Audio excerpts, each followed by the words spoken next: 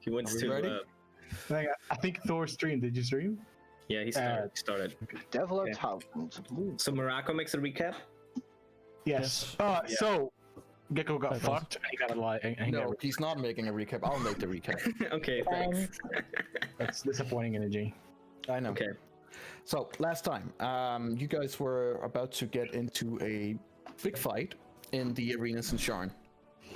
Yes. This big fight was scheduled to be against a group of drows whom you somehow had managed to get the ire off. There was a drow queen who definitely wanted to see you guys dead one way or the other. And the most easiest way to do that was to pit you up against her best warriors in the arena with a fight to the death. Mm-hmm. The fight took out for many play hours, but in game time only lasted for a couple of minutes. Really? Yeah. Every round is only 6 seconds. Okay. What the fuck? During this fight, a couple of you were downed a couple of times, and one of you were even very, very close to death. But despite this, it seemed like you were actually running towards a victory. When one of the drows desperately began calling out to his deity for assistance. And his deity, one way or the other, answered. And you recognize this D&D as a fiend that you've had some problems with in the past. This Lord of Dust that has been both chasing you and been annoying you and then you have been chasing for some time. Kashtahak, known as also the Voice of Chaos. He made an appearance inside this pocket dimension that is the arena, only to make it known that he had been the Spider Queen persona for some time and been using the drows for his own gains. He began a ritual in the middle of this arena, in the middle of this pocket arena, where the Drow Queen was brutally murdered as part of this ritual. And before the male twin that you have come to know for some time now was about to be executed as well, Eladio managed to break free of his hold. And while breaking free of his hold, he took out a whistle that you were being given for a very, very long time ago. That was meant to be a bit of a oh shit button when things were hitting the fan and you needed a way out. He used this whistle and immediately there was an effect. You're not quite sure what kind of effect this is, only that it had something to do with the Silver Flame and the religion behind the Silver Flame. You heard the voices of different characters, and in the last seconds you even heard the King of Breland, who shattered the dimension that you were in. You were all teleported away to a place, well, far, far away. You're not quite sure where you are, but you were teleported to Icewind Dales. This is in the very, very far north, in an area that is not really known by the inhabitants of Eberron, and especially not in Kovir. You're still in the same world, and you feel like you're still on the material plane. You're just in this very unknown location. As you were teleported here, you got a little bit of information of who this fiend is, and what his prime goal is as well, which is to free one of the betrayer gods from old time, an Oathbreaker. He has been sent back to the Nine Hells, and you have been sent here. Your mission now is to try and get back to Kovir when you are strong enough. You were told to get stronger, get allies, and when possible, get back to Kovir, because your fight there is not done. So for now, you find yourself in Icewind Dale. You find yourself in the city of Bryn Shandor. You met the marshal and you met the keeper there. You've been given a residence to stay in for the night, And that is where we ended last time, and where we will begin. As you enter the abandoned house that you've been given access to, it's late night. The marshal says that he would like to talk to you in the morning, and you assume that he'll come get you whenever that time is. But we start the game as you guys enter and look around into your house. Your house, at least for the moment. In the ground floor, there's a big living room with a big fire, which seems to be normal in these areas, considering that it is constantly cold. Keeping fire and keeping warm is thus needed. There's a kitchen, there's a storage room for food, and in the first floor there's also what you would call a master bedroom with a twin bed. Above you on the first floor, there are 4 different rooms, 4 smaller rooms with a bed each. And at the far end, a room that you haven't been in yet, seems to be a bigger room with a door that you haven't been through yet. So we start here with you guys in your new house in British Danger. Was there a basement? When you start looking around, you do find that there is indeed a basement. What is There it? are ghosts in there. Oh, we're gonna die.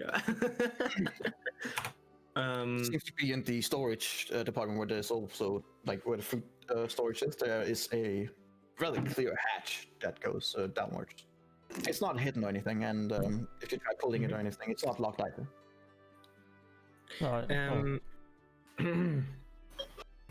Okay, so you said there's 2 what do you say? God damn it. Bottom floor and upper floor, right? 2 floors. Yes. And then there's the cellar. And how many rooms in total were there where we would be able to sleep? There's 1 master bedroom with a bed designed for 2 people, and there are 4 smaller rooms with 1 bed each. So 6 people. All right. 2. Could almost say, what a coincidence, huh?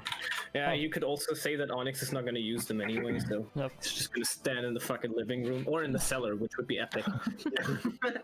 How you guys decide to do that is up to you. Yeah, so I would go down in the basement. Okay, so you open the hatch and you I would follow him. make your way down in the basement. When you come down there, it is fairly large. It's a fairly large basement. It's like the whole ground area of the floor is like almost copied down under. There's no rooms here. It's just one big massive basement room, but it's fairly large. Large There's enough to not much. build a workshop. Oh yeah, for sure, absolutely. Giving the materials and the money if you have it, but there's definitely room enough. Absolutely. Anything of interest down here? Make me an investigation check. I'll do Alrighty. it too. I'll do it too. You can either both do it or one of you with advantage. I'll let Onyx do with advantage. All right. Let's see how that goes. Terrible. You bring Eladio with you to try and help you, and he seems to be more distracting you than actually helping you. Wow. But you managed to find some tools that seem to have been there for some time. And you find some fletchering, which seems like the family who lived here, the man at least, was a hunter of sorts and worked with skins. So there's an area with both leathery works, and you see that he's also probably either for repairing bows, there's also fletchery, or creating bows. You're not quite sure. It seems to be very basic materials and very basic stuff that are used here. You find some barrels with food. Some of them are more fresh than others. You would gather that you would probably have to do some cleanup down here, and you'll probably find food that it's not intended for eating, at least. Isn't there a spell to like remove poison and disease from foods? Well, that does make it taste good. Yes, that would move poison and disease. Prestidigitation. I would not remove the rod of it, so you know. If you want to eat rotten food, go ahead. I think I'll be fine. You also find some leather in different conditions.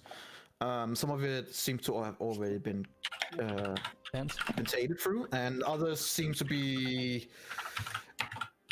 in poor condition. You're not sure if it's just because he wasn't maybe that thorough, that good, or he just didn't care much. It's hard to say.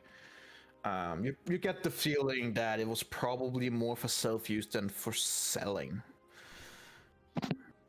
This is a cold place to be in. Leather is important, fur, leather, and stuff like that to keep yourself warm.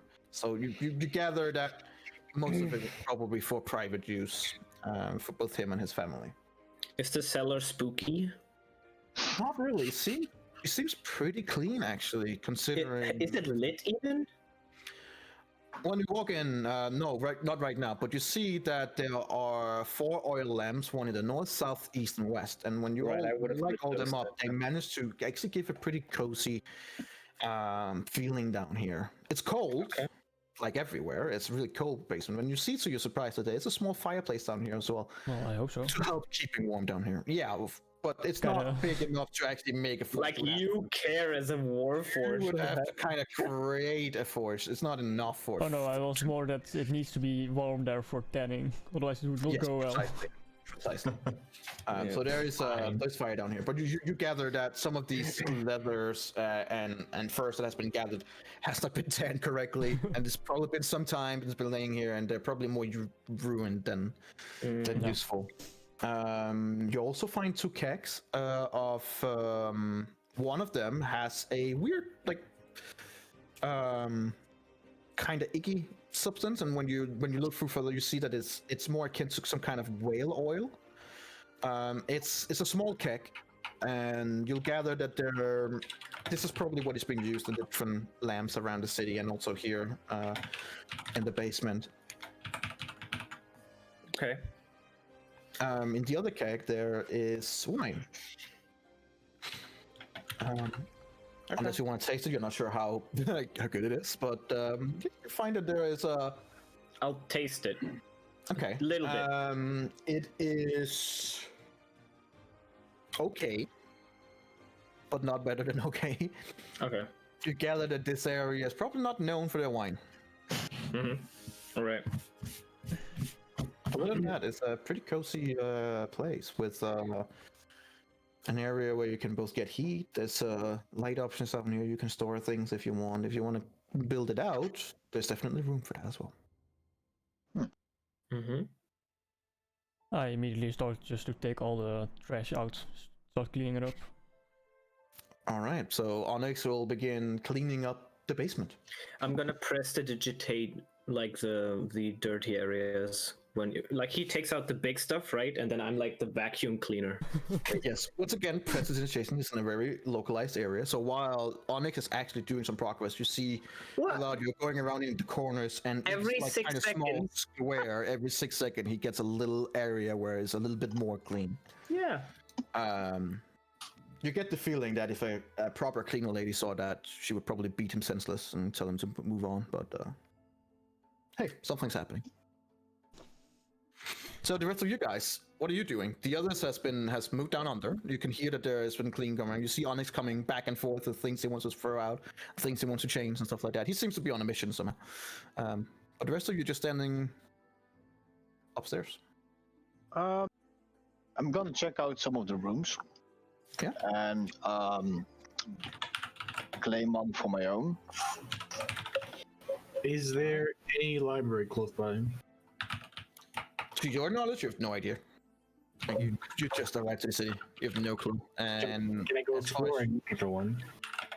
As far as you know, everything's closed right now. It's about 10 p.m. and you were told that you would be summoned in the morning.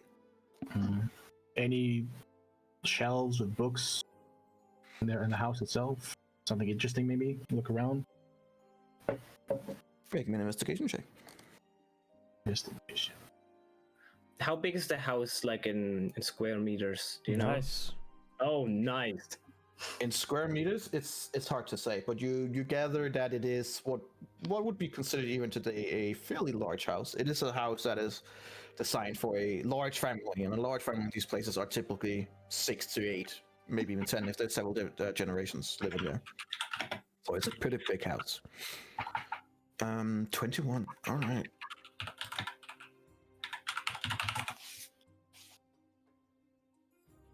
Nope. find here.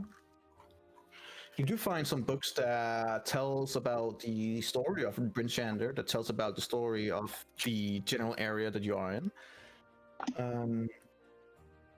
And also tell the story about a certain guard who might be behind all this winter place.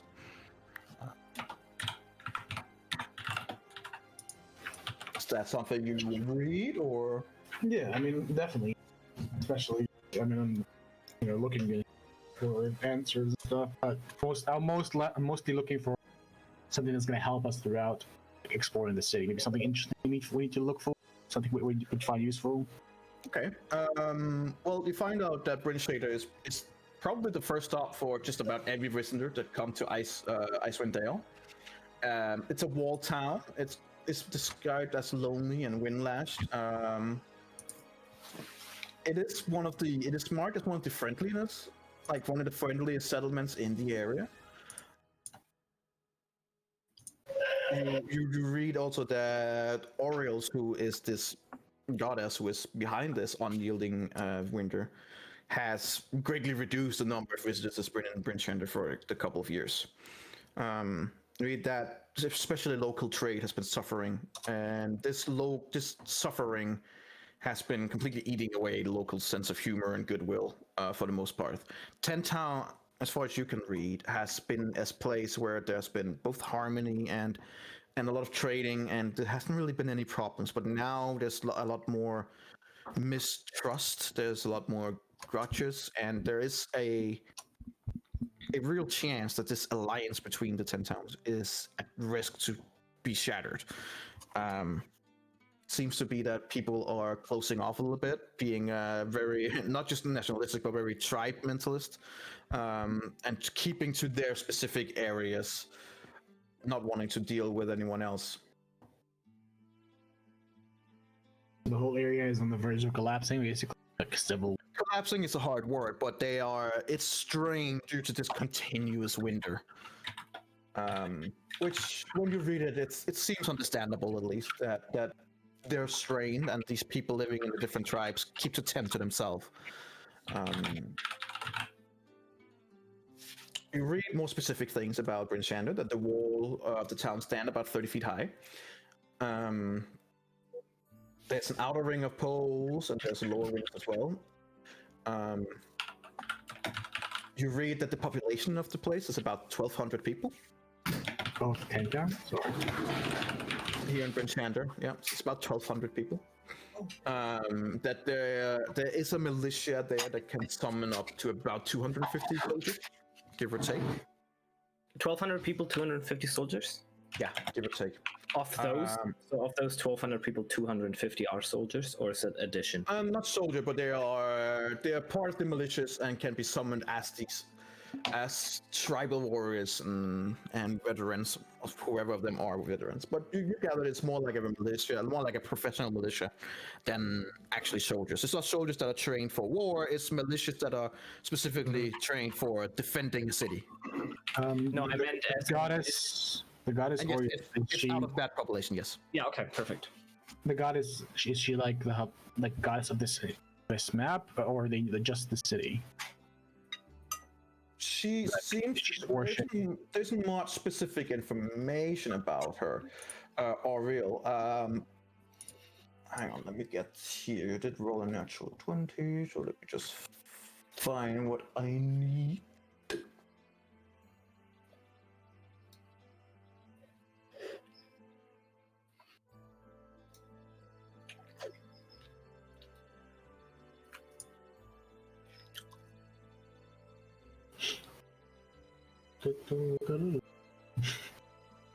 You read that Auril is the Frost Maiden, the cold breath of the North. She generally asks her followers to extinguish all flames and open structures to the cold and to embrace winter.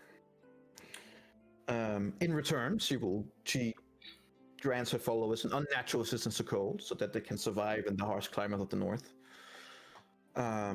You also read that Auril is strongly disliked by most people, but that there are priests and secret temples that dedicate their life to her. And they're scattered throughout what would be considered the spine of the wall, or the North Peak, where you guys are right now. Alright. There are also many Northerners who follow her out of sheer fear, and they offer sacrifice to try and appease her.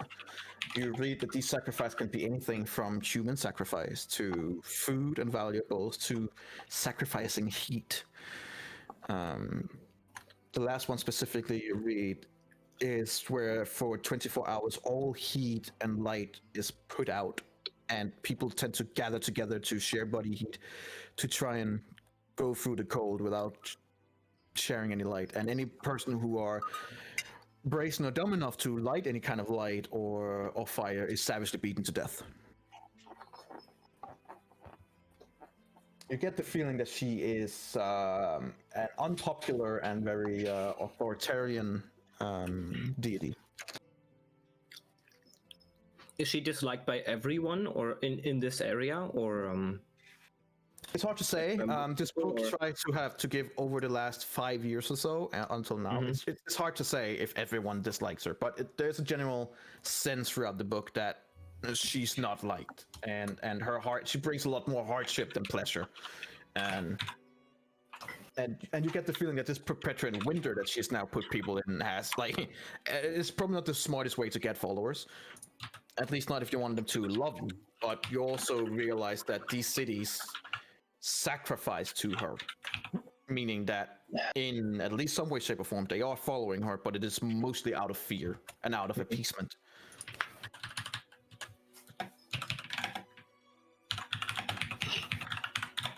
Okay. Got all the info I need. All right.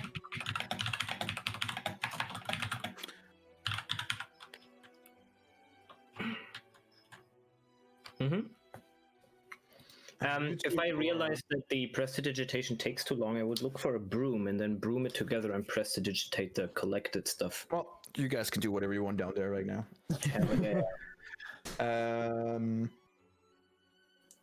see, Adriel, you were looking around in the rooms. Where would you just start at the big room at the bottom, or like in the? I would start at the master bedroom and then look at the 4 later. Looking at the master bedroom, it is more or less a king-size bed, and it's designed for 2 people. You gather that's probably here mom and dad was sleeping. While the bed is there, and the bed looks fine, and when you try it out, it also seems to be comfy enough. There isn't much of any stuff there. It seems that they've taken all their valuables and all their personal stuff with them, at least so far. There is a closet there that can be used. Yeah. There is a different stuff where you can put your own stuff should that be required. But I mean, it seems clean enough, just dusty and all. Like it just needs a little bit of a cleaning, and it should be fine. But there's nothing disgusting going on, at least. All right. Seems to have been well kept. It's just been a long time since anyone lived here. Nice. And the other rooms? Going upstairs, you when immediately you go upstairs, up the stairs, you're immediately greeted by 4 different rooms. One right in front of the stairs, then left to it, left of the stairs, and left of that. And at the far end, there seems to be the only door that is kind of closed. The others has been opened. We walk into the rooms. They seem to be not identical, but damn near close. With a fairly large bed and like a single bed in every single one of them. There's a closet in all of them as well. And like if you didn't know that this was for a family, you would think that this is just a small inn because it's so similar. But it's cozy enough. The beds are all working. As I said, it just needs a bit of dusting and a bit of cleaning. Nice. While learning about the rooms, I am probably not gonna pick one right away because I want to discuss it with the entire group. Okay. I go check out the room that we do not know what is behind it. Okay. As you come over to the door, it's locked. I pick up it. Okay. Roll me a sleight of hand check. Thiefstools, I would figure, actually. Would it be thiefstools? Yeah. Or thiefstools, yeah. Nice. Well, without any issues. What the fuck is going on? You don't even use your favorite thieves tools. You just basically use a little string that you find on the ground, put it into the lock, click it open. It's child's play for you. I open it. And as you open it, you just hear a slow as the door slowly opens in. It's dark. It's would for a human being be pitch black dark in there. For you, it's more like gray, given that you have dark vision. And you see that it's probably a normal storage area. It seems to be a lot of things with large cloth wrapped over them. And as you look around, it just seems to be a lot of different things that are hidden away under these cloths. I would look for anything interesting, I guess. All right, roll me an investigation check. Come on, dude. Yeah.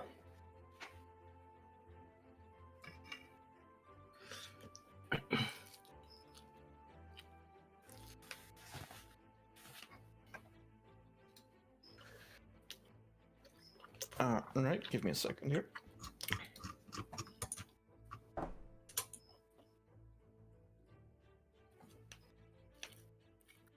All right. While looking around, taking these cloth off and the different stuff,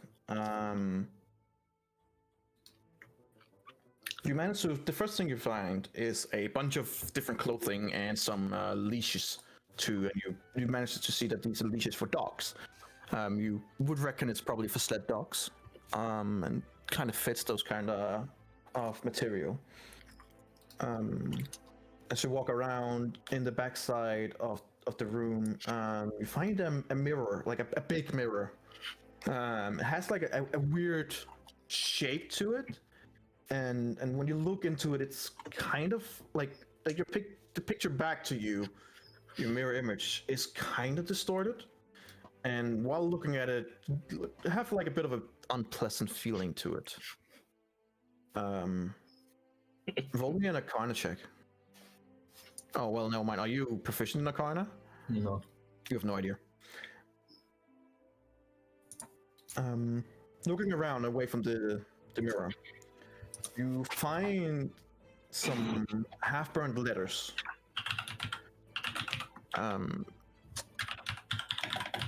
When you open them and start reading them, it says, "Dear sister, I cannot explain how much it pained me to hear that your name was in the lottery. It broke me. It broke all of us. I cannot continue to," and then it fades away due to the flames that's taking the rest. Ooh, she was sacrificed. Oh no, we're gonna be sacrificed.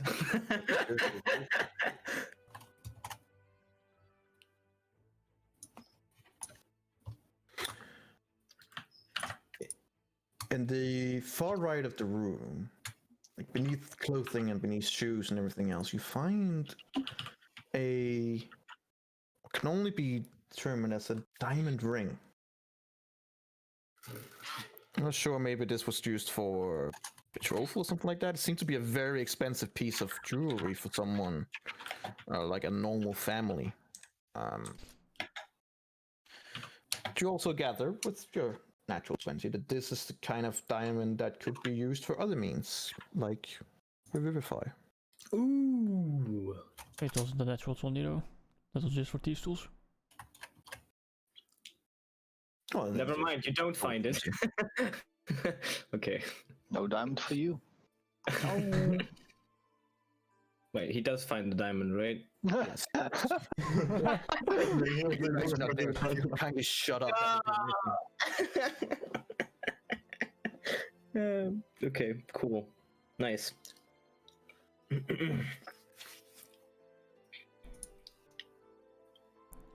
That's basically all you find. You found all the secrets up there. Nice. So, the rest of you, what are you doing? Well, I guess only one of you remains. Mm-hmm. We have a fireplace in the basement, right? Both in the basement, there's a small one, yes, but there's also in the ground floor, there's a bigger one that is, made for creating heat. Maybe I think Ilara would look around if she can find some wood to make a fire just to heat up a bit because it's fucking cold, I guess.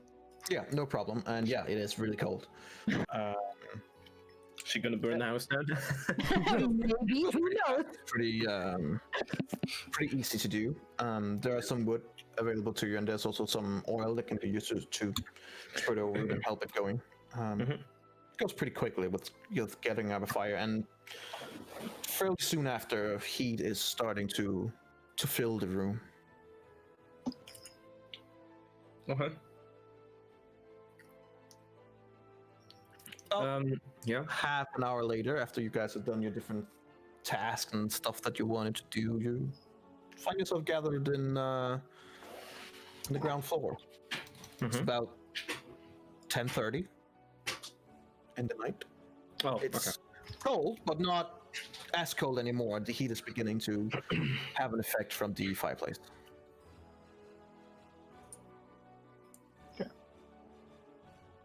Have you guys find anything interesting upstairs?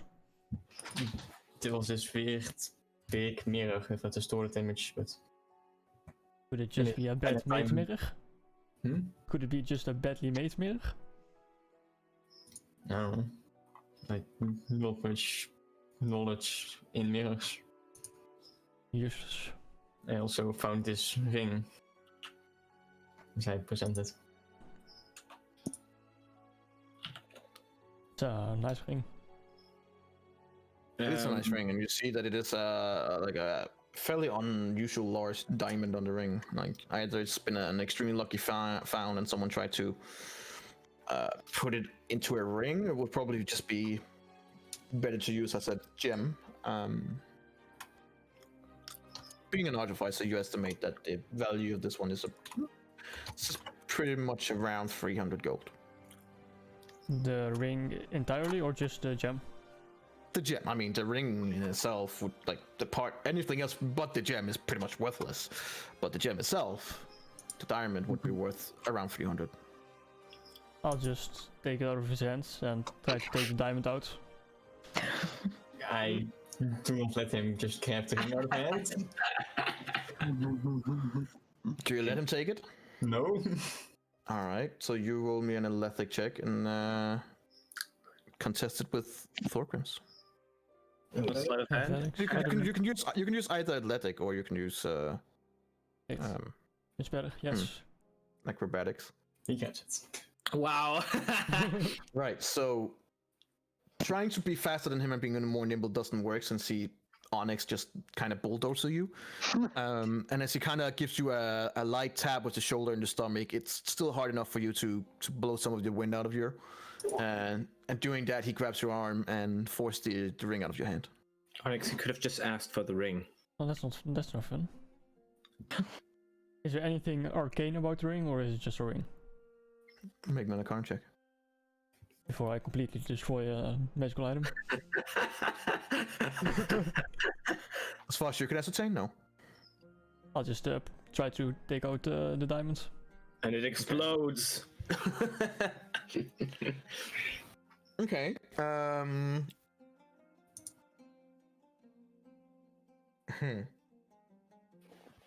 Oh no, it is gonna explode. What have you done? Opens a portal to another dimension and sucks him in. Oh, God, no. Oh no. Wouldn't be the first time he goes to a random dimension. Yeah, fair enough. This time I don't have a way back though. In which way are you just gonna try and pry this open, or are you try to do it like gingerly and try to like get it out? I mean, Like, how are you trying to get this diamond out? I try not to break it, but I'll use my a combination between my Tinker's tools and Thieves' tools to kind of pry off the things that hold it. Right. Make me a sleight of hand check just to check to see how good you are with your hands to do this in a. Man, I was about to say I'll try to help him. We're gonna have diamond dust. It takes some time, and you finally get some of the ring out, but you also manage to see that you've probably damaged the diamond a little bit. How would I damage the diamond? You're Diamond. not in the sense that the ring is now. Before it was a ring with a diamond on it. Now it's a diamond with something hanging off it that seems to be kind of stuck and just snapped. Well, that's the point, right? Yeah. But the diamond is intact, right?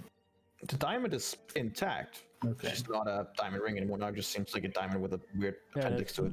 That was my, well, not the appendix that part, but that was my idea. Sure. I just tried to kind of rip off the rest. Okay, you believe you've done so as best as to your ability. I'll just toss away the ring part and just throw the diamond in the middle of the group. See who grabs it. Are we gonna And roll a it 1d6? 1d5? I don't know. You guys just see that he throws the diamond in the middle of the. I'll go ahead and grab it if no one else does. Well, the ring part was useless, but the diamond is at least worth enough for a certain spell. You should hold on to this, and I would give it to Malakath. Yeah, I'll take.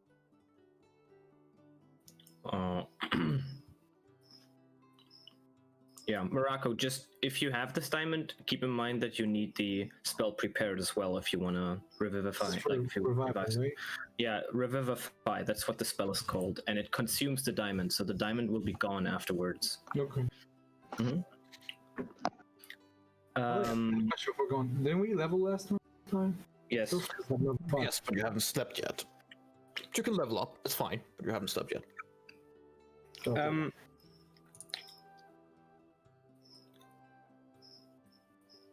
Yes. What was that mirror that you were talking about? I would ask Rendril. Oh, it was this old mirror. It was pretty big. It's distorted image. It was kind of creepy. What type of distorted? Was it just fake? Or We can just go and look at it. I guess that's a possibility. And I would go up. I joined them. Let's discuss for 15 minutes how this mirror distorts the images. Yes. Okay. You come up and you see this big mirror. It's standing on two legs. And when you look through it more solidly, it seems that it has been made, like the frame around it that is holding the mirror. You see that it is made completely out of silver. Okay. The mirror, which would then normally have like an oval shape or maybe a round shape or maybe a square shape where it's kind of like elongated a little bit. This seems to have like, it almost seems like when you're looking at it, it's kind of all over the place with the shapes. It starts in the bottom to be kind of round and then suddenly begins to square out and then it begins to be more like an oval shape, and it gives this weird dimension feeling to it when you're looking at it. It seems like your picture is kind of distorted, and it just by looking at it gives you a bit of an uneasy feeling. Can I examine the mirror itself? Sure, make me an. How are you examining it? Like for magic, or just? For magic. Magic, I would say. Okay, make me an Arcana check. Arcana? Yeah. Okay. You're not sure. You feel something, but you can't put a finger to it. No, I would do the same. Okay. Oh my god. I'll just sit in the Feel corner. A little bit more of something, but you're not quite sure. Do I see them both? Like, I would ask them. You see them one after the other, like, I'm dying. I don't know. While I see them doing that, I would ask them. So, what do you think? It's Honestly, I a have mirror. no idea. It's giving something, but I can't recognize what it is. I'll try and recognize what it is then. Okay. With my worst boost in comparison to these guys. No! You look at it and you're like, yes. I just don't Something. know what it is. Yeah, I'll just identify it in the morning. How about that? Yeah, we'll look into it later. Oh, since we're talking about that, what about the book? no. Yeah, in the morning. Why not now? Well, now I don't have identify prepared. That is a good point. And I Yes. don't have resistance to necrotic damage. That's an even better point. Then we will do it in the morning. The cellar, by the way, is pretty big, and there was something, well, areas to work with potions. I would tell that to Adriel. And Is me and Onyx started to clean it. I've discovered that within the rooms, all the rooms are actually quite sufficient. I don't need the master bedroom, but if any of you need it, just discuss that with the person that want to have that. I just want one of those small rooms.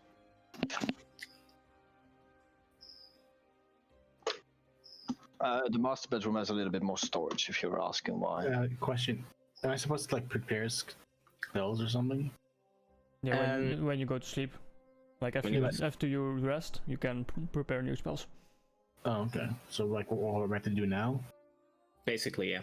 Okay. So when you guys go to sleep and you can level up your now, you can prepare the spells that you believe you might use the next day.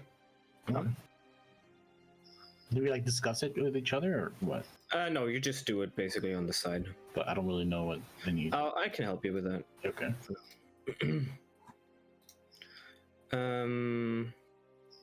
Yeah. I mean, so are you guys going to bed and stuff like that, or? Yeah, I mean, I'm pretty tired. Well, I see them looking for the more arcana side of it. I look for any mechanical parts, maybe. Any mechanical parts? Does Onyx even sleep? No, not Did you really. say mechanical parts for what specifically? I'm not sure. I don't know any. you asked before if he was investigating magically or like mechanically something. Right. Make me an investigation check. Okay. You gather after looking it over that you can't believe that you guys can't believe you didn't see this before because you've been so enthralled in trying to figure out if it was magic or not. But when you see Eberron kind of smooth it, like run his finger over the lines on the side that are meant to hold the mirror, you see that none of them are actually connected to the mirror. It's like it's floating in between the barriers. It is magical. There's like a gap of maybe a centimeter or a centimeter and a half. For those that are not American, don't know what centimeters is. Tough luck. Google it. Don't have a retarded measuring system then. Ooh. But you see that there's a slight gap. Okay. So it's floating. It seems to be more like kept in a static effect between these bars. Can I try to separate it, like even No, more? I would just delay that to the next day. I say that as You can do whatever you want. no, I say that as my character to him. I think But we should. The thing is, I'm curious. I need to know what's going on with this mirror. Yeah, and then you touch the mirror and get sucked in. And then? We don't know what this does. You might break it. The thing is, my character. You might break But it. don't say my character. Just say what your character does. I'm the dude. I cannot. I'm the type of person that I need to know what's going on. I will be. Just me, I have two. But I made some mistakes in the past. And let's just say they didn't turn out great. Let's just say I chopped him out of a block of ice for like half an hour.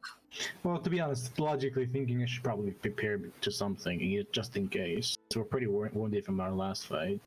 I do have an identify spell prepared, so I could identify it. Well, why didn't you say so? Here's the pearl. And I identify the mirror. I take a step back. I get closer because I want to know what's going on. I stand outside the room. I don't do it as a ritual. I do it within the 1 minute and consume a spell slot. I'm meditating. Okay. After a minute or so, and everyone backing off slowly, I get closer because I want to know what's going on. except one of the guys who keeps getting closer and is just staring at you, and you can just feel that he's staring into your neck and like, come on, tell me. It is a mirror of seeing. Ooh, What? what does that mean? Say that again. Mirror of seeing. You get the idea that this mirror, you're not completely sure. This seems to be magic that you're not familiar with, but given the identifying spell, you get the feeling that this is a kind of mirror that lets you see stuff that either will happen, are happening, or has happened. Oh my god. Well. But you How have, do I use it? it does not say how you use it. It What? does not say how to activate it. You have no idea what it is, only what it does. Okay. Mirror made of silver, blah blah blah, and then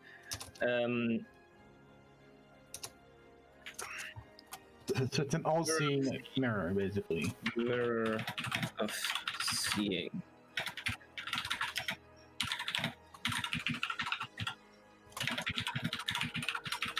Is there a way I can, like, try to provoke it to use it? Sure. What are you gonna try and do? I kind of want to look into, like, the future, if that's possible. How are you gonna try and do that? I don't know. Stick my hand in it? No. Okay. You put your head closer to it, and as soon as you hit it, you feel like a cold sensation as your face is now pressed up against the mirror. You take your face off, you see that there's a nice image of your face there. And you gather that now the mirror just needs a little bit more cleaning. I press it digitally. So it doesn't work like that. Let's try and figure out how it works in the morning. Alright, yeah, I'm okay with that. Okay. And Can I have my pill I back? think, yeah, I give it back. And I'll say, I think you two can take the big room, and I would say that to Erendriel and Adriel. I don't mind whichever room I get. I'll take the basements. Fair enough. How many rooms That's are pressing. So Is there like a Sorry? Is there like a sarcophagus in the No, in the there's no sarcophagus. That would Oh man, be really weird. so I'm- cool. I'm not a vampire. Okay. Yeah, that this was not a vampire lord who lived here. Oh man. Oh man, And there- maybe now secret compartments. Sorry to disappoint. takes all the fun out of it. Okay. Did you say something, Erendriel? Nothing important. No. All right, then I'll just pick one of the rooms. Yeah. All right. Just to make clear, was all of you up looking at the mirror, or was any of you not there? I think 4 of us were. I Yeah, was. but I think. would the rest of you also have walked up there? Be true to your character. I wasn't. No. No. Nope. No. Yes. So it's just No, I me. wouldn't. I wouldn't have. You would have meditated, right? Yep. Okay. So it's me, Onyx. It's a Lando. natural, so I don't care. Everyone except you two. All right, noted. Hey, maybe it's made out of wood. It can't be that unnatural. It isn't. It's No, lots of it's made of silver silver. flame. Right, never mind. Just ignore what I said. Do it. Silver. He literally said it silver. has a complete silver plate. Ignore me, please. I can't help it. I'm stupid. So are you guys going to bed then? Yeah. Yeah. Yeah. I'm going to There's the gonna basement. something spooky's gonna happen. Oh no. Poopy. What did you say, Onyx? Going to the basement. But yeah, pretty much. But you're I'll- still like shutting down, for lack of Yes. a better word. Yes. All right. Onyx wants the biggest room. Yes. I'll go outside for a walk and then I'll go to bed too. For a walk? Okay. Fucking minus 50 degrees. I shot you last night. It is fucking cold. It is. Oh, he doesn't Dark. care. No, he you have doesn't that much care. light. You're like, okay, it's pretty fucking dark out here. But he doesn't care about the cold. I just realized. No, the cold Yeah. bothered him anyway, right? Yep. Yep. That's a joke. Are you gonna take off all your clothes and go out? Oh lord. Oh, hell no. That would be very funny because everyone would You look at guys actually see, you've all been wearing winter clothes. As you came inside, you all kind of like dropped it because inside it would be warm to have it, especially with the fire going on. Yeah. Eventually goes outside without the winter clothing. Something that, you know, a normal person would not do. You would probably freeze to death in a short amount of time. But it doesn't seem to face them at all. How did the people react when they met us and everyone was wearing these clothes but him? You came late. Late at night. Well, since nobody said anything, I assumed he also took it on, since it would give it to all of you. I mean, I'm considering I wouldn't have been cold. I wouldn't have taken it on. Yeah, I think he said that even. He's not bringing it up. It is. You didn't meet that many. You just met like The a very sheriff, few right? amount of people in the guards, and consider that you came in the midst of the dark. Either they didn't notice, or they assumed that you had some kind of magical protection. Okay, that's fair. Yeah. Okay. So what are you? Now we go to bed now. We'll go to bed. Okay. Right. I need all of you, except those two that was not at the mirror, to make me a charisma saving throw. Mine doesn't have to be charisma. Oh god. Oh, I don't okay. want to be haunted. No. It could be worse. Oh my. Ah! You gotta be shitting me. How? Am I the highest roll here? I did Not that believe I'm it. not that He cute. has a -1. He rolled higher than all of us. Oh my Okay. god. Energy, is it charming related? Does it have to do with charming magic? This is not charm magic. Too bad, otherwise we would have had advantage. No. This is not charm magic. Oh, So, Eventual, your sleep is not pleasant in any way, shape, or form. It's riddled by nightmares throughout the whole night. Nightmares of your family dying, nightmares of the time when you yourself almost perished away, nightmares of the things you saw when you were about to pass over to the afterlife. Nightmares of recent times with the Rakshasa who's been hunting you. Nightmares of the war that you have fought in for many years. Of those friends that you have lost.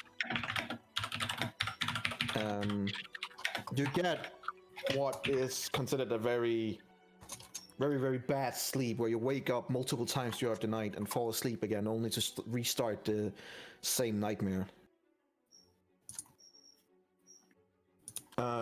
The rest of you, you have restless sleep, but you do not have any nightmares. But you have this odd feeling that something is trying to kind of connect with you somehow. Like you got this odd feeling that you wake up a couple of times during the night that someone has been looking at you while you were sleeping, but you wake up, there's no one around. You fall asleep again, but it's a bit restless. Okay. Do I change my spells now? Yes, you can change your spell now. Eladio. Uh-huh.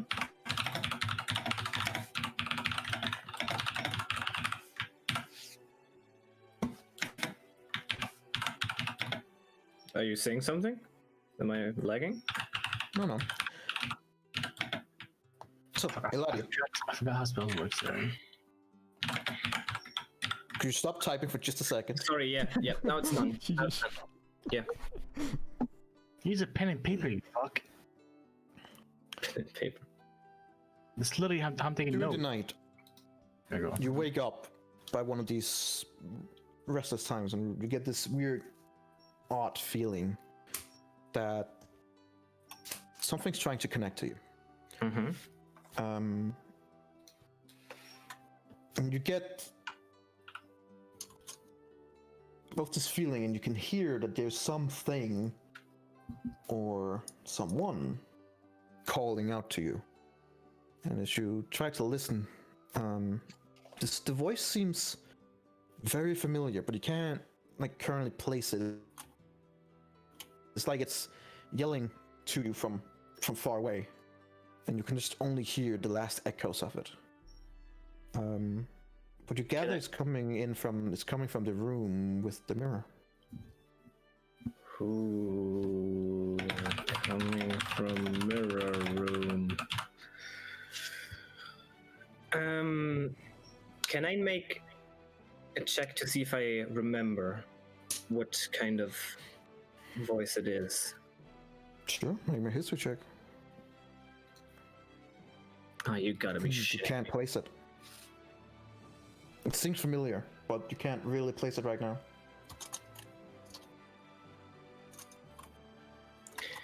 Yeah, I'm gonna get up. Okay.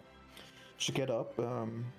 As soon as your feet touches the board, the wooden boards, it's cold, but not too cold. It's not unpleasant. It's just like a cold winter morning, and you just have to get used to it. As you open the door, it's very dark out there, and all the other doors are closed. You don't seem to see anyone else who are awake at this time. I'm gonna light a lantern. Mm-hmm. And I still hear the calling from the room. Yeah, it seems like almost like you would hear howling wind when you're outside. It seems constant, but just enough out of reach all the time. Is the door open? Nope, it's closed. I'm gonna go up and open the door. Okay. As you open the door, the voice becomes louder, not necessarily more clear, but louder, and you see that the mirror at the far end of the room is like, it's almost like colors falling out of the mirror. There's what? Sorry. It seems like there's different colors emanating, almost falling out of the mirror.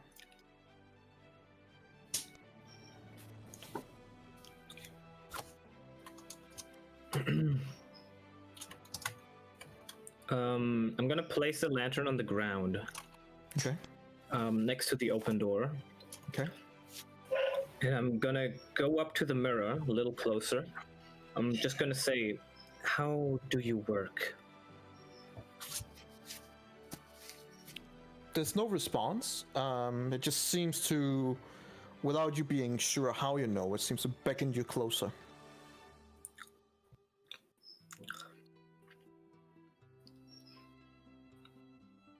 You said there's colors coming out of the mirror? Yeah, Like you glowing recognize this as almost like if you were in the Fey world. Like in the Fey world, things seems to be much more like colorful or much more like everything is shown in an extreme way. Like red is like extremely red, or if you see something that would normally be colorless, it is full of colors. I don't know about this Oriel goddess because Malakath didn't say anything, right? And before there was you no don't know. mention. No. Okay. Okay. Does the magic seem evil or good? I know there's some spells like the one that Morocco used in the fight where you have evil fiends and like what is the energy? What does it feel like? When you're standing here, it seems like the closer you get to the mirror, the warmer it gets. So And you gather a nice feeling. This is super deceptive. I'm gonna touch it. Okay. So you walk all the way up to it? Yeah. Gonna put my finger on it. This is where I die, guys. I'm sorry. As you come all the way up to the mirror, Again, you put your hand to it. Immediately, time seems to just freeze in place. As you take your hand away from it, you see like a swirling image in the mirror, and you see a form beginning to materialize. As you look into the mirror, you begin seeing a very familiar person coming forth. Is it Sergeant Germain? You see long, beautiful black hair, green Oh, boy. eyes, and a stunning green dress. Oh shit! On her neck rests a familiar necklace. Oh wrapped in gold and small shit! gems. Okay. Oh my god! Oh fuck! She fully materializes, and you fully recognize her. Yeah. She goes, "Hello, Iltrian, my son. It's been far too long."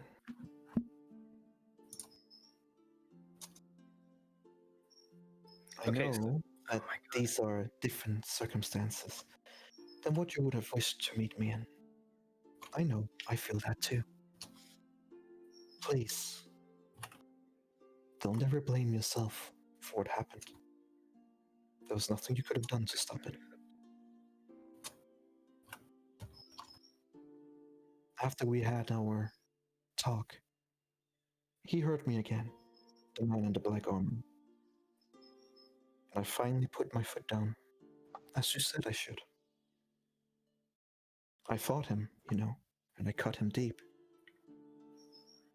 You'll not only recognize him now from his black armor, but you would also know him from his unwilling long smile that he now carries as he split his cheek, his right cheek with a knife, and stabbed his right eye out. She says this with a almost proud smile, looking at you like she is both proud of her, but also you.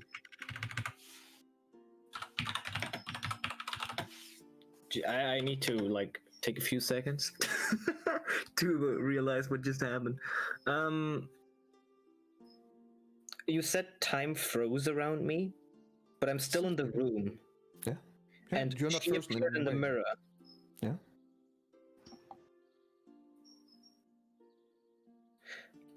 I don't know if this is real. Well, when do we ever really truly know what is real and not?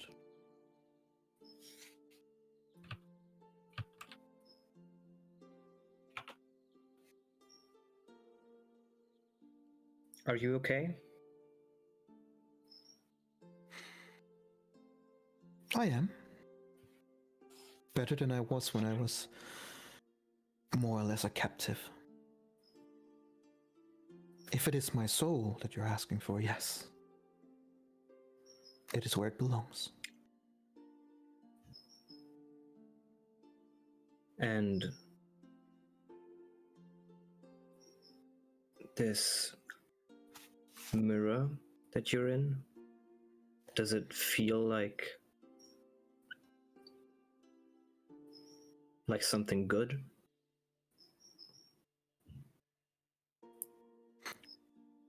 I don't think anything bad would let us have this reunion, do you? No.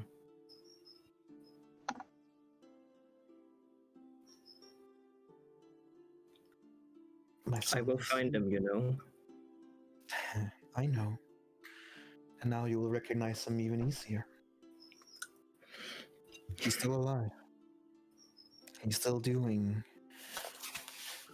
horrible things. He has a new master now. Someone more powerful, more dangerous. And he is... You see her looking over her shoulder, almost like she's looking if anyone else is listening. Mm-hmm. Oh, she looks over her shoulder? Yeah. Oh, that's so strange. He's closer than you think. But I can't say too much. I have only been given a few minutes and a limited amount of things that I can say and talk about. It seems like you think someone is listening. Always assume someone's listening. She says with a smile. Yeah, that's fair. My son, I can see that you're not whole. But I also know that this is due to something good inside of you. You made a decision some time ago to unselfishly save someone. To have an impact of selflessness and goodness. It has been noticed. And you have carried this burden of willing sacrifice for so long enough. An ally of yours died in the chaos that you left. Edwin, I believe, was the name. He did. He was dying when the whistle was blown. Trying to get to all of you and warn you of what would happen. How he know, I can't tell because I'm not sure I understand myself.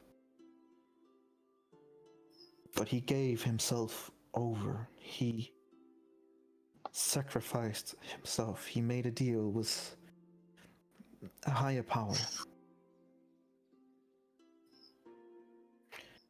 He gave himself over for all of you. Another act of selflessness in this small band of adventurers. All your deeds, yours as well, has been noticed by both good and evil. And while evil has been the most present for you for some time, it's time to cast some of it out. And she says that, she steps out of the mirror. Oh God. And is now face to face with you. Jesus Christ. She Okay. puts her hand on your chest. And since you've been sleeping, you're not wearing any armor or anything. No, I don't. As she puts her hand on your chest, it seems she's warm to the touch, like she's actually there in real life. Can I put my hand on her hand? Right now, you're just too shocked. Like, you're just staring at her in disbelief. Yeah. And as she touches you on your chest, she closes her eyes and she starts humming. You begin hearing music around you. And you and your mother always liked music. That's great. And as the music begins building in a calm and oozing way, you can feel something is changing you. Something inside you is being cast out. As you look down at yourself, you see the black smoke is beginning to ooze away from you. Okay. I missed a little bit of that because my internet cut out, but I think I got most of it. Did you get what you needed? I'm pretty sure I can transform myself again. We're not done. I heard. Okay, so she stepped out. She touched me, and then there was a. I heard this music that you said we had listened to back, or how did you describe it? Describe it more as a. Describe it more as a. You guys like to play music. Mm-hmm. Yep. And you like to entertain each other. Mm-hmm. Music has been a part of your life, and especially you as a bard, but it stems from somewhere inside you with your family, especially your mother who always was humming to you and encouraging you in trying different instruments, despite your father sometimes maybe be like, oh, for God's sake. Mm-hmm. You know, that feeling when a child suddenly starts thinking that the flute is interesting and you're like, oh, God. But not your mother. Your mother always seems to be pushing you to do what you want to do. Yeah. Oh, there's the flute. Yep. As the music starts building, and this black smoke is beginning to being cast out from you, the music also begin taking a bit of a harsher tone the longer it plays. From this soothing sound that you hear in the beginning that fills you with both happiness and comfort becomes a little bit more distorted, a little bit more harsher. Oh, there we go. Oh no. I need you to make me a Constitution saving throw with advantage. Man, I'm so bad at these. Okay, advantage. Did I not? Oh, nope. There we go. Shit. Okay. You lose half your HP. Nice. Did I have the long rest benefit? Oh wait, I was full anyway. That's fine. Yes, so you lose half your HP. Okay, yeah. And your mom once again presses her palm like firmly into your chest. Fight, Eladio. Roll me another one.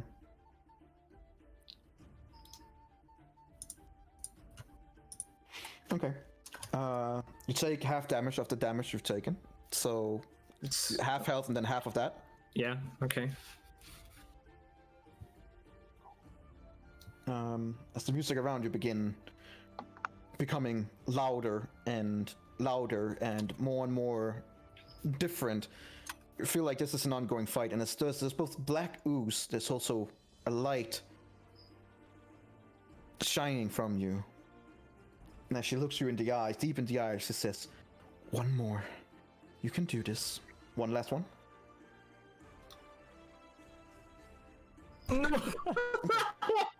But you did have the 2 successes. That was needed out of the 3. As you fall to your knees, completely drained of energy, you feel that the music is coming to a bit of a crescendo, and once more you hear, "Breathe, breathe, my son," and you recognize the sound of your father. And as you look up, Wait, in okay. surprise, I gotta add one thing. I never in my life met my father, but we can say it in a way that I for some reason know that it's my father. considered where your story has gone in the very start of your life, you did meet him. Oh shit. Okay, keep So going. this is like from far back. Okay, keep going. But somehow you do recognize it. And if you look at these two standing side by side, I'm not sure how you know it, but you know that this is your mom and this is your dad. One you recognize fully, the other one you just instinctively know. No, yeah. As you breathe in, you're breathing in this white air that is pushing away the oozing black from your body. With each breath, you begin feeling that you yourself is changing back. Okay. With a loud slamming sound, you get knocked on your ass, basically. In about 10 seconds of time, you're laying on your back, just trying to catch your breath. As both your hands are grabbed and you're pulled up by your mother and your father, both smiling at you.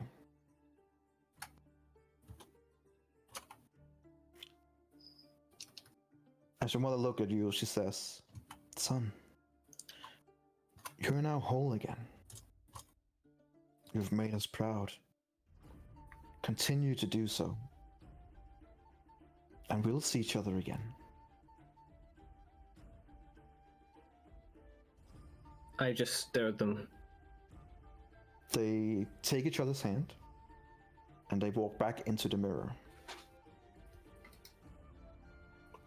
Basically my hand would just follow them until they let go of it. And it follows it all the way up to the mirror. As soon as you touch the mirror, they both kind of like freeze in their frame. Both of them smiling, and like you're looking at a picture, like a beautiful picture of your mom and your dad looking at you, smiling. And as a few tears are running down your cheek, and your hand is pressed against the mirror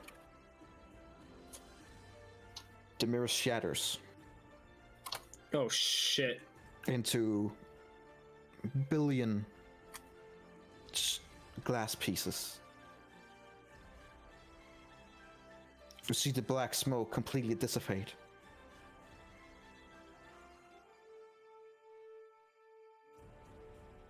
And then you wake up. Oh my god, what the fuck? As you wake up, you are completely drenched in sweat. But you can feel that you are you again. Okay. As you're looking around, you can see that it is early morning. You realize that within soon, the elves will wake up. Consider that they sleep a lot less than you guys do. And as you look at your hand, and quietly try to test.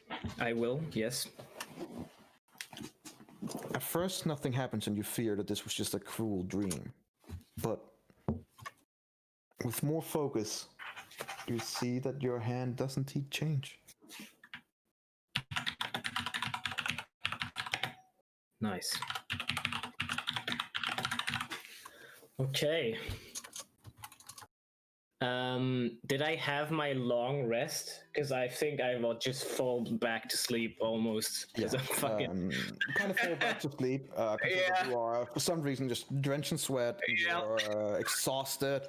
Unfortunately, you do not get. You get the benefits that your spells are, set up again. You have your spell slots, but you have 1 point of exhaustion. Okay. I'll just remember that.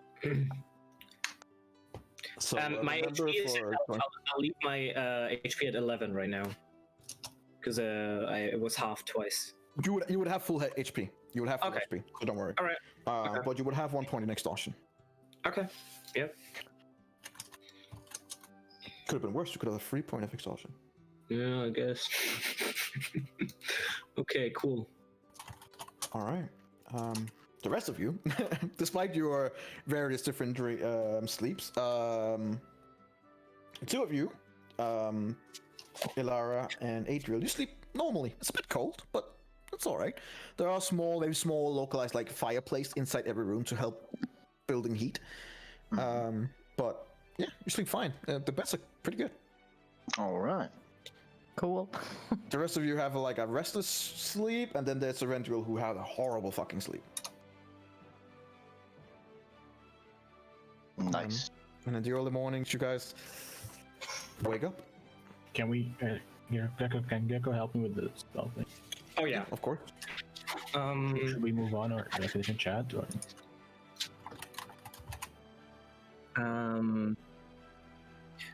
We can make a 5-minute pause if that's okay with everyone, and then I'll. You can just take it together here. So you're looking at your spells, right? Yeah. Marako? Yeah. So all those that has right now has a red bubble is those that you have prepared.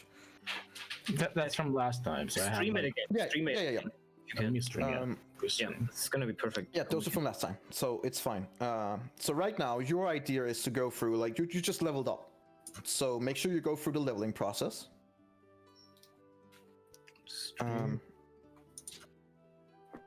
By the way, Yeah. because I also didn't level yet. Yeah, so both of you, I would go into, you can see it on the stream right now, if you want. Yeah. You can go into this wheel right here that I'm about to click, right next to the spells marker. Okay. Yeah. If you click that, this site come up, Yeah. and then you press the launch level plus charactermancer. Where is that? Okay. Where is it? The Bottom right. the bottom one, This one? Yes, the bottom one. and press that. Yes.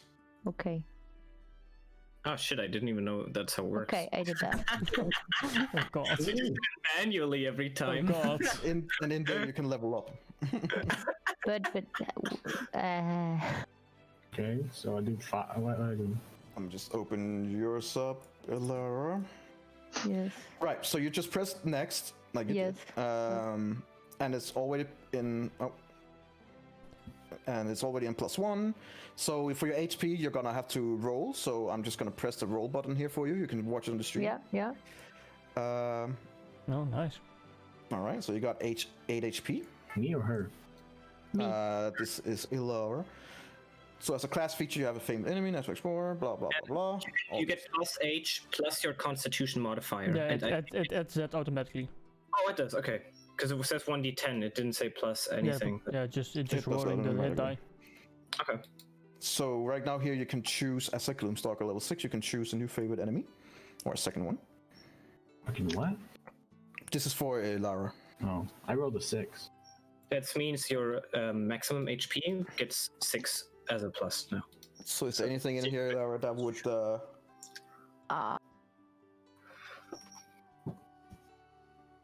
Oh god. Maraka, let's go to general chat, okay? Then we can do this at the same time. Okay. I literally have no idea what 90% of those are, though. Like, The undead, which is the undead. yeah. There are plants, which would be like, if in the jungle, there are man-eating plants who literally could be your favorite enemy. Okay. Oozes are like big like jelly kind of things that are okay. either filled with acids or kind of things. Okay. There are monstrosities, which is usually described creatures that has been horribly modified or changed in ways. Okay. Giants, which is giants. Fiends, Yeah. that would be like the Rakshasa that you met. Okay. Yeah. Fey creatures, which are creatures that coming from the Fey dimension. Elementals would be firestorms or water elementals or stuff like that. Yeah. Dragons, kind of self-explanatory. Yeah. Constructs would technically be someone like Thorgrim. Thorgrim is considered a humanoid, or an No, Onyx it- is considered a humanoid. It's But constructs would like then my be dog. Yes. like your dog, for example. So like a complete robot with no okay. sentience. Okay. Celestials are greater beings like an angel, for example. Okay. Beasts, wolves, hounds, stuff like that.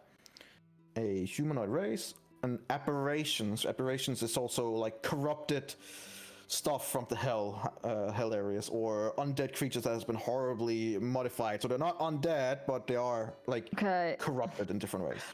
I think I will go with beasts. All right. You can choose a language you can speak or understand. Which one did I know already? Was it common and undercommon? I didn't know, right? I think.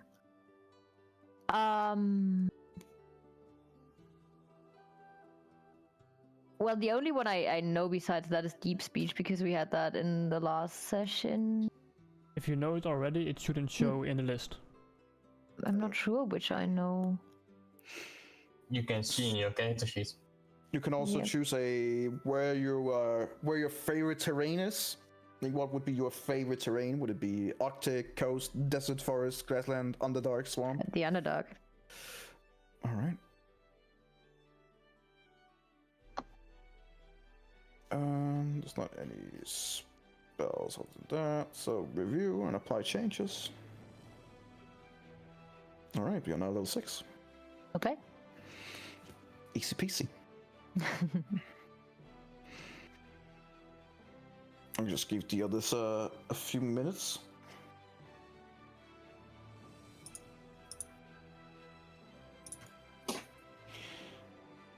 Right, so far we have got $40 in. So that's nice.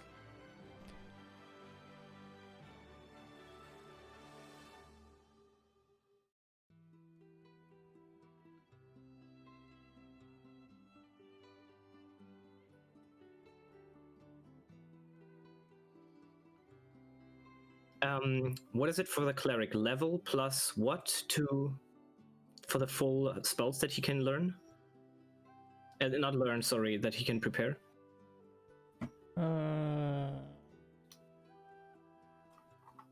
Let's see here, clerics.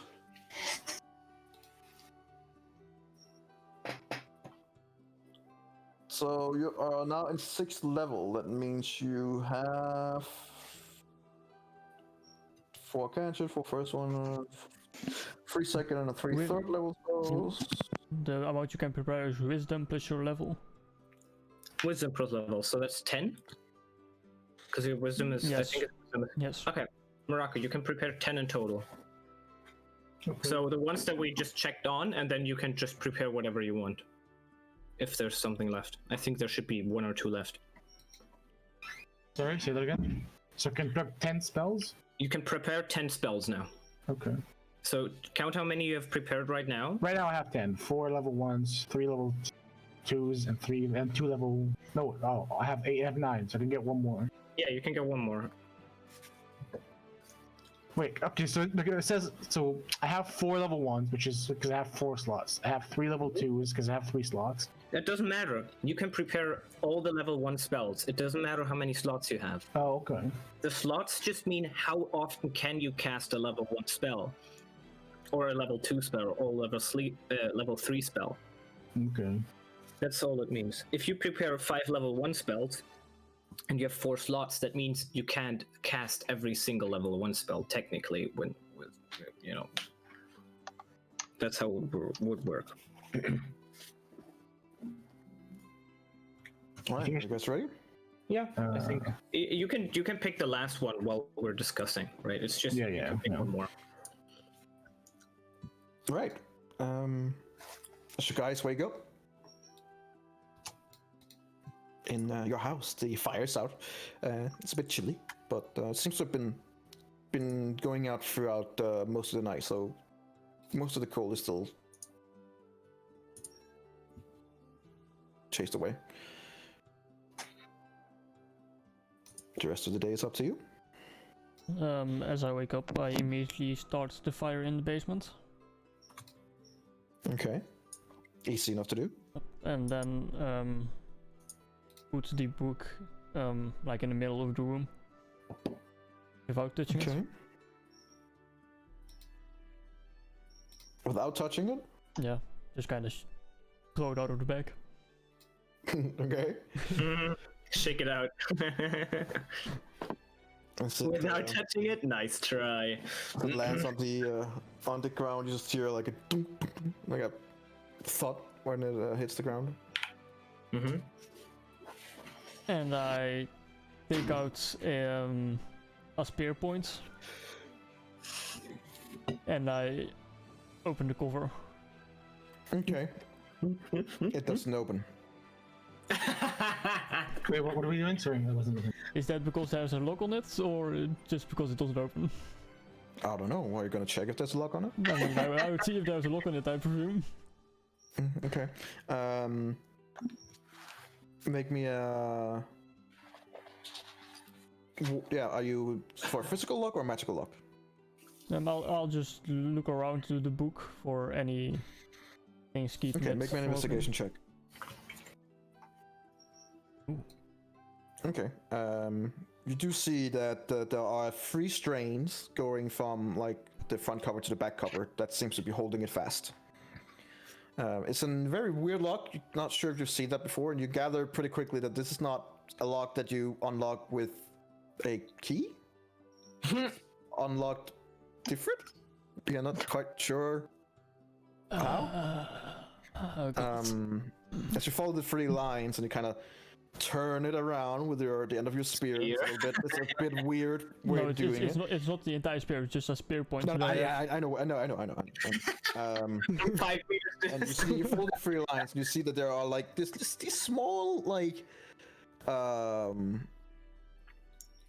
carrots in it, like like they're a little bit deeper, like they're to transport something almost like and you see like in the front cover there is this like almost like you could swear that wasn't like there before when you just turn it around on the backside.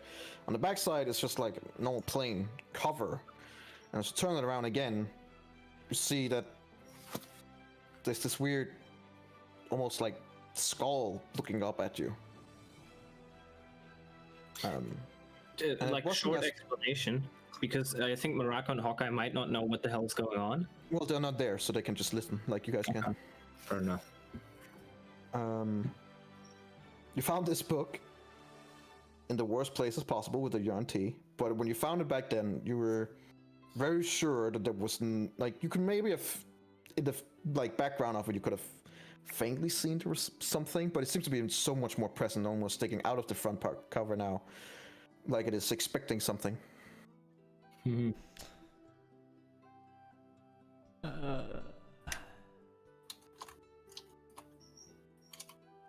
I'll just leave it there for now. Okay.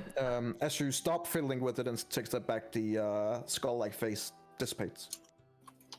Like it's coming out of the letter and then going back. That deal? Yeah. Okay then. Nice. That's not concerning at all. I'll walk upstairs to the main floor. The book, you leave the book on the ground. Yeah. Uh-huh. No, it just lies there now. It looks like a kind of an ordinary book. Nice. Oh look, a book. Malakas takes the book. I'll just wait in the next to the other fire hearth for everyone to gather. So you just sit there, looking at the book, thinking like, "What the fuck are you?" No, I'm going upstairs to that fireplace. I wait there. All right. As you come up, the rest of you guys would have been awake by now. What did you say, Morocco? No, I just came back, sorry. It's fine. So yeah, as you guys wake up, you when you come up and you see the other people coming into the to the living room, I assume you would put the fire up again in the fireplace. Or if you don't want to, yeah. Sure. So you guys come in and there's already a nice warm feeling as Onyx is preparing the fire. Adrian and Alara, you guys seem like you slept pretty well. Like, yeah, the beds were comfortable and it was pretty nice. Maracas, you've slept uneasily, and you're like, No, wait, I spent my whole childhood in the streets. yeah, but this wasn't about sleeping in a bad spot. This was about not being able to find proper rest. So you're like, you come in yawning and are a bit tired, and look, you have a small bags under your eyes, like someone who hasn't really slept well. Nothing compared to Erendil when he comes in. For someone who actually meditates, he looks like shit. He looks like most of the color in his face is just drained, and he looks like he's been having cold sweat throughout most of the night. There's no sign of Eladio yet. Brother, you look like shit. Oh, Where's that filthy shapeshifter? Gee, thanks. he's always sleeping, don't worry. Does everyone go check on him or nah? Nah. Hmm. He's probably fine. I'm hungry. Anyone wants to go eat? Sounds good. Yeah, sounds Okay, like a good plan. Alright, I want to leave and go look for some food. I mean, you don't could have to go just- that far. You just go into the kitchen. Yeah, we could just make food ourselves. Storage of food to be able to make. I'll go make some breakfast. Okay. I'll go help him make food. So the two guys goes into the kitchen and prepare some breakfast for you. There are both some half stale bread that probably isn't the best, but you kind of like heat it up so it becomes a little bit better. Heated bread is something after all. There seems to be some eggs. I'm not sure how long they're there, but when you kind of like make them, they seem to be fine. There's also some smoked and dried meat, and some fruits, some better than others, but you managed to find some that are edible. All in all, it's a decent breakfast. It could be worse. Could be better, but could definitely be worse. Okay. Mm-hmm. So, Eladio, you decide yourself when you are arriving.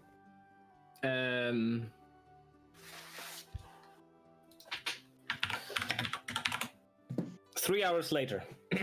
Okay. Lazy bastard. I might miss something. We'll see. Damn You humans. guys are just eating. I'm gonna your- sleep. Consider we're saying 3 hours from when the other people woke up. Right, when they woke Consider up. with the book and eating breakfast and stuff like that. It's been like 2 hours, and there's like an hour until you wake up. Right now, you guys, yeah. After they when they were eating breakfast, I would go up to, well, a room. I don't know where he sleeps. So I would just check the rooms for him.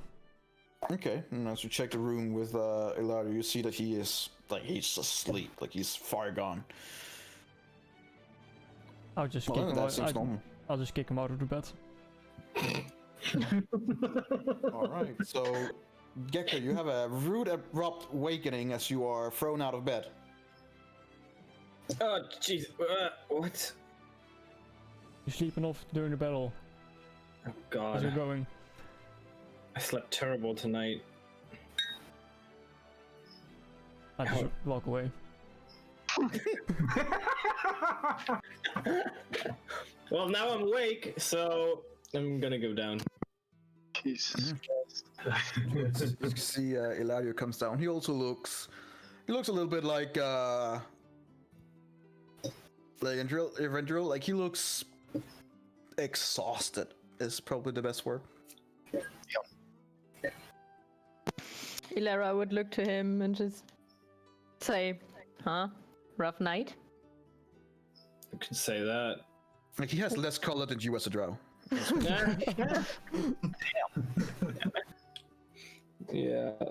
No, I'll just eat some breakfast and I'm just gonna be super sleepy. I mean, the food is pretty cold by now, but knock yourself out. I'll press the digitator warm. It stays warm for about 1 second, and you're like, What? That's not how it works. and then you eat it. You're like, oh, it didn't stay warm. How sad. So are we gonna do the book first or wait for the sheriff to come by? I think we should do the book. I want to do the book. All right, let's go. And I go downstairs. All right. Anyway, does everyone follow him, or Yeah, I do. let me ask differently? Does someone not follow him? I would stay up because I don't know what book they are talking about, so she would just clean up the mess the others just left and maybe do something else later. But I'm thinking about if I do that. Really All right, goes get your ass over here. pretty well as they start yelling at you from downstairs. Fine! Moving down then, even though I have no fucking clue what's going on. Okay, well, I would explain it as my as Eladio. I'm gonna say we found this book in a UNT temple a few weeks back, and well, the last time Onyx touched it, It hurts. it hurt. We don't know what it does. That's why he wants to identify it, which means he has to touch it for a minute. So we will stand here next to him and try and, well, heal him, help him, while this book tries to damage him when he investigates it. And then maybe we'll find out what it does. Well, to be honest, I want to open it first to see if it's not just a protected diary, but there are some latches. I didn't mean to do that. Sorry. You don't know what happens. Well, what do I see? Energy. Do I see that there are strings that close it, like you described earlier? Right now, you guys are just standing around it and gathering around it, and no, it just looks like a normal book. No one's really that close to it or anything, or interacting with it. So. That spell is not a bad idea, maybe. Definitely not, no. Can I cast that on him? It doesn't help. AC doesn't help here. What does AC mean? AC Also armor class. So if someone tries to hit you with a sword, Something. Well, maybe it does will. not really help if you want to do a saving throw. Maybe the book will hit him as well. Yeah. But maybe what- maybe the book starts flying around and starts punching him. Then yeah, it would help. I mean, he's a tough guy. He'll live. That'll be fine. Probably. Give me a second here. What So can right I... now it's just at the floor, like where Onyx put it last. No one is really like, you guys are a few feet from it, and you're kind of like just looking at each other. But no, it looked like a normal book while it lays there. I'm gonna cast. I'm gonna say I guess you can open it, but Well, we I already know that can't. it's some magical. What do you mean you can't? I try to open it. Give it a spear point. And Didn't you cast an identify on it? I'm confused. What? no, we want to. No. Why can't you open it? I try to open it with the spear point and show him. Okay. As you start interacting with it, you guys all see that the book kind of changes. Those 3 strings, large strings, from the top cover to the bottom cover, appears. So holding it in place. I see. So it won't open. I think we should just identify it before we open it. Identify requires touch. I know. That's true. That's why we're Just all saying. here. You know. Yep, Yeah, that's but why just we're saying. all gathered. I wouldn't want to open this without knowing what it does. I would like to identify it too, if that's I possible. think it's a smarter idea that I do it because I have resistance against the damage. No, I'm suggesting that we identify it. Not you're not gonna Yes. do it. You can focus on, well, getting him back. Yes. And Should I put should I cast Beacon of Hope on him before he dies? Probably, yeah. Yeah. I don't know. I don't think it helps. Maybe it does. Yes, it yeah. does. Yes. Beacon of hope. Max healing. Oh, Yeah. that's true. Yeah. I'll Does it cast do- Beacon. I'll cast Beacon of Hope on him before he identifies. Nice. Good point. Good idea. Okay, so just to clear this, because all of these spells probably will last 1 minute, so we'll do it when he starts identifying. Yeah. Okay. Good. You all ready? So, yeah. And that's when I also cast Bless on Onyx and I don't know, me and fucking Malakath, I guess. Marakath. So Bless. Here goes level nothing. 1. And I start identifying it. Okay.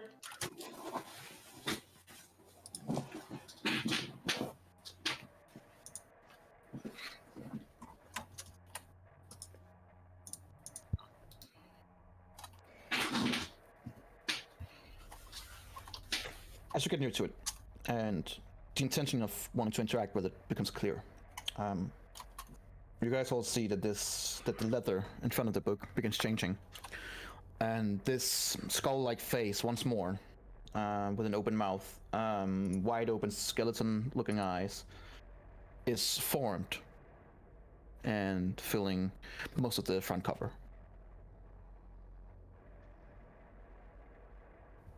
Mm-hmm. Where will you be touching the book? From the side. Okay. Just hold the scroll. Yeah, that sounds As like you a get- terrible idea. As you get closer to it, without there being any eyes in the sockets, it almost seemed like it's following your finger. And that's touched on the side, away from the skeleton face. A discharge immediately happens. I need you to make a Constitution saving throw. Ooh. You add a d4. No, that didn't help much. Okay, so you take half damage. Let me just roll here.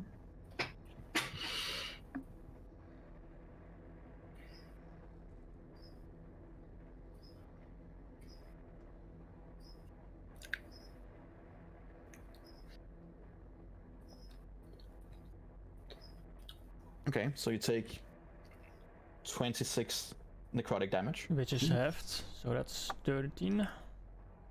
Mm-hmm. And you take I'm that gonna immediately. see, do I see that he takes? Yes, you see it as, since his Constitution save was not high enough, you immediately recoil Oh my god. your finger from the book, the identifying not being completed. I could cast Oh. Cure Wounds on him instantly. I would give him a bardic inspiration. How, When I see the how does the damage. skill react to me retracting? As soon as you retract the book, the face of the book dissipates. The string's still there, sensing that some kind of interaction with it is happening, but since you're not fully interacting with it, the face dissipates. You removed your hand? Yes, he failed the Constitution saving throw, so he automatically recoils back and failing the identify. So if it was a spell and not a ritual, remember to mark that off. Yep, already All done. spells that you guys use, remember to mark off. Yeah. So I had 3, goes down to 2. You had 3 level 3 spells. That's now 2 level 3 spells that you have left because one of the spell slots is used. Wait, no, I only have 2 level 3 spells. So it goes down No, to no, 1. no. The spell slots, they're on Oh, the yeah, right it's 3. side. Yeah, right? it's 3. And So then down you to can 2. change the right number Yeah. of that. Okay. As you recoil, you guys who have been focusing so much on the book see the face dissipates, and as the face dissipates, the light in the room comes back. You didn't notice fully before, but the light almost disappeared when the face of the cover of the book was present. Okay. I'll reach out again and just So, alright, you got this. And then I'll give him bardic inspiration. reach for the beacon of skull. hope's still going, right? Because this is still within a minute. Yeah? Yeah. So you what this time? Reach for the skull. Okay.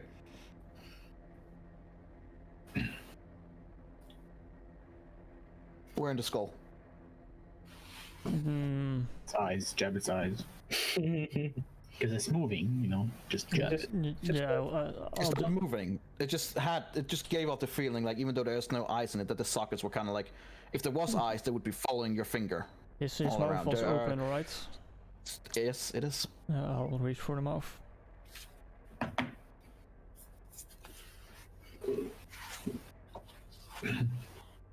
Okay. Make me Constitution saving throw. Oh my god. Come on. Oh. Okay, good. That's good. You know what, I'm Nice. just gonna roll my d4 anyway. Of course. Yeah, Okay. it's 31. Keep the bloody inspiration though. Please tell me that saves.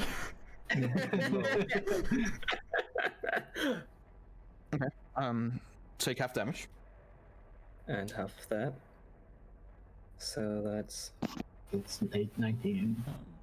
no, it's half of 19. So and rounded up or Divided down? by- We round up, right? Down. So down. If you're Okay. down. And it's 9 damage. Take 9 necrotic damage. You do not recoil this time.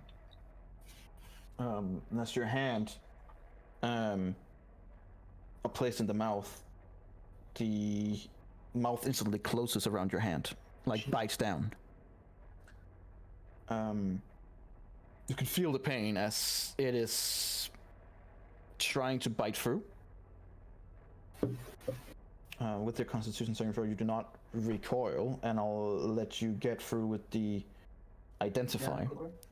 The identification for this book is that it is a book of necromancy. Mm-hmm. You gather that this book is also akin to not just necromancy, but also vampires, or generally speaking, the undead or otherworldly. Does the book count as a creature? Or an Does object? not count. This counts as an object. Okay. It does not give you any information about how to potentially open the book.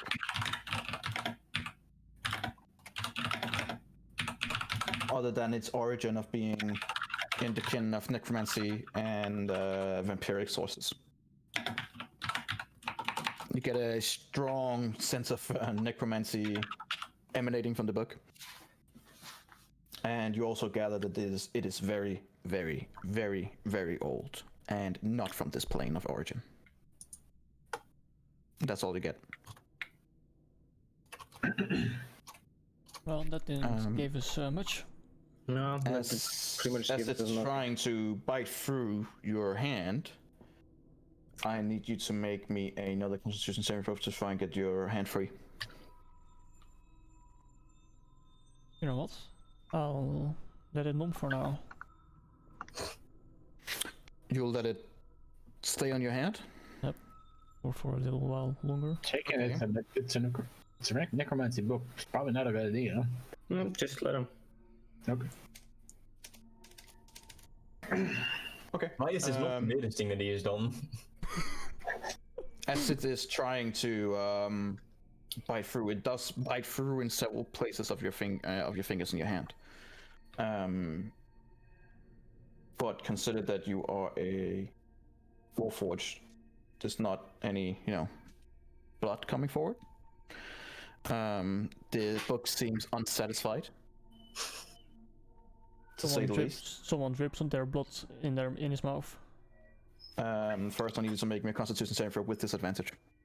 Or if you have advantage, then it's a straight roll. Well, I don't see how I would have advantage. Then it's disadvantage. You have a bardic inspiration and a d4. I'm gonna take out energy. A while back, I told you that I'm taking a vial with UNT blood, and I'm gonna put some UNT blood and triple it on there after Onyx says that. Well, at first, he gets Let's get the damage here first. damage.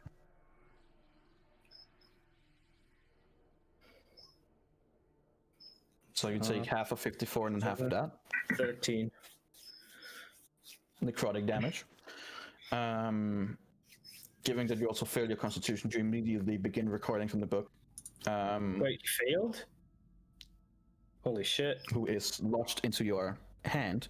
So right now you can't get it off. You're trying to get it off, but it's like biting down on your hand and He keeping it failed there. it on 25? How did you fail with 25? Jesus. I don't know, are you guys the DMs or is it... No, it's just... Oh, It was okay. just more as a surprise. Um, That you were just... right, I would take out the vial with the UNT blood and I would put some on the mouth, basically. Okay. Just drip it down.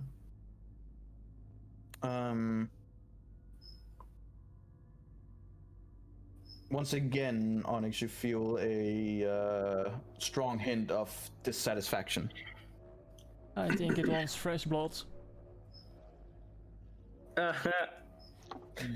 think this is a good idea. And someone please heal me. Make another Constitution saving throw with disadvantage.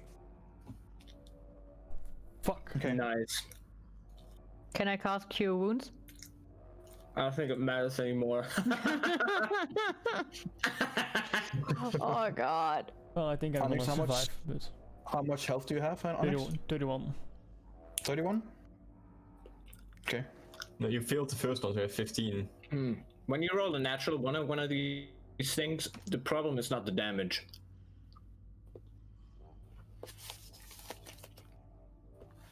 Okay. You take 64 damage, half due to your resistance. 32, 16. Fuck. I will let you guys heal since you are keeping an open eye on him. Yeah. But you see that his life force is fainting and heals. How much damage did I take, did you say? You take 32. Yep, I'm Well, out. halved again. Wait, no, you no, take it's 64 halved. and halved by your resistance. Oh, wait, what? You failed with a natural one. Oh, true. Good point. 64 Yeah. damage. The first one you failed as well. Yeah, you're right. Never Yeah. mind. I fucked. That's just my resistance, right? So it's Yeah. just 32 straight. Like Yeah, 64, 32. and Yeah. your resistance going and halves it to 32. Yeah, that's what I'm saying. So I'm Yeah, dead. that's what I'm saying. So yeah, 32 damage. And then And as I We'll said, I heal. will let the other guys who are watching you closely to heal as a reaction if they choose to. Yeah. I'm gonna cast Healing Word at 3rd level.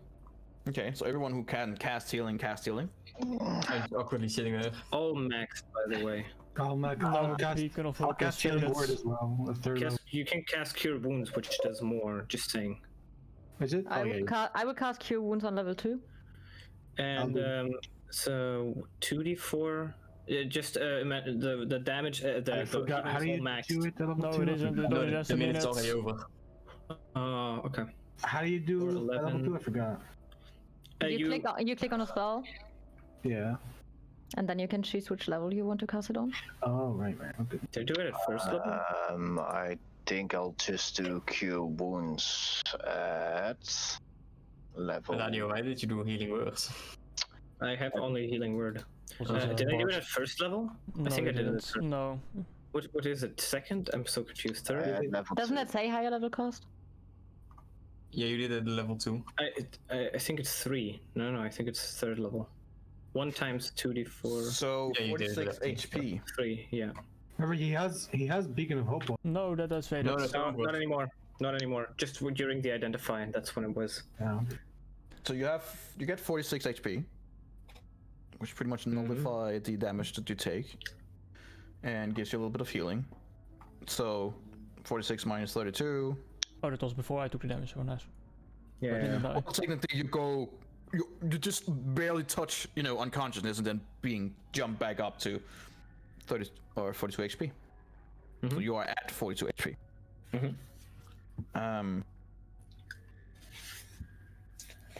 You feel that that the book is just completely dissatisfied with you and trying to, well, you gather the feeling it's trying to kill you. Yeah, I tried to take it off. Okay. Make me a Constitution or Strength save, whichever is best for you. Well, that's a con save.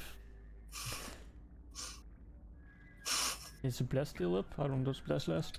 Probably not. That has faded. Yeah. God. Okay. Any of you guys trying to help in any way, or? Yeah, I would give him another bardic inspiration, but like with the Healing Word, even when I say I would try to help pull off the book, but that would hurt me immensely as well, so I'm not sure if I would do that. I'm going to use a dagger, and I'm gonna cut my palm and let my blood fall on the book mouth. Is that a good idea after just getting? Well, I'm doing it. Oh god!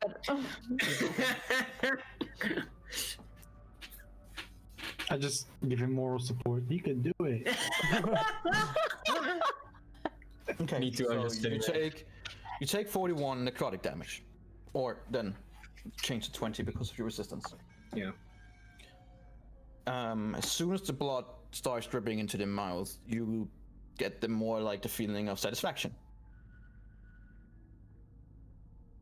And the mouth opens and releases your hand. You're welcome. And as you take it back, you can see that your hand is just... It's like it's being kind of like in a meat grinder. So it's yeah, for lack of a better way of describing it, it's fucked up. Is it the same arm as the furnace one? Yes. Well, that was more molded. This one is just more. It just like it just looks wrong.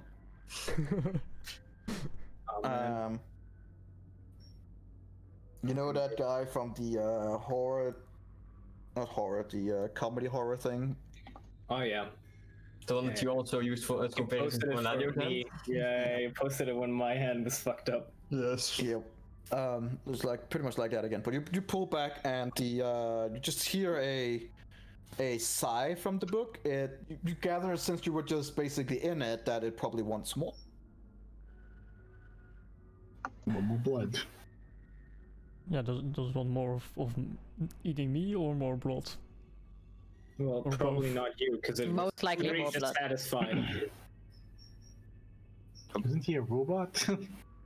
Sort of. Yeah. You gather that you not bleeding normally is probably what caused the dissatisfaction. The book's still there, still lying there with the face open up, expectingly waiting for more. I think we should sacrifice Onyx. I don't think Um, this will help. Yeah, no. It's just. So man. his mouth is still open? For now. What happens if we put a stick, like a broom, in the mouth? Don't think this would work. What if it shuts down and then we? Do you think that a necrotic book would be satisfied from a broom? I mean, it just ate it. It just ate a mechanical hand. So And it's Yeah, not and it was not satisfied. satisfied. What he means is that he just wants to pour blood in afterwards. well, one of us should sacrifice their hand. Maybe Eladio, it just your needs a hand hand is of already someone fucked with up? blood. You see that while you guys are discussing that the face begins slowly dissipating. I'm gonna take out the vial and pour some more blood. I wrote you energy. Okay. The face kind of springs back, like you audibly hear like a kind of like a satisfied sigh, but it's not a full satisfaction. You get the feeling that Onyx was correct, that it wants fresh blood. I have a feeling you unlock it if you give it enough. So so that's what I would you say want to one of everyone. these? Well, that's what I would say to everyone. So I'm saying, if everyone puts in a little bit, that might be enough to unlock it. I'm not sure if we want. I'm to willing. look at- I'm willing to do that. I want to make a. Okay. I want to make a cut on my finger and just like. cut Finger. the top of it. No, I want to see the reactions. I want to see if I drop fresh blood, what would it do? It has a little bit of a reaction, but you get the feeling that like it's not nearly gonna be enough. No, but that's what it wants, right? I'm assuming. Yeah. I mean, yeah. I assume putting in the hand wasn't the wrong way to do it. I guess that's what we have to do. Just Yeah, more fresh Well, blood. we have to sacrifice one of our hands. Maybe. I Or don't at think- least the blood out of it. just- I think I should take a vote. I think you should just, if you want to unlock this, I think you need to sacrifice blood from yourself. So if whoever wants to do that, they can do it now. I mean, I Shouldn't don't. wait too long. I don't think it should be me since I can hear the person that's And doing it. it should be everyone, and then I do it again. Did you like? Wait, well, your but we palm? can't. Yeah, we Yeah. can't. I'm just doing it. I don't care what you guys are doing. I'm doing it. You're gonna cut your own arm. Well, my palm, yeah. I'm not gonna Her cut a hand little to- bit of my finger and let a drop of blood come out. Like the book is gonna be like happy with a drop of blood from my little tiny finger. Yeah, No, yeah. what- Ilera, no, I don't- Ilera why will don't hold you- her hand towards you so you can cut her as well. She doesn't care at that then point. I'll do that. Oh, my logic wouldn't let me do that. I think that's a stupid idea. Well, then you don't do it if you're not curious enough, I guess.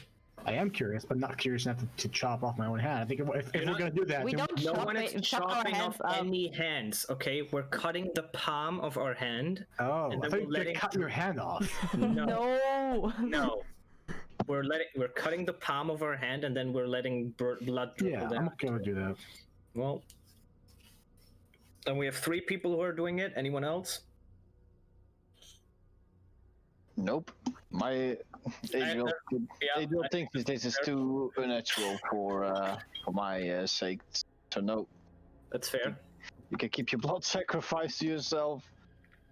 What about Arendriel?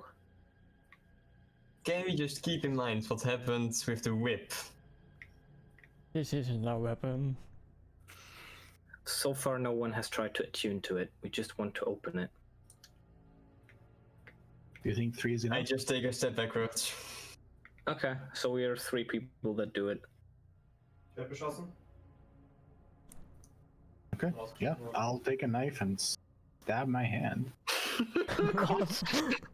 Just stab it. Well, I let Ilario cut me. Great. Oh man! Next step. All right, the 3 of us just stab our hands. Okay. Sure. You all take 2 piercing damage as you pierce your palms, Nice. and you drip the blood down. It seems to be more satisfied, but also seems to wanting more. Oh my god. I think someone needs to stick their hand in it Yeah, and let it numb Yeah. himself. It's I a think, terrible idea. I'm gonna do it. I'm curious. I want to know. No, wait. How Onyx, the necrotic damage resistance. Can you give that to anyone? Yes. Okay, give it to me. We should I probably do think it that's tomorrow. not smart with your hit points. I have the highest hit points right now. How much That's do you have? I have 52. If I take down the 2 piercing damage I just got, I have 50. Yeah, I'm 46. It's only 4 different. The problem is you need to attune to my armor, which I have on now. Or you have to wait until the morning and I cast it on your armor. That's what I think. So I think we should wait until tomorrow and try with someone who has blood. Why don't we just kidnap someone off the street and do That could work. it? I'm down to do that. I'm not a fan of that. What was your alignment again? They are no, I'm neutral, but I'm logical. no, we don't kidnap someone and push That is their not- hand into the book. That is not neutral. No, that's not neutral. I mean, logically speaking, I'd rather sacrifice someone I don't know. Alignmently speaking, that's chaotic evil. What if we find our rat? I don't think a rat has enough blood to satisfy We this. can goat. try. It's a better go. thing than putting your hand in it. Yeah, No, let we the- just- let I the think we bite should- go bad. I think we should postpone this until tomorrow. Give one of us 3 the resistance, and maybe find some animals. I suppose, as you just said. Yeah, But I don't think the animals will be enough. We will try. see. We could try with an animal first if we find one. And Conjure animals. Those are Fado, like they just poof away, they don't bleed. just drag a boar down to the basement. Living one. Oh my. As you are discussing, and the face begins dissipating again. Mm-hmm. That's fine. When it is completely gone, all the blood and some of the metal pieces that are in it begins flowing around it. So suddenly it begins just emanating blood, the blood that it has been given so far, on the ground. And in that you see a few metal pieces that you gather is probably from Onyx's hand. Few scraps. You Wait, gather, you yeah. guys who are Arcana fishing pretty much gather that this whole process will have to be restarted. Yeah. Yep. Yeah, that's what I thought. Mm-hmm. All right. I bandage my hand in the meantime. The book now lies in front of you, looking completely Oh. normal, I'll and the darkness also dissipates from the room. I'll scoop the book up with the back of my bag of holding. Huh? Sorry? I scoop up the book with the bag of holding. How are you gonna take it out, you idiot? I'm gonna It's the only thing in it. You can just turn- turn it inside. Well, there isn't anything. There are two Oh. other things, but It is scooped out and into the bag of holding. Okay. carry book.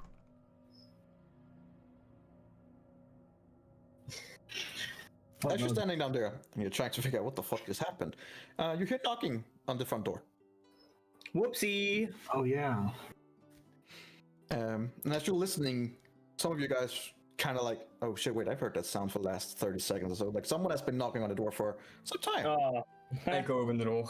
And it goes from like normal to now just being like kind of Oh loud. my god, Jesus knocking. Christ. As you come up, the marshal is looking at you guys. Finally, been knocking here for the last couple of minutes. Our apologies, Long- we're occupied. Long sleepers or? We're quite occupied, to say the least. Right. Well, the speaker would like to meet you all in the town hall. So if you could make yourself ready and follow me, that would be grand. Yeah, I think we'll all do that. Okay. So you follow the marshal into towards the town hall. Again, when you're walking here, it's lighter because it's daytime, but it's not like the sun is still being covered by this constant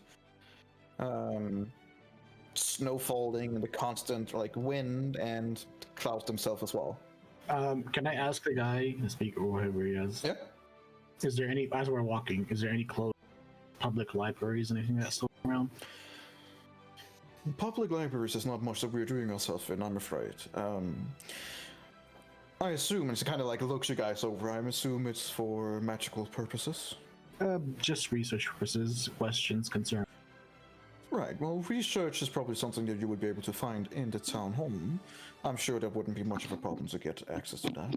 In terms of magic, you are kind of out of luck. There's not much of magic going on in these cities. Well, dark magic, sure, but other than that, you would probably be unlucky in this instance. In terms of normal research, you should be able to find some in the town hall. Consider maybe whatever you're looking for. Okay. Do I have to stay with the group, or can I go there?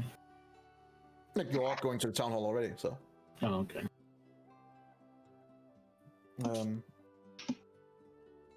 As it takes you over to the town hall, and you get inside, it's warm in there. There are several fireplaces that are lit open, so it's much warmer in there. And as you get into the grand place where the speaker sits, he sits not on a throne, more like just a large place for to sit for a clerk. It's just been put like into the middle. There are two militia guards on either side, and there's like you gather that there's been a long queue of people who've wanted to talk to her. A little bit surprising that it's still kind of early in the morning. Right now there are two people in line, and as you guys come in, the marshal just gives her a nod, and she nods over to both him and you guys, and then looks towards the first one in the line, trying to talk to the speaker.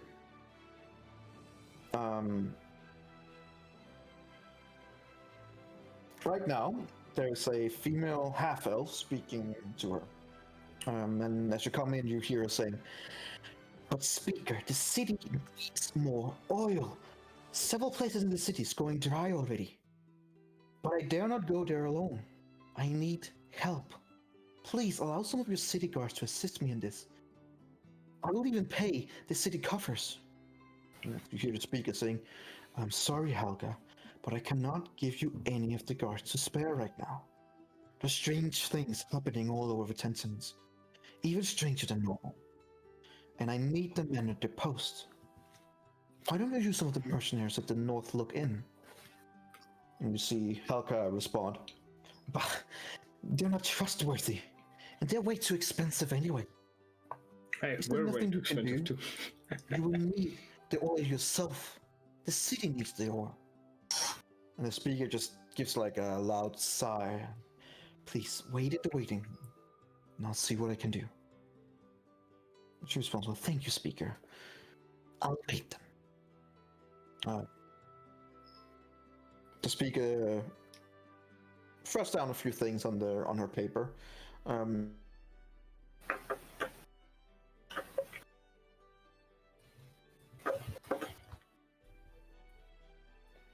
Which is a Rockno.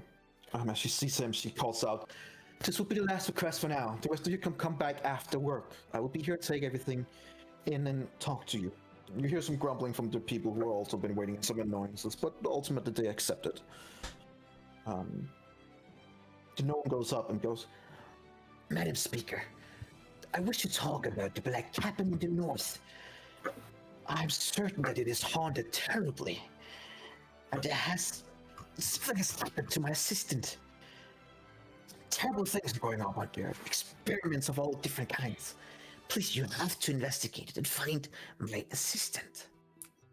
The marshal next to you goes, "This again? We've already been there. There's nothing to see." And the Speaker goes, "Marshal, please. Look, Copper, I cannot send any more men at this time. As the Marshal says, the Black Cabin has already been looked at months ago. Yes, during the day, but it's during the night that things happen. Spirits, ghosts, all kinds of things, I'm sure of it. Look, when things come down, we will check again. For now, I cannot spare any men, I am sorry. As for your assistant, he has disappeared before, yes? I'm sure he'll come back. Yes. But this time it disappeared up there, and the Black Cabins. Why do I even try?" And he kind of just goes away annoyed, mumbling to himself as he walks past you guys. The Speaker looks over to you. "Oh, please, approach." Question. Yeah? Can my character just go, like, explore the hall while they're listening to him, and they'll just film me? Sure. Because I need to take a shit, so I'm not gonna lie. I mean, you can just be there and then we'll tell you what happened. If Or you that. really I mean, yeah, okay, that works. It's just 5 minutes, I think I really need to shit. He said that before we started, Shh, Gekko. Shh. and he was so mad. Alright, sorry about that. You can go on. Be right back. She asks you guys to approach.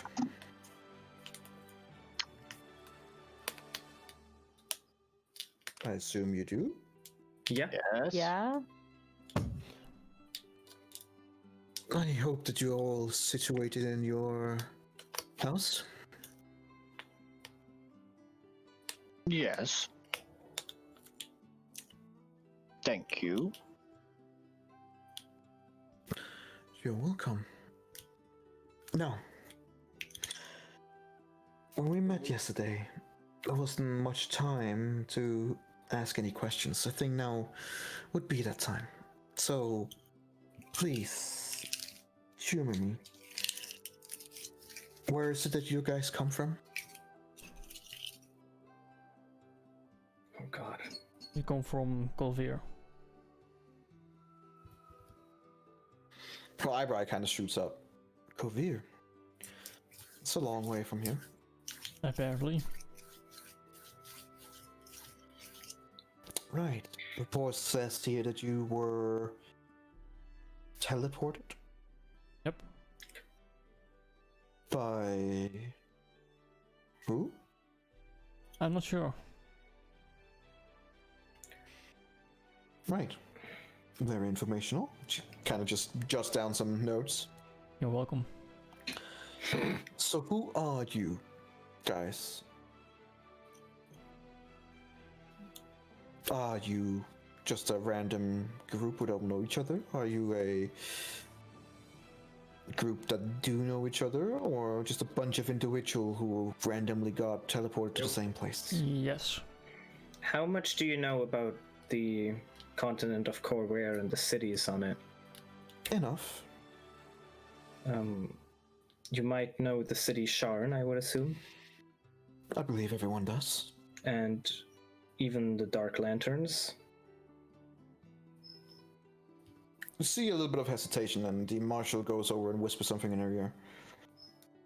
Right. We have been working together with them in Sharn. And we have been trying to stop rituals. What they will end up doing, we don't know, but we know that it's nothing good. And part of those rituals was to sacrifice people who had been blessed by the Church of the Silver Flame. And before we were sacrificed, we were sent here as a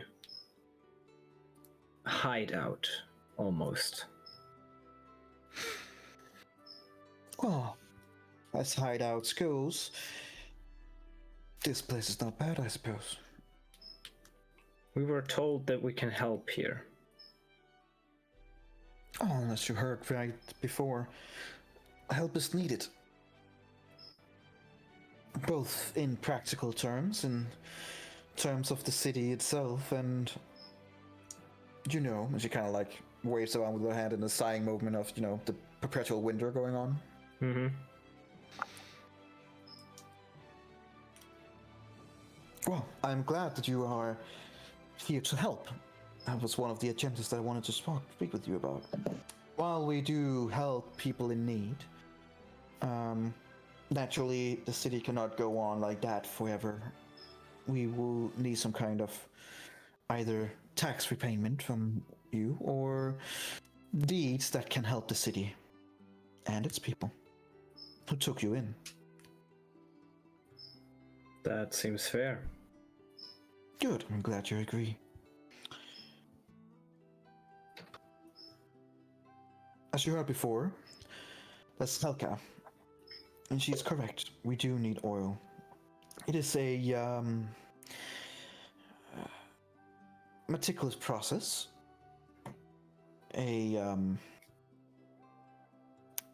I'll let her explain it. It's probably for the best. But she needs some protection. And as it is true, I cannot give any of my guards out at this current time. And I understand her unwillingness to use any of the mercenaries from the North Look Inn. Well, your group comes to mind.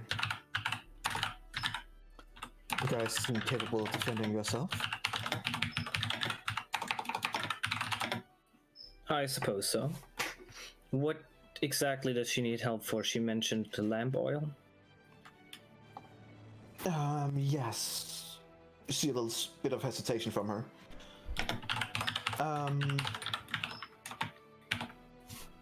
She needs you to go to the... Wow. She needs you to go to Ankaju's Bale.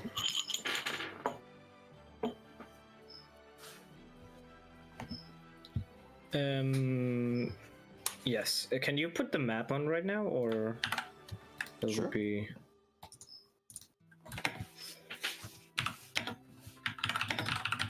And what was the name of the? I think it was a woman, right, who had this? Halkar. Helka. Helka. Helka. Okay.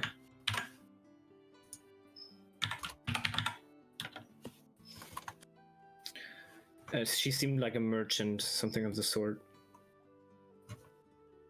Yeah. Okay.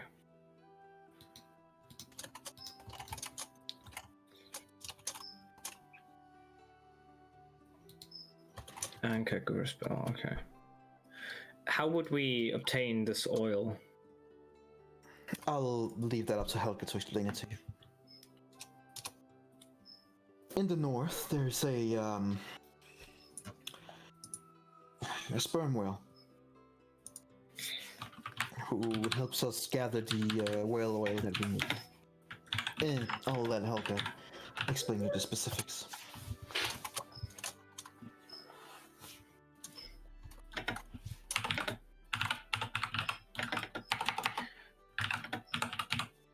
Okay. It's to the northwest of here. Remember to bring proper clothing as you will go through the wilderness. follow Helka. Do as she says. She knows the way. And well, as you heard before, there's also Copper, the gnome who has been here for some time, whose assistant is apparently missing. He would want help to figure out what is going on in the Black Caverns. It's to the northeast from here.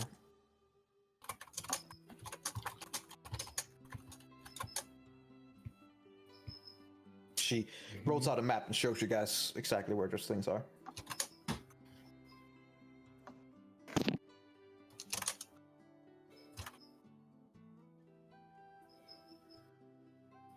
When is the oil needed in the city? Well, she is correct, Halking, that the oil is running dry. Many of the lamps that we use are now not in, about half of them are in use, the other half are not, trying to save some of the oil. The oil is also being used in the fireplaces and the other lanterns around the city. We are in constant need of it. But how long? Ruby dust could you gather? Sorry? How much ruby dust could you gather? Do you have a lot of it, or is it still rare here? Ruby dust. Well, this might be an area where you can find ore. I must admit that I don't know. I have a spell that makes fire permanently. Doesn't take oxygen, doesn't take fuel. It costs 50 gold worth of ruby dust though. Interesting. Would that just be like a localized fire? Like, and she points to the fireplace close to her. Like, would that be gold ruby dust worth 50 gold for each fireplace?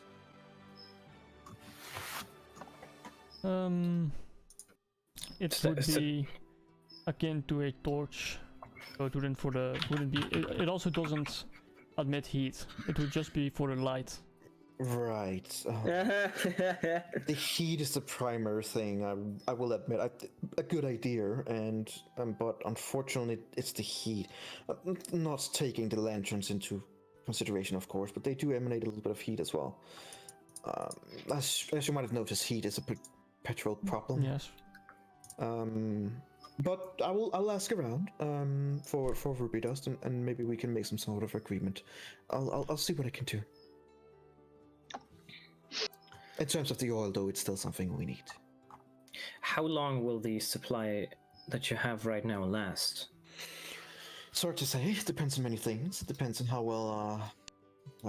She kind of hesitates, like she was almost about to say too much. It's hard to say. A good estimation would be, and she kind of looks over at the marshal. My guess would be 2 to 4 weeks. Right, so 2 to 4 weeks. And how long will the travel be? Well, they travel to up to the Angeluke's Bell. Marshal, you have made the travel yourself, have you not? Some time ago. An expedition both back and forth is expected to take about 10 days back and forth. So 5 days, about 4 days from, 1 day to gather everything you need, and then 4 days back. So 9 to 10 days. I would assume a 10-day for the whole expedition. And she kind of looks over you like, this your answer. It seems to me the gnome whose assistant has been missing. If we are able to do both, my question is which one we should do first? Which one needs more attention? She kind of smile by the question. The question that, as a leader, you also have to ask yourself. Does the need of the many outweigh the need of the few? Well, the assistant, if she's dead, she's probably already dead, so it's really not a matter of moral, it's easy. We do not consider the assistant dead. Just missing. Sure. But isn't she presumed dead? No, Oh. not presumed dead. Presumed alive, just missing. The assistant has been missing for, and she looks over at the marshal again, approximately 4 days. Which is not completely uncommon. Last time she was missing for 2 weeks. Turns out that she was just lost in the wilderness, which, mind you, can be bad enough. But she has many tricks up her sleeve. She is definitely not presumed dead. How long would it take us to get to the Black Cabin? Marshal? It's about 4 days, 4.5 days travel to enter a spell, but that goes through the wilderness. If you follow the road up to Tamerlane and then either go through the Lonely Wood or through the wilderness, I would assume it would take 2, maybe 2.5 days, maximum of 3 days if you're stuck in the wilderness. Which is also why we are hesitating to actually call her missing. She could just be on her way back. But he seems adamant. In our discretion, we believe that the matter of the oil is right now a more pressing concern. If the assistant will still be missing when you come back, then indeed that would be a cause for concern. Right now, she could merely be on her travels. Then why are we saying she's missing? We are not. Her teacher is. As far as I understood on Copper, she was sent out about 3-4 days ago. He only recently found out that she was going to the Black Cabin. I think maybe not missing is the right word, but he wants someone to go look for her. Which... If we head towards the Black Cabin... Yes. If we head towards the Black Cabin and then from there directly head to Ankajuk's Bell, we would be back within 2 weeks maximum. And that should be enough for the... You are assuming that you would be able to get Helka to join you at the Black Cabins, which I would presume not what's gonna happen. I see. And if you're trying to find Ankajuk's Bell without her help and without any guide, I would assume it would take a lot longer to reach the place. I would not dare to attempt that. Risk of getting lost in the wilderness. I would not attempt that.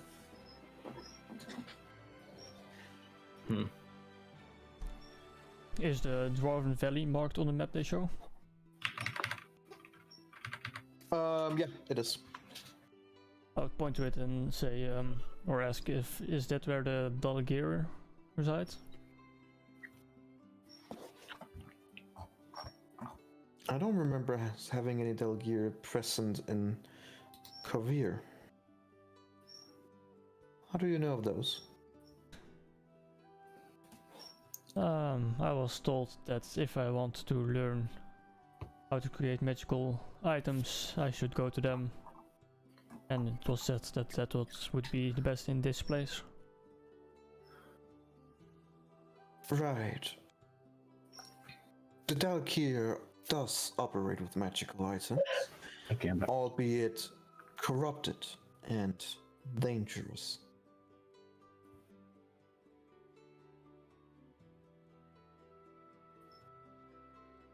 And What did I miss? She kind of shoots an eyebrow up, and that doesn't faze you at all, that you could be operating with magical items that are not meant for anything good. Magical items that are corrupted.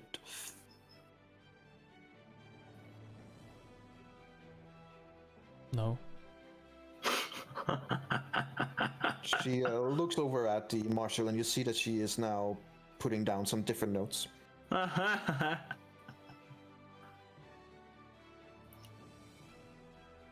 Don't want to film you. So do you know where they are? I'm afraid not. Inside check. Go for it. Well, of course she's lying, but No. that's not gonna help you. You have no idea. She's never hard to roll read. good. She's hard to read. He doesn't want their corrupted magical items that are made I'm for sure not, evil. but I don't know much about them, so please, to the matters at hand. You get the feeling that she is very Yeah, she doesn't want to talk dismissive about it. now and has gotten the information she needed about you guys and has now made a decision. So, are you gonna assist?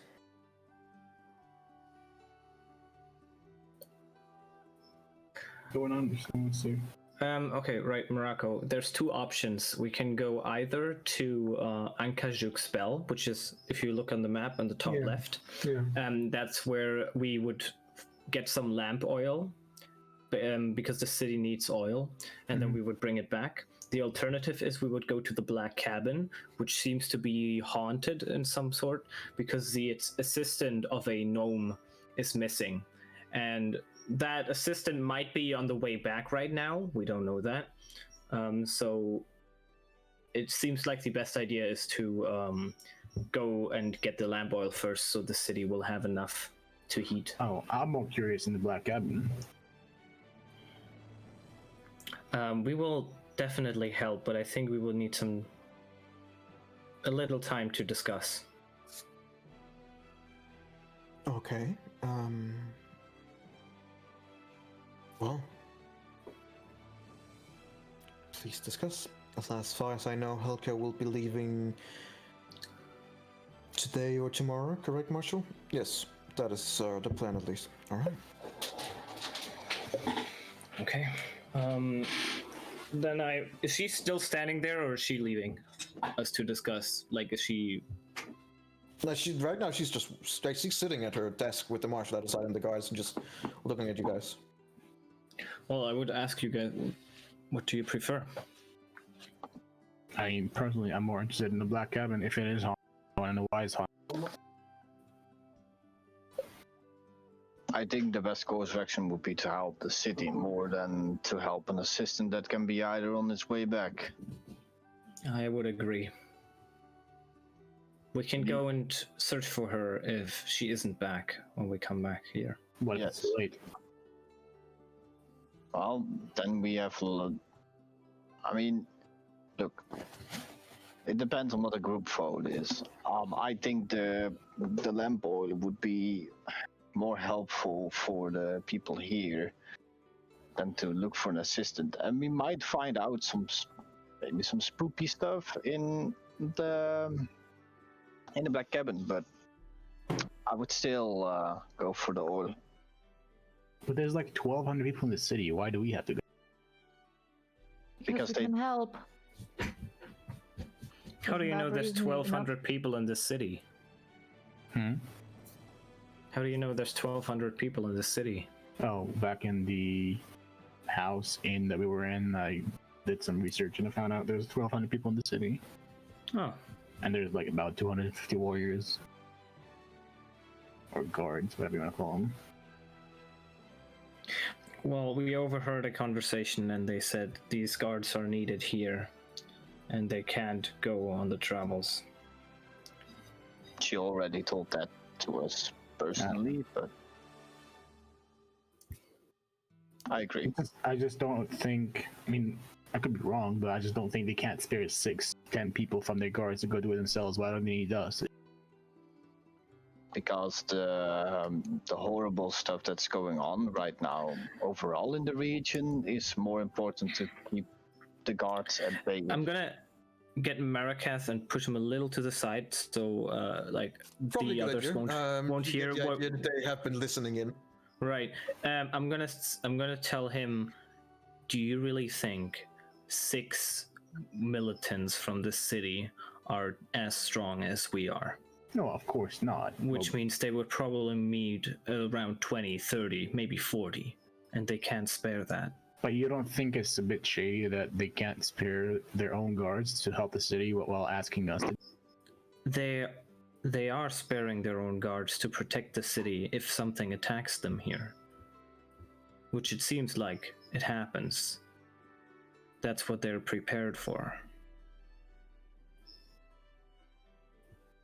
All right. I mean, I'll go with the majority.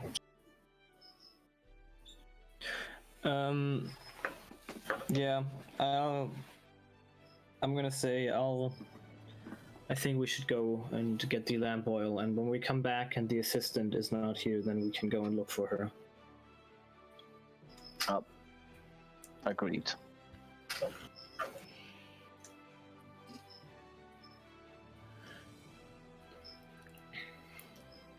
And you heard her yourself. She has tricks up her sleeve. So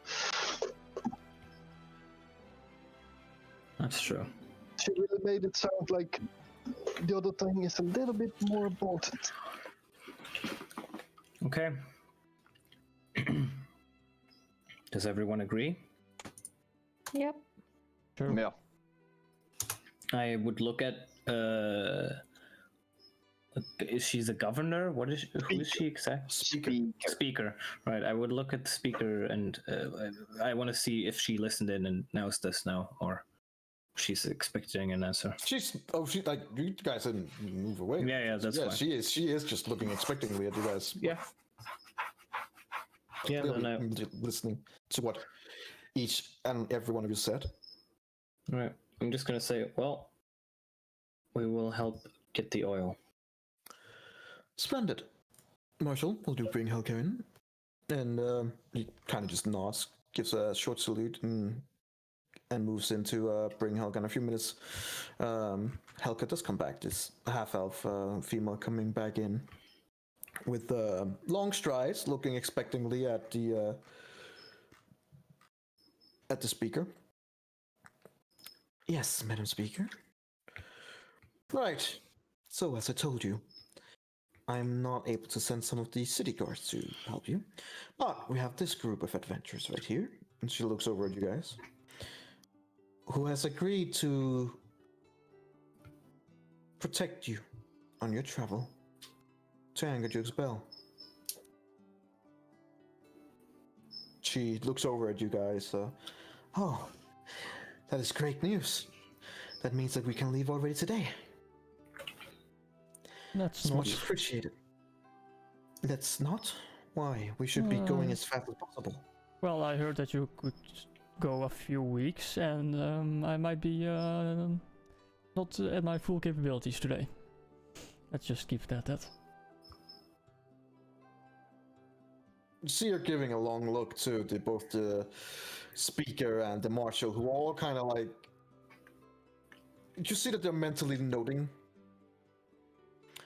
Right. Tomorrow then? Tomorrow morning?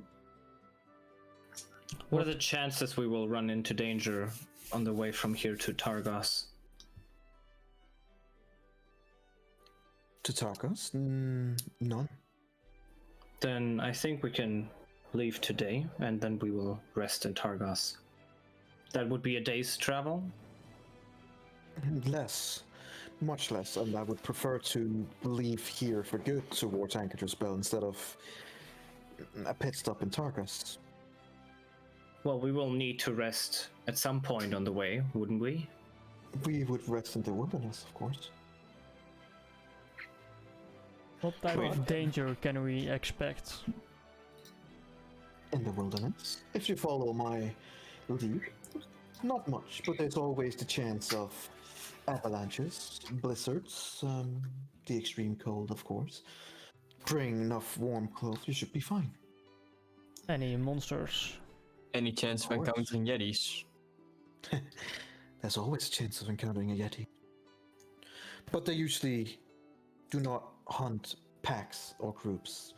They usually attack the single or dual trader. Onyx, I think we should leave today. Time is of the essence, especially if we want to find the assistant afterwards, and you will be fine, I'm sure. You have been through a lot worse. Well, those were in normal conditions and not immediately going to a place I have no clue what it is. But as long as we rest before going into the wilderness, I'm fine with leaving today. When are you planning on leaving? I was planning on leaving in a few hours. we can rest in Targos if that would make it more suitable for you. I believe either Targos or Bremen would be best. Yes. Targos is a bit bigger. Bremen is smaller but closer, so it could be in either or, I suppose. I don't see why size matters in this situation, but sure. All right. Then we are leaving today. All right. I will go back and fetch my stuff and meet you at the front gate in say 2 hours. Is there anything particular you would say we should bring? Warm clothing, spikes on your shoes, and other than that, food, water, and just be prepared. I assume, since you're asking, and she kind of looks over at the speaker, will be your first time in the traveling around here? Yes, this will be their first time. They are very new to Icewind Dale. Ah, of course. Yes, make your proper preparation with food, water, warm clothing, especially, and spikes on your feet or boots, or what you prefer. That is probably needed, or at least will make things easier for all of you. Okay. All right. See you at the front gate in a few hours. And she kind of goes off. Mm-hmm.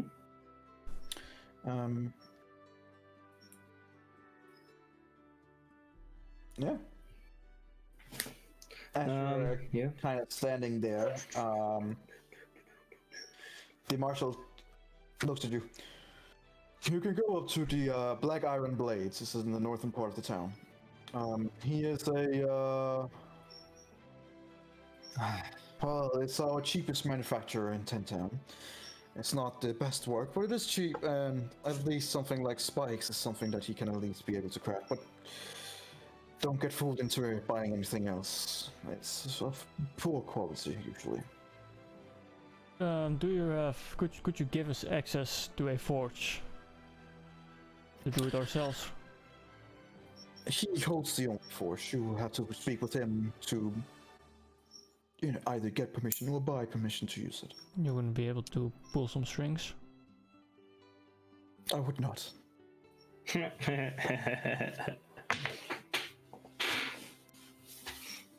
Thank you. Thank you. And I think we'll head out. Safe travels. I don't think that's gonna happen, but yeah. Just follow Helga's lead. And then you will be fine. I'm sure. Okay. Yeah, I will head to the store thingy. All right. I think everyone would be going there. Yeah. Okay. Where are we? We're at Council Hall, right? That's where we are. Yeah, and you're going to the Black Iron Blades. Right, that's gonna be a little walk. Yeah, not that bad. Is there people outside at all? Yeah, they are, but they seem to be outside only when they're going to another place. Inside, like, people don't want to be outside most of the time. But there are some, yeah. Okay.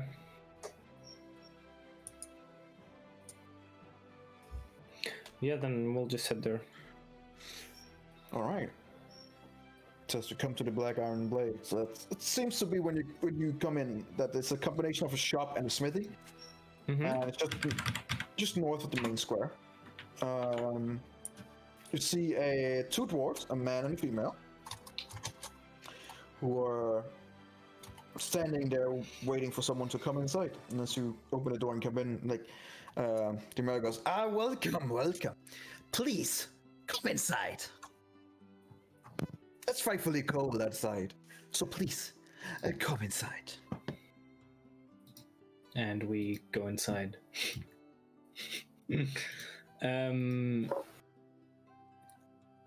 So, how can I help ya? We will need some, well, basic gear. We are heading further north. You're already in the north, lad. And you hear the female dwarf going, "It's not funny, Dad. Nobody thinks it's funny." I think it's funny. And the dad just kind of smiles. Anything in particular? Wait, are we in the shop? Yes. Can I have like a bunch of empty vials? I do not sell vials here. Or any sort of containment, like stuff that can put liquid in? Maybe like sacks or something? Sacks. Liquid in a sack, that's a new one. Let me check. Yes, I do have several sacks, yes. That can hold liquid? I don't want to drip it. I don't want to drip out of it. For a time. Why do you need them, Markov? Because I feel like we're going to be short on water, and I'd like to have something to, you know. I don't think you can carry the water for a long time until it freezes anyway. No, I'm not going to carry it since I have 3 waters. I need something to contain the water so that it doesn't freeze. Energy, would there be good enough skin or leather in the basement where I could make some bags out of for water? Is there water skins in the shop? He does have a few water skins, yes. Yeah, that'll Okay. as long as they're empty, so I can just, when I make the water, it actually. Well, you need to buy them. Yeah, I'll buy them. Just oh god. How many water skins? How many do you sell them for? Well, water skins are difficult to make, and it's prime quality after all. And even when he said that, you hear the female dwarf going. Right. 1 water skin for 1 gold. That's fine. I'll. Now, hold on a second. You're gonna what? Onyx. Onyx, what were you saying? Is there something different to negotiate? If there's a good enough leather back in the basement, I could make some water skins myself. Oh. But that will take your time. You can get them right here, right now. And he looks at you, Markov. Yeah, but like your prices are a bit too high, so I prefer to have them made. Suggest it? It's gonna take several hours. How long would it take to make like 2 skins? 2 water skins? 2 water skins that needs to be crafted into it. It will take some time, yeah. Roughly. Longer time than you have if you want to meet the. How many can I carry? How many can I carry? Realistically? Water skins? Yeah. More than a couple. They're not that heavy. What if he only makes 1 right now, and then has the materials and takes them with him to craft it while we're on the travel? How fast do you guys think it will take to craft an actual water skin? I don't know. That's why I'm asking. That's why we're asking. I have no clue. Longer than the 2 hours that you have. Would I be able to make them on the road?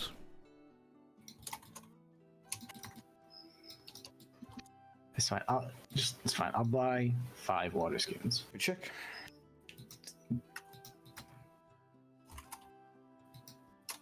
Morocco just said he's buying 5. Yeah. So that puts me at 6, right? I already had 1. I suppose so. And I pay 5 gold. You're already giving ration back, so you would already all have 1 water skin on you. Yeah, but I have 6 now. I bought 5. Well, I don't need my water skin. Well, he takes over the 5 gold, like, thank you. And hands you 5 water skins. Okay.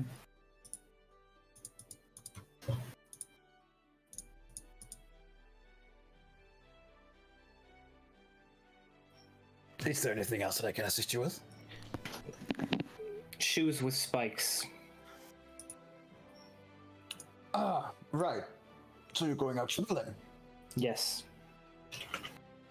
Well, I have ice picks, I have snowshoes, and I have spikes that you can craft more into the shoes themselves.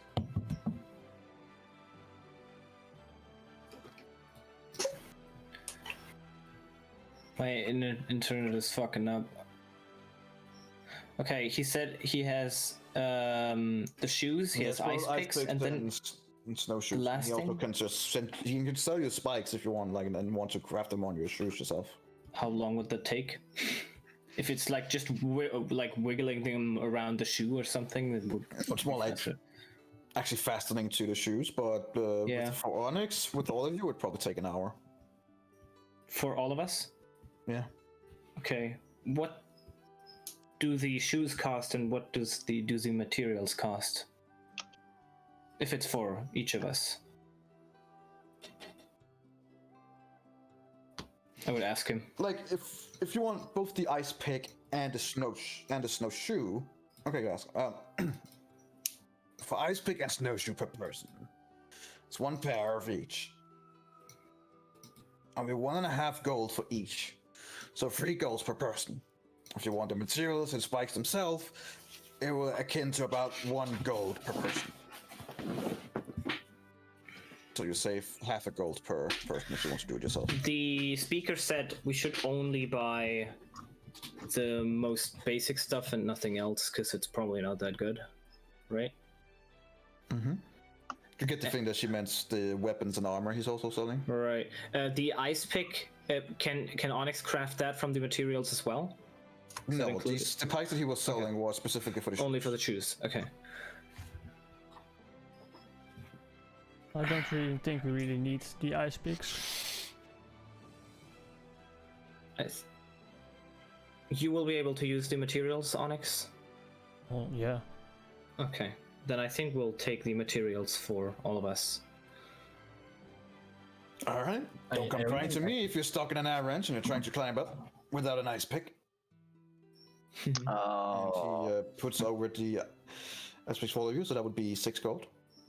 1 gold per each. Yeah, everyone needs on the radio with this gold. Yeah, you don't actually. So 1 gold. Just everyone remove 1 gold except Arendriel. And why does Arendriel not need it? I can climb and Morgan calls icy and snowy surfaces without issue. What did we? What? Why did we buy? Yeah. Because of the gauntlet. Ice is not difficult terrain for him. He can just do whatever he wants. Oh yeah, but I mean the gauntlet. Oh, let me just check. I have it. Yeah, the user can move across and climb icy surfaces without needing to make an ability check. Additionally, difficult terrain provokes ice and stone. You're right. You're gonna be fine. Why did we buy Gecko? We each bought for 1 gold the materials to make spikes on your shoes. Onyx is gonna do that for us. So everyone remove 1 gold except Arendriel. Okay. I'm gonna buy.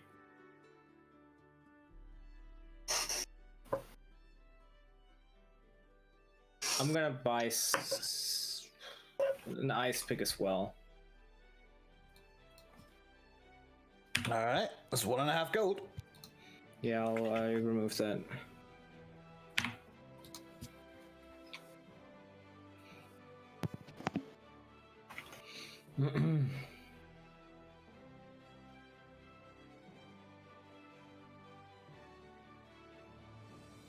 He had you the ice picks. Yeah. I'll add that.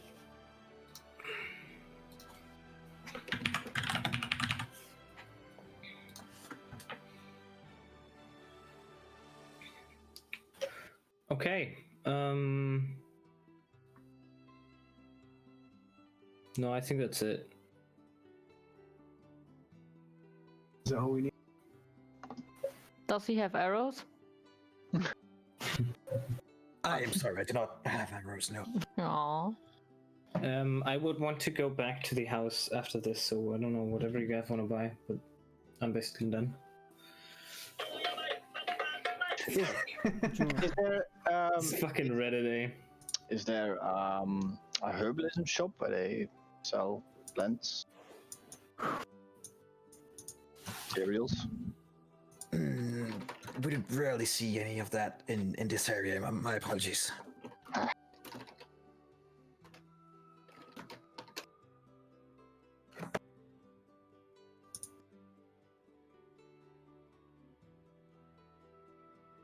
Is there anything else I can help you with, or? You said, still just for securement, just do me one of those ice picks. Yeah, I will take one as well. You never know. 1.5 gold of each. Yep. All right. Pay him 1.5 gold. All right, and you now have ice picks. Hell yeah. And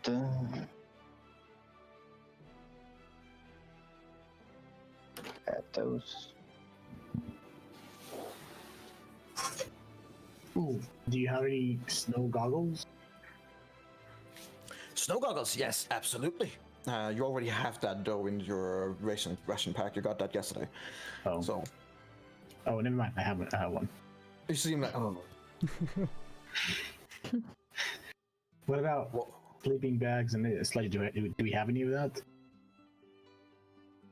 you have what, sir? Sleeping bags, sledges. Yeah, you do have like general sleeping gear and stuff like that. Yes. Do you have tents?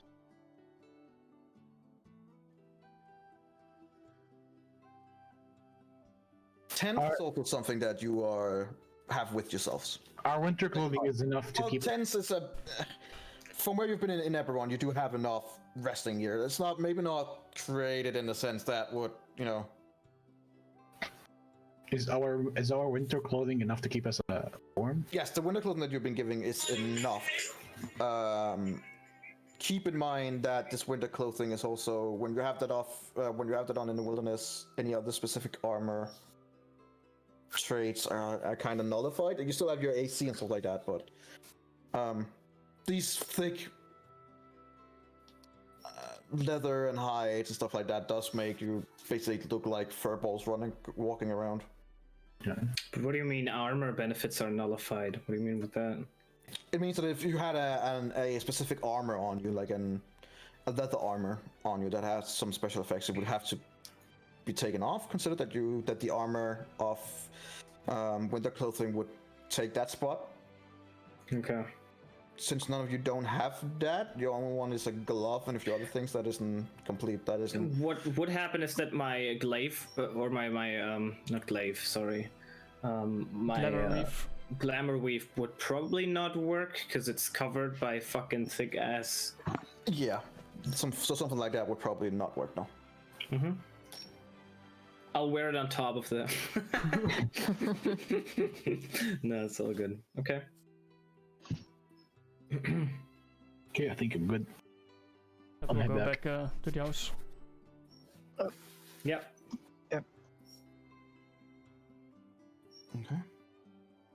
When we're in the house, I would want to stack up on a little lamp oil that we have from the house. There was some in the cellar, I believe. Yes. Yeah, so you come back to your house. You wanted to do what? Sorry. Get some of the lamp oil. Yeah, you have some of the lamp oil. Yeah, that's no problem. You also see that the can with lamp oil is less than half full. It's like 30% maybe.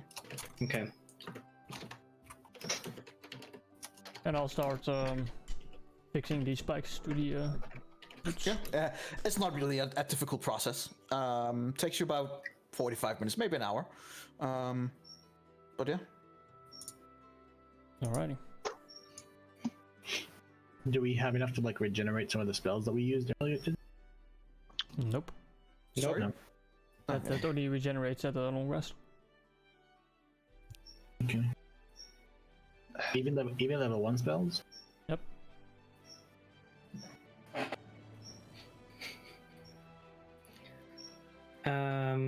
Okay.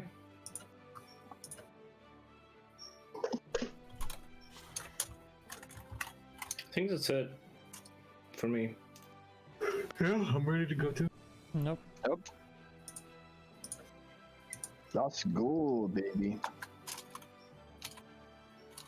Do we have any way to make fire? Yeah.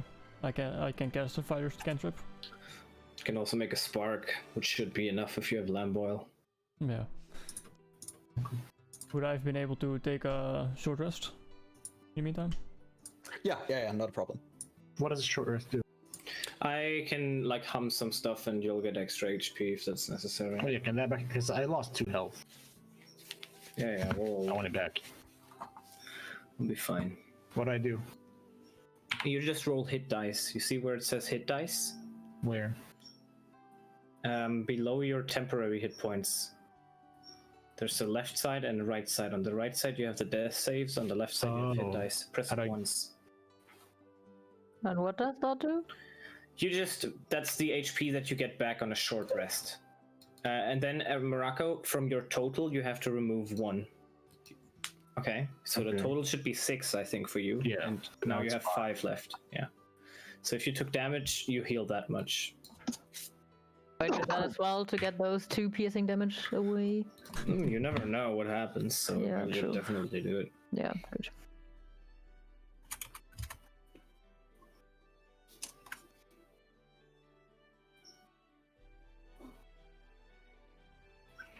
Okay.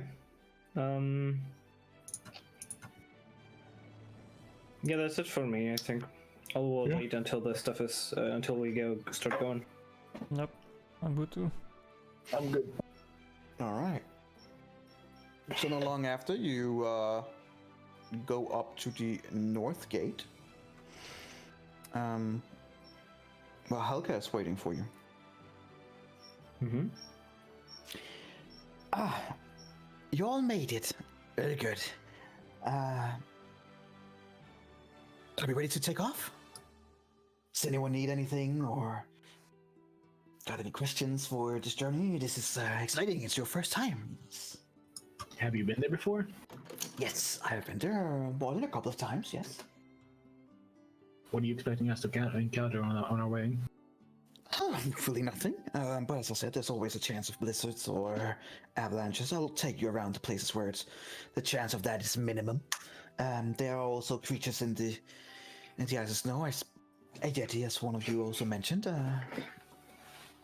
But I'm sure that we can get around them. As I said, they are usually targeting smaller groups. We will be in a much larger group. Yeah. Are we taking a wagon or anything of that sort with us? I believe not, but... Just knowing. No, we will not. We can carry. And how much will we carry back? I'm not sure yet. Okay.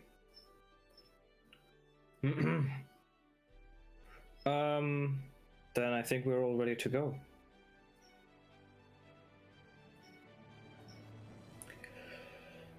All right.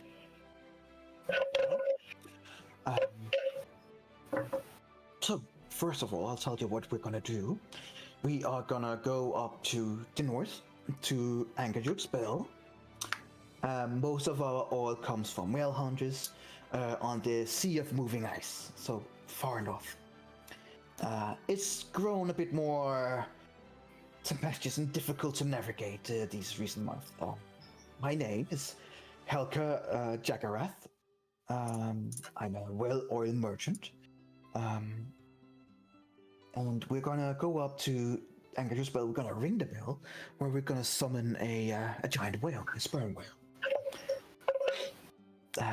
We will then ask, hopefully, persuade the whale to ferry us over through the ice flows of the sea.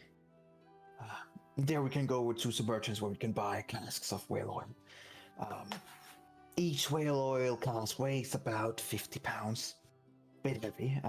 They cost about 25 gold for each of these. I'll be bringing enough for about 6 casks. And I will make sure that you will all be paid as well for your assistance here, of course. I expect the whole thing to take about 10 days, give or take. Assuming that Angerjuk actually cooperates. However, it is imperative that you do not tell Angerjuk what is in the casks, okay? Angerjuk is a big whale. It is sentient. It is smart. But do not tell them what is in the cask and what we're going to be doing, okay? The truth might very well upset her very much. we will tell Angerjuk that the cask contains fish oil, not whale oil. That part is important.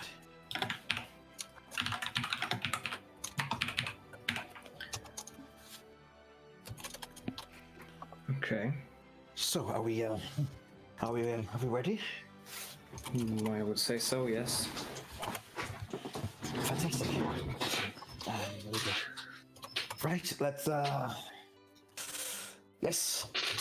move on. And she briskly starts traveling towards Tarkus and Bremen. All right, let's go. She wants to buy 6 of these caskets of whale oil Yes. for 25 gold each. I would also ask her if these are sold in Bryn Shander or how this works. No, we go to the sea of the moving ice. We will, with the whale's help, go to the merchants, and we will buy this whale oil and take it back. This whale oil of these caskets will then be the supply for the city for a long time at least. I will be paid by the city for doing this task, and some of that payment will naturally fall down to each and one of you. How exactly will the whale help us to the merchant? Well, I guess.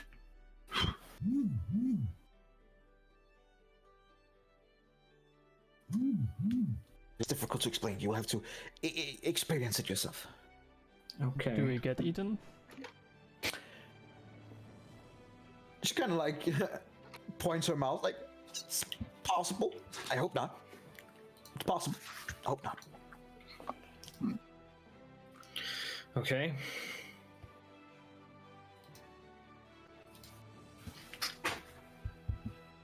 Right. Are we? Yes. All right.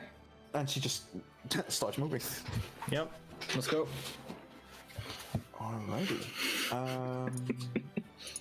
Who will be leading along with Helga? I will. Yes, he will. Yeah. Alright. I want her to look impressed when he fucking leaves. Can you please roll me a survival check? Wait, is it advantage because it's icy? No, unfortunately. Okay. Hey, I'll Okay. try. Will you please roll me a 1d8? We die. We get attacked immediately. By 5 Yetis. We run into 5 Yetis, yep. No, the percentile dice over those, remember? Yes, not Jerry's. Yes. No, you travel along the way towards Targus. She tells you that since we are gonna rest in Bremen, you kind of go around Targus. You see as you go kind of near that it is similar to Bryn Shander, as it has a wall around it with made of wood. But you also quickly see that it is much smaller than Bryn Shander.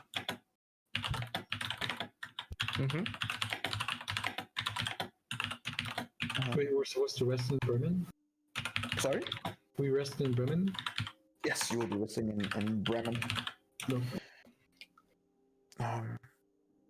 And you gather that from Bryn Shander to Tarkus, it's about, give or take, 5-6 miles. It's not that long. 2 hours? And the rest to Bremen is also about 4 to 5 miles. Like in total from Bryn Shander to Bremen is maybe about 10, 12 miles at the maximum. It's like 6 hours or something? That fits about right when you're doing in a slow tempo. And it is a slow tempo because even though you have the shoes for it and stuff like that, it is like almost everywhere here is what would be considered difficult terrain for traveling. So it takes longer. So about 4 to 6 hours. You're probably more cresting the 5-6 hour mark than the 4.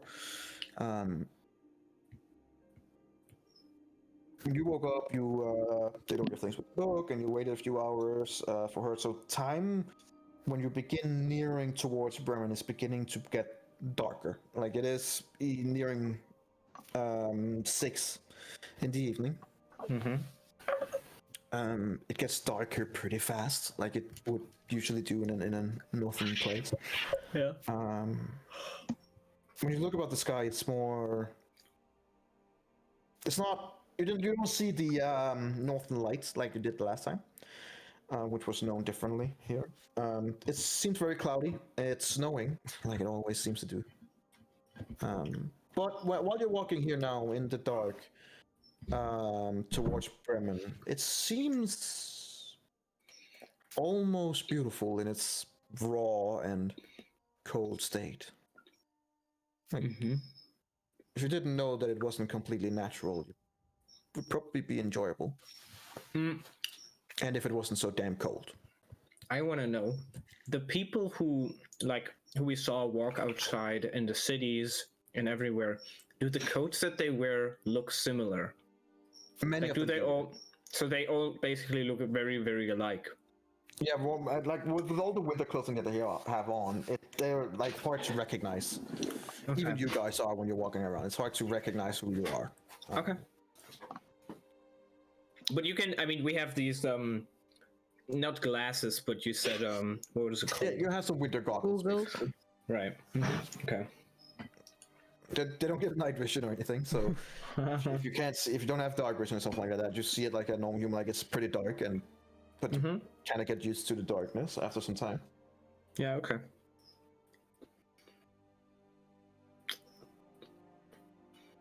What does insight do? I forgot. If you think someone's lying, for example, you can make an insight check to see if your character recognizes Try them. to see if they're ascertain if they're bullshitting or something like that. Yeah. Okay. All right, let me take you to Bremen.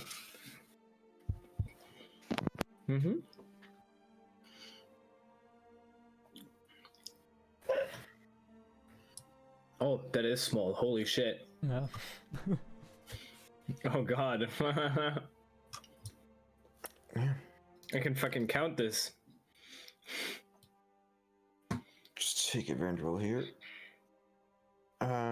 She leads you in to like the southern part, so you'll be like coming in here near the bird treasure. Oh yeah, right, you can't see that yet. I'll make sure you can.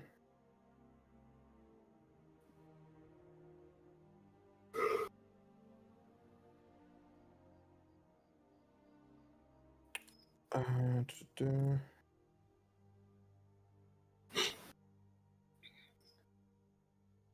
75 houses. 76.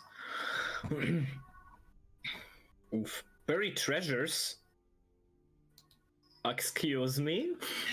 Unfortunately, it's just a name of one of the houses here. There we go. Oh.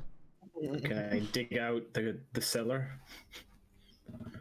Let's Five go taverns. completely demolish the house.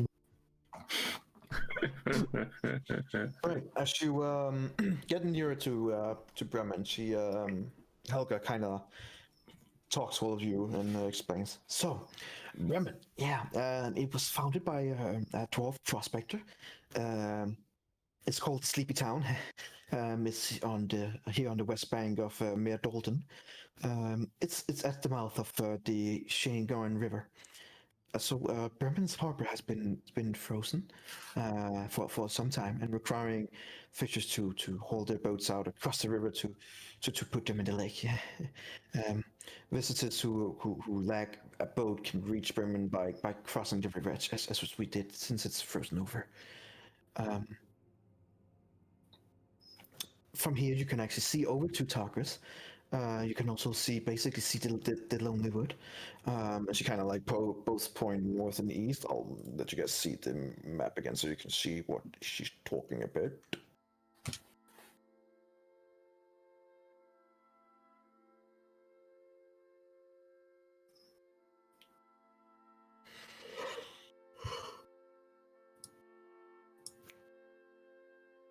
Right. If Oriel's everlasting winter has had one benefit, it is that these hardy people of Bremen are spared the seasonal floods that normally threatens the town. So that's something, I suppose. And then, of course, in return, there's the long nights and the frigid air and the howling blizzards that don't really provide any comfort, I suppose. Yes, about twice a month, in the past months, about twice, the residents here in Bremen has had to mount search parties. It seems like the town speaker and the oldest living resident has been gone missing. And both times they found him wandering around in the frozen shores in heavy furs. There's no memory of how he got there. It's very strange. But, yeah.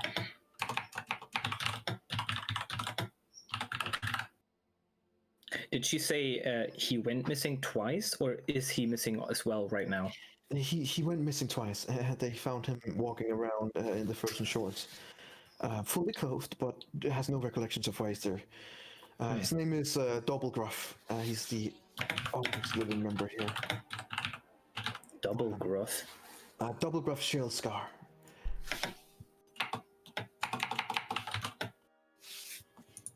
Oh my god, these fucking names. He's very, very old, even by dwarf standards.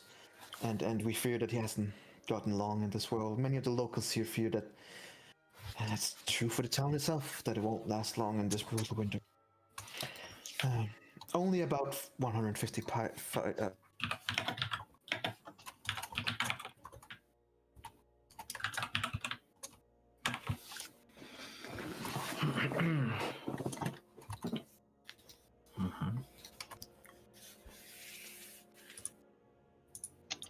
150 people live here in the city. Right, so let me take you back to this city. Oh, wrong city. Right, so there are a couple of places that we can go. We can go to the Buried Treasure, which is an inn. It caters more to treasure seekers, hence the name. Especially those who go to the riverbank. It's a fine place. It's not bad. Yeah. There's also the 5 Tavern Center, which is 5 taverns that stand in like a kind of a semicircle in the middle of the city, town, I should say. It's 5 brothers who originally intended to build a tavern together, but each had assumed he would be the one to run the business. So you can guess how that works out. So they fuck each other up. Basically, none of the brothers would work for each other, so each built their own tavern, and they all compete for customers. As you could imagine, that's not going so well. The different taverns are called Stones, Even Keel, the River's Mouth, the Grumpy Moose, and the Black Bearded Brother. All the taverns are old and kind of poorly maintained.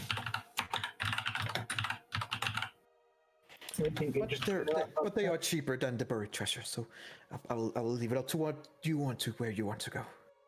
Could you? What exactly is in the Buried Treasure? The Buried Treasure is also an inn. Well, what's about like how is it different than the other 5 taverns? It caters more to it's more like a I suppose if you come from another place you would call it a bit of a tourist trap, I suppose. And we don't get many tourists now, so I guess just a trap. Not really. It's an okay place. It's fine. It's better maintained than the others, but also more expensive. Where do you usually go? Well, since my expenses are paid by the city, I usually go to the Buried Treasure. That's fair. I'm gonna go to the 5 Tavern Center. All right. As you walk over there, you see that there are indeed these 5 different taverns with different signs hanging out there. When you walk past the Buried Treasure, there's a few people there. When you come to the 5 taverns, there seems to be more people here. It could be that people are just more like poorer here, or it's just a bit more rowdy, but you can also see that they are generally a bit lesser well maintained than the Buried Treasure was. The Buried Treasure just seem a bit more high end. I want to go back to the Buried Treasure.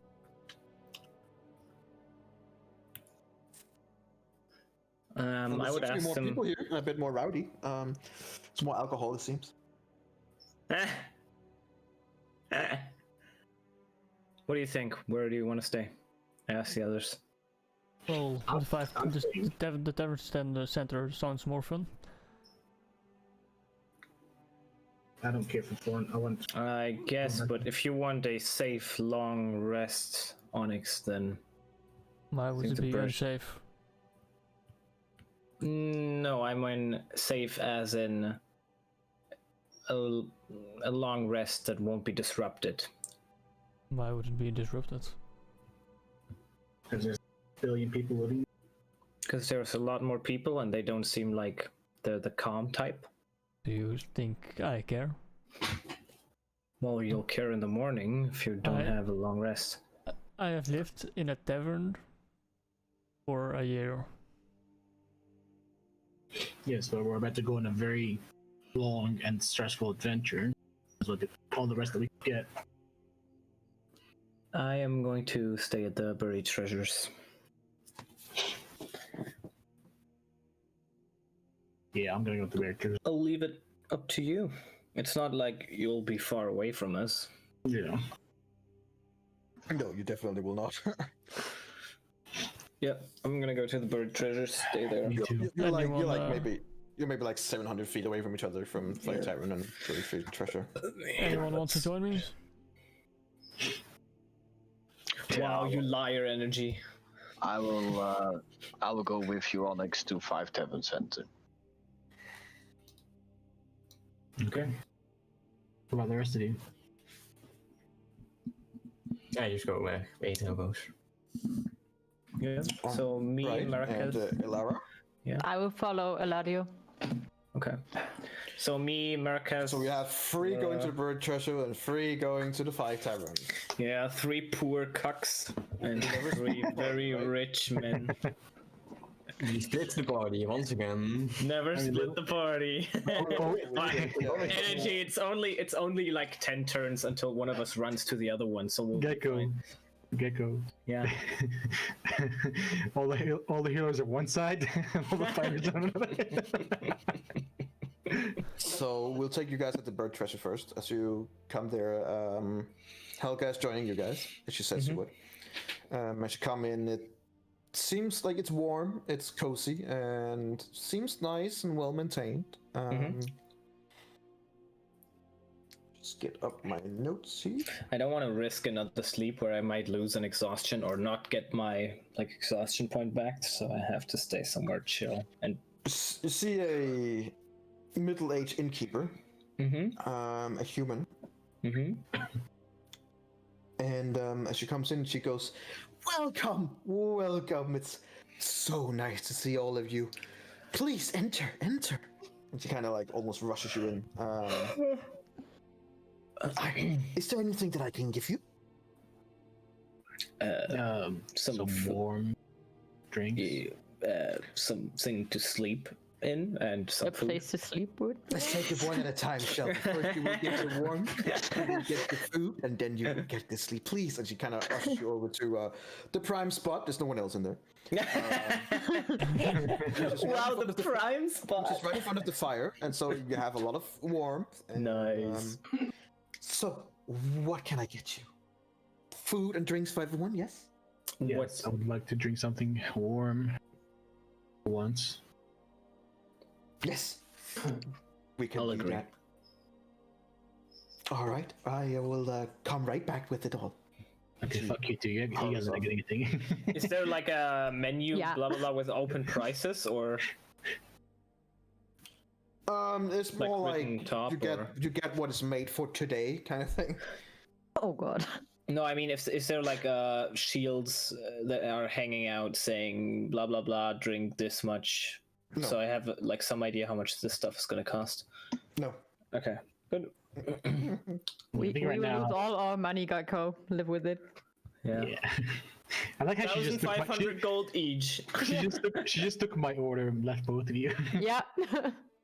No, I'll take the same. I think she's going for everyone here.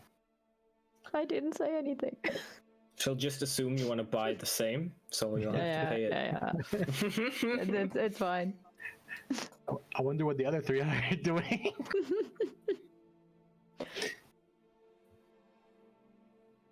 All right. You see her running around. Seems like she's doing a lot of it herself. And she seems kind of like a little bit flustered, but happy that there's someone here. Mm-hmm. Can she hear us? Like, It doesn't seem like it. She seems like to be in the kitchen, so I don't assume so.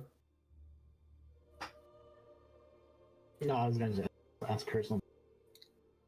It doesn't take long until she comes back with some drinks, both some warm, what we would today, but kind of have an akin to a kind of coffee, a warm, strong drink. But there seems to be some kind of alcohol in it, so maybe like a coffee with a little bit of rum in it or something like that. Mm-hmm. It's warm, it tastes nice, and it gives you that like nice warm feeling throughout the whole system.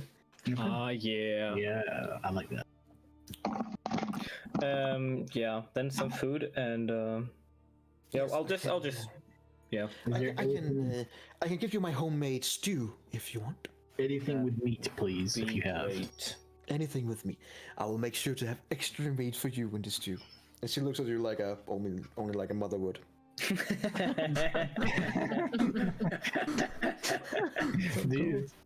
Are you alone here? Do you work alone here? Or? I do now. I Did I DC? No. No, he got out. Oh. When my son was still here, I was working with him. But now I work here alone. Where's your son, if I may ask? Well, my son joined the last search party to find Speaker Shellscar when he went missing during a blizzard some time ago. The speaker was brought back safe and sound, but Huawa, my son, got separated from the others and didn't find his way home until the following morning. He had terrible frostbite and could barely walk. Strangely, over the next few days, Huawa displayed a weird meanness towards me that is very uncharacteristic of him. There's a clear change in his demeanor. And well, one day I found a shard of black ice in my son's room, and when I took it, he was furious and snatched it away and threatened me if I ever touched it again. I knew something was wrong with him. The Willis here? He's not here anymore.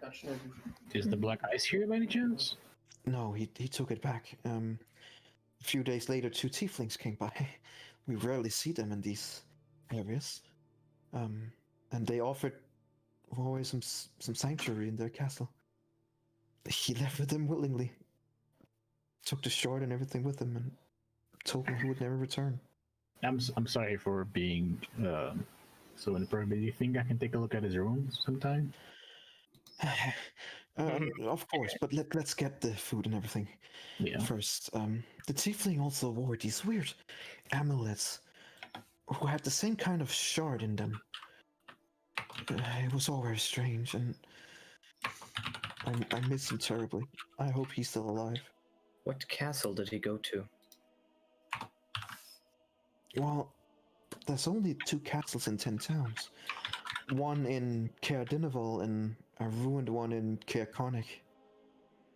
Can you write those names? And also the name of the son, because I don't know how to spell it at all. The name of the son...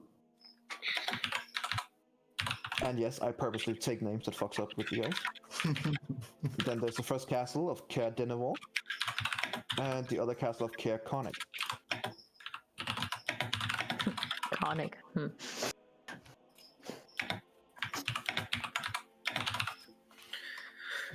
Huarvar. But for now, and she says with, holding the tears back, I'll make sure to get you a lovely stew. And she hurries out into the kitchen. I'm so happy we came here. Me too. Just wonder what it would cost us. The others are probably eating rocks. It doesn't take long. She comes back like 15-20 minutes later. She comes in with a big pot, like a big pot that she puts in the middle of the table with a big stew on it. It smells very, very well. And as you start pouring it up to all of you there, you see that there are both different kinds of vegetables in it, different kind of meats as well. The meat, as soon as you take it off with a spoon, you can almost cut in it with your spoon. It's very, very tender. It's very, very, looks really, really I'm good. getting hungry, dude.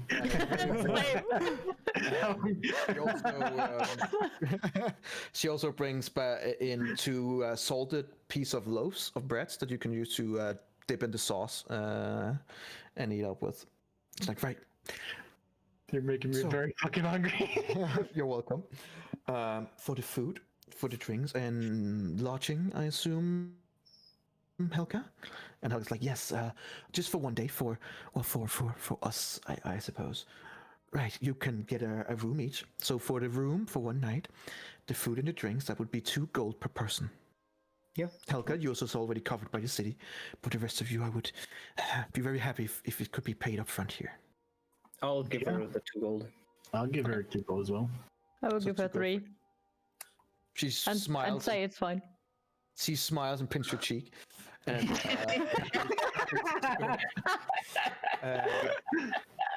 eat up. There's plenty of where this comes from. And she hurries back out into the kitchen. She's such a mom. When you That's guys why I gave her more. when you guys start eating it, it tastes really, really well. It's really well made. It's well seasoned. Seems like it's definitely worth it. I haven't had a good meal in days. This is amazing. Well, aren't you a cook? Right. For The others. I'm gonna enjoy this. you guys are standing in the 5 Tavern Center. You can go into this tavern called Stones, the Even Keel, the River's Mouth, the Grumpy Moose, and the Black Bearded Brother. Grumpy Moose. The Stone, the Even Keel, the River's Mouth, Grumpy Moose, and the Black Bearded Brother.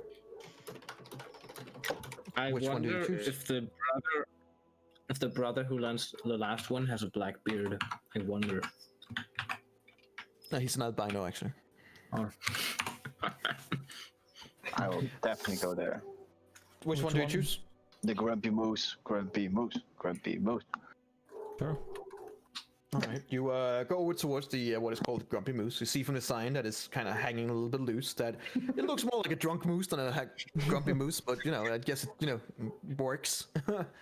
As you walk in, as soon as you open the door, like a smell of smoke and different things just hits you. As you see, there are about 4 other people here, all smoking different kinds of pipes and stuff like that. And as you walk in one by one, you hear one of the dwarves going, "Close the door, will ya? It's getting freaking cold in here." As you guys kind of like hurry in and close the door, and the heat then takes over. And you see one of the dwarven brothers standing at the bar, and as you see him with he's standing there like with a towel thing, and just mopping the bar counter, and you see that. You get the feeling that what he's mopping around probably makes things worse than better. Like, you're not really sure if it's the bar that is just that greasy or if it's the cloth itself that just hasn't been washed. Can you mute? Because there's a dog barking hardcore. Yeah, I was about to do it. 2 dogs. Yeah. Hey, don't insult my fucking dog. He's not insulting him. He's Oh, just it's your saying dog? It's our dog. Yeah. But as you come in, he goes, "Aye, welcome. I can ignore the other guy. How can I help you, huh?" Well, first of all, some ale. Ah, now we're talking. Ale, yes. And he like hobbles down, goes away, and takes some new glasses that he then uses the cloth to clean. Which again, you get the feeling that he's probably making it worse.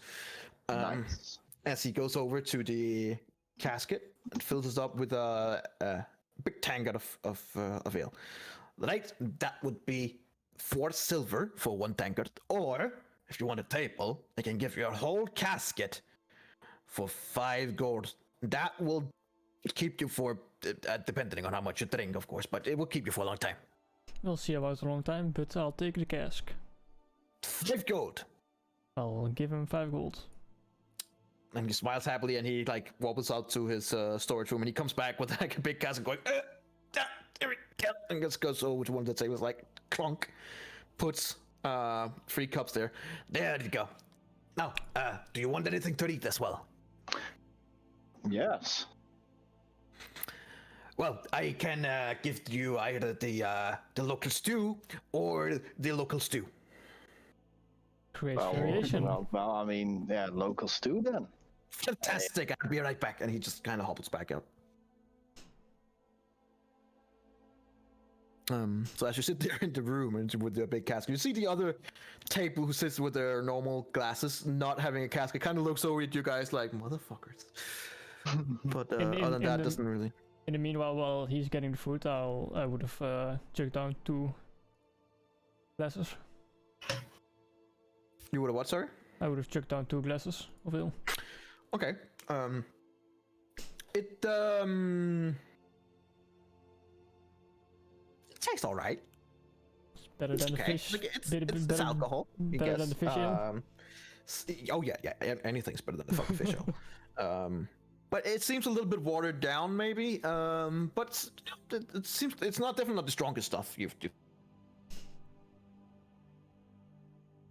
All right.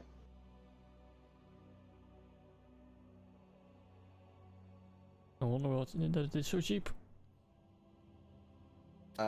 Sorry? Yeah, you want to watch so cheap? Yeah, that's Yeah.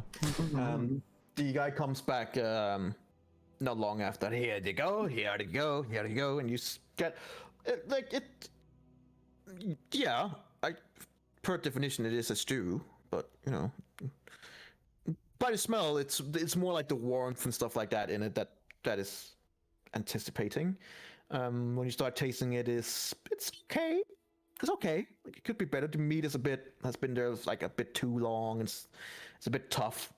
Could have been a bit more spices, but it's all right. It's passable. It's warm, which is the most important thing. So for 2 of you at least, for 1 of you at least, you get that nice warm feeling. Nice. So Adriel, you get like it's like it could be better, but as soon as you drink some of the like a super source that comes with it, it's like it gives that really nice warm feeling out into your system. Onyx doesn't eat, so he doesn't care. Eventual, yeah. I would like, is there a big group of people somewhere, or they're all just a lot of separate people? There's 4 people sitting at the table like next to you, and those are the only other people here. Right. I'll walk up to their table. Oh boy. Okay, you see that it is 4 dwarves sitting and drinking and smoking on their pipe, and they one of them with a thick, heavy like skin hat and padded with extra fur and stuff like that, just looks up at you. Can I help you? You dwarves like ale as well, right? Say that again. You dwarves like ale as well, right? Of course we do. How about a contest? What are you proposing? A drinking contest.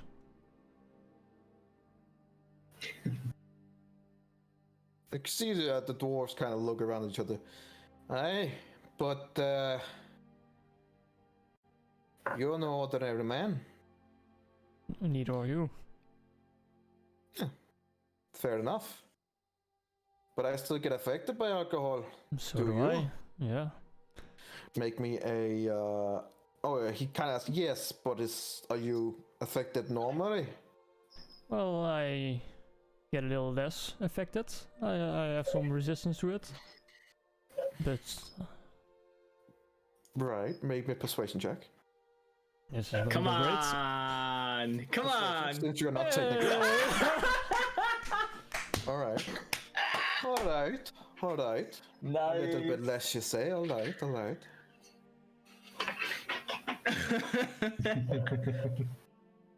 What do you say, Marcus? Are you up for the deal? And you see one of the other dwarves that he's looking at is like, it's visibly a little bit taller and bigger than the others. He looks like a miniature version of Obelix, basically.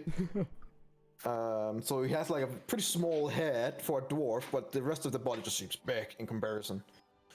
Like I can take on the Tin Man. No offense. Why do they always use that? I don't know what else to call you. You could call me Little Man, and I wouldn't be offended. Well, I guess it's better coming from a dwarf than coming from a human. Yeah, that's the spirit. All right, sit down. And you kind of like make room. And a barkeep. And he comes over and he's like, yes. We need and kind of looks you over for a good bit. We're gonna need 2 caskets over here. I have 1 cask here. I only drank 2 pitchers out of it. But then we're not starting at the same point, are they? 2 fresh caskets, barkeep. Sure. We will pay for 1 each.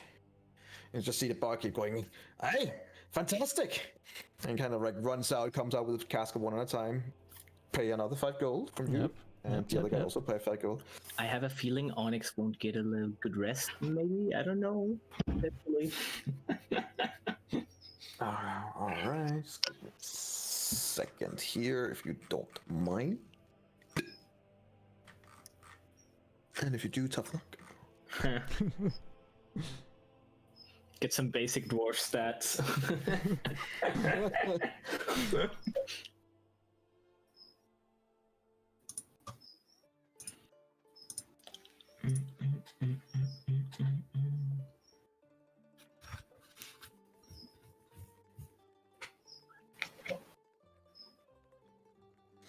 All right.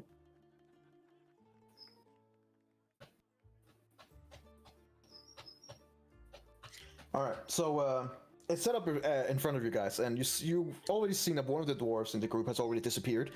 And like 5 minutes in, when you're kind of like getting everything set and ready, more people are coming into the tavern.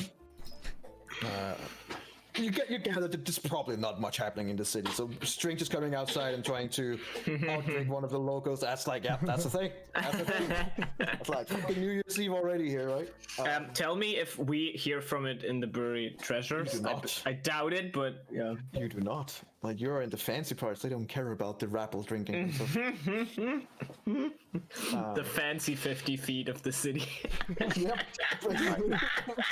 Nice. Oh man. That's just how it is, you know. No, that's good.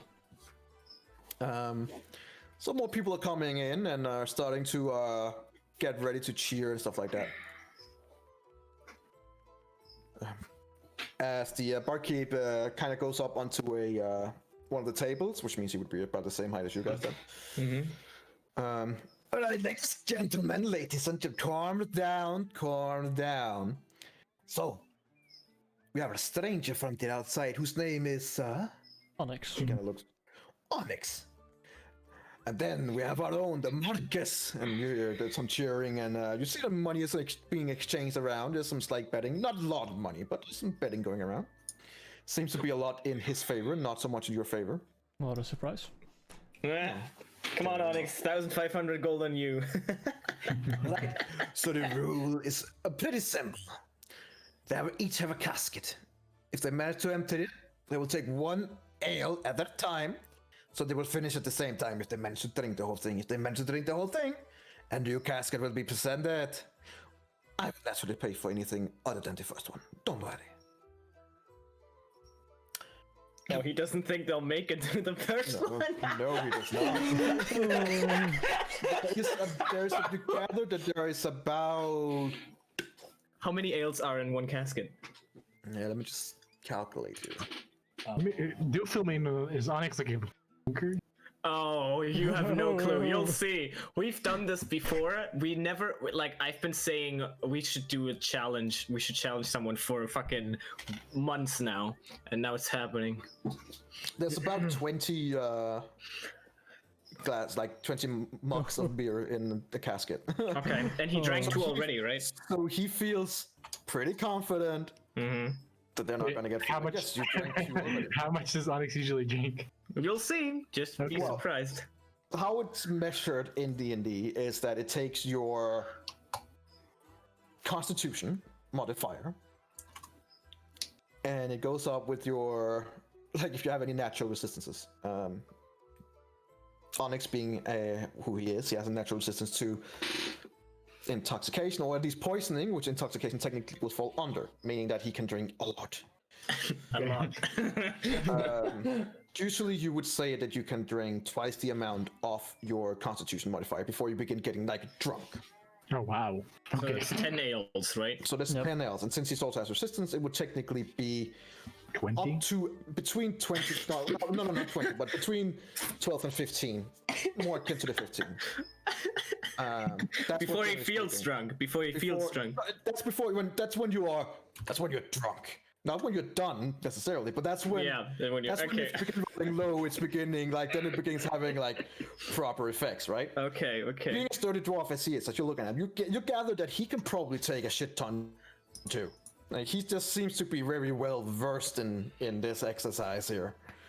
It's as well versed as you. Well, as I said, there'll be a big room here where you'll be drinking, and it has minimum effect. When we hit that marker for both for him and for you, you'll be beginning to roll, and then it will have an effect depending on your roll. All right. Yeah. Awesome.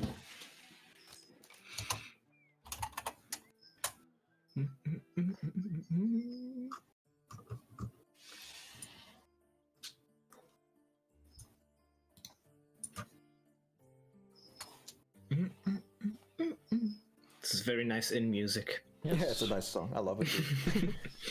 Right, so for the sake of brevity, from the 1st to the 10, both of you do without any issue. Just drinking down. Every time you drink down, yeah.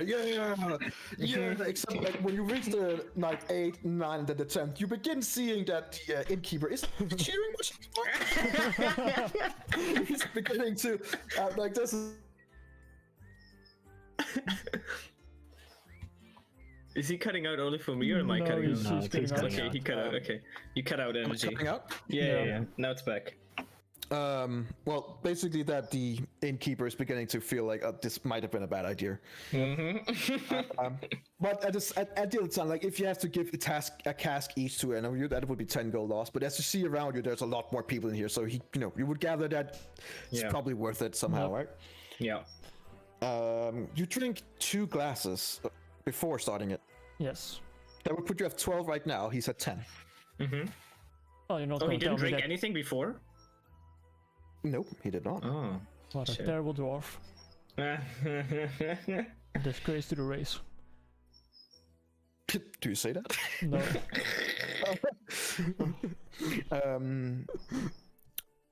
Who was with you? That was the 2 brothers, right? Yes.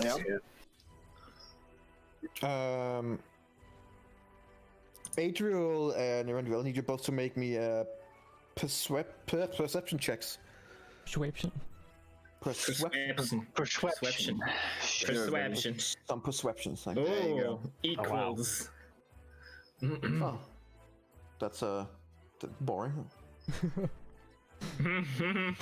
You hear when you hear people around, you hear that they are like, this is the most fun we've had in such a long time, and one of the other guys say, yes, it's been like right after our fishes began getting terrorized by the monsters in Lake Mare Dalton. We haven't had this much fun since all the incidents happened. And you hear yet another one going, yeah, like none of the other cities has been hit by this, but we have. It's finally time for us to have a little bit of fun. And you hear some agreement and some cheering. They don't seem to recognize that you two are just standing there listening and looking, but it seems like everyone is, coming together and just talking and having a good time, which they apparently, from what you can gather, haven't had for a long time.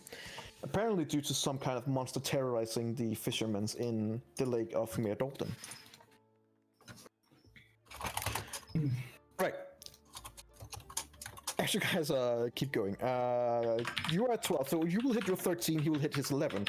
He will have to roll, and I'll do that not on the stream, do it with my dice so nobody can see. That's probably a good idea.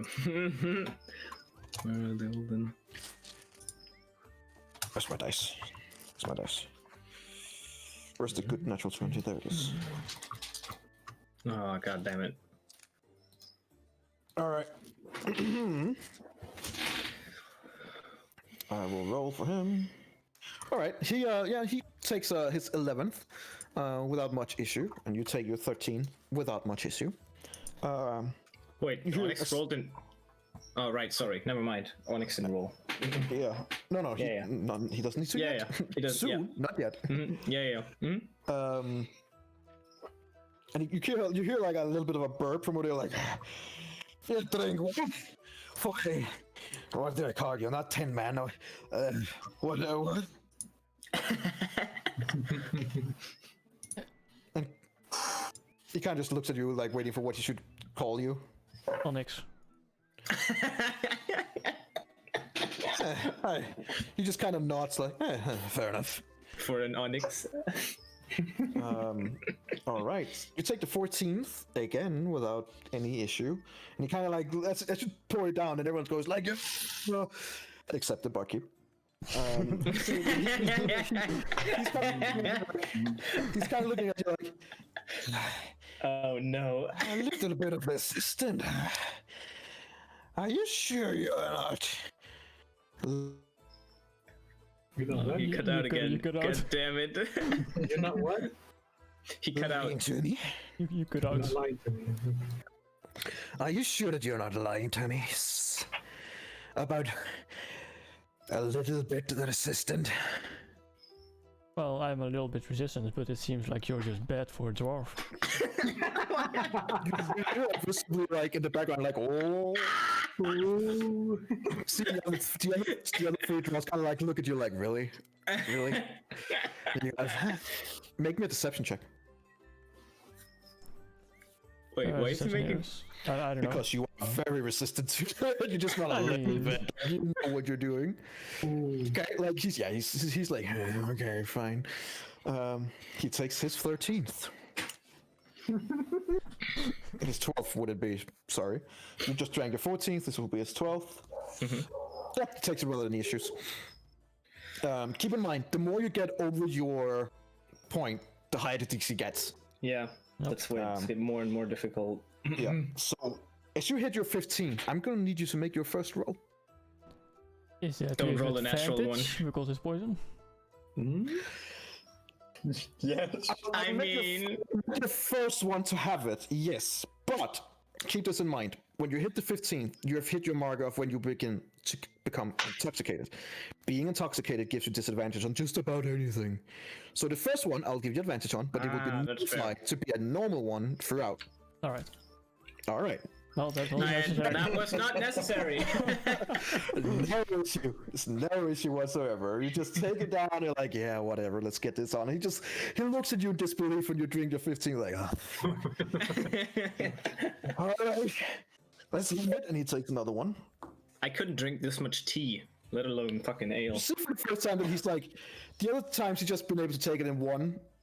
This one he bites over, which you can. It's fine. It's not against the rules. He empties it, but he has to bite it over. And he's like, when he puts it down, you hear like, another.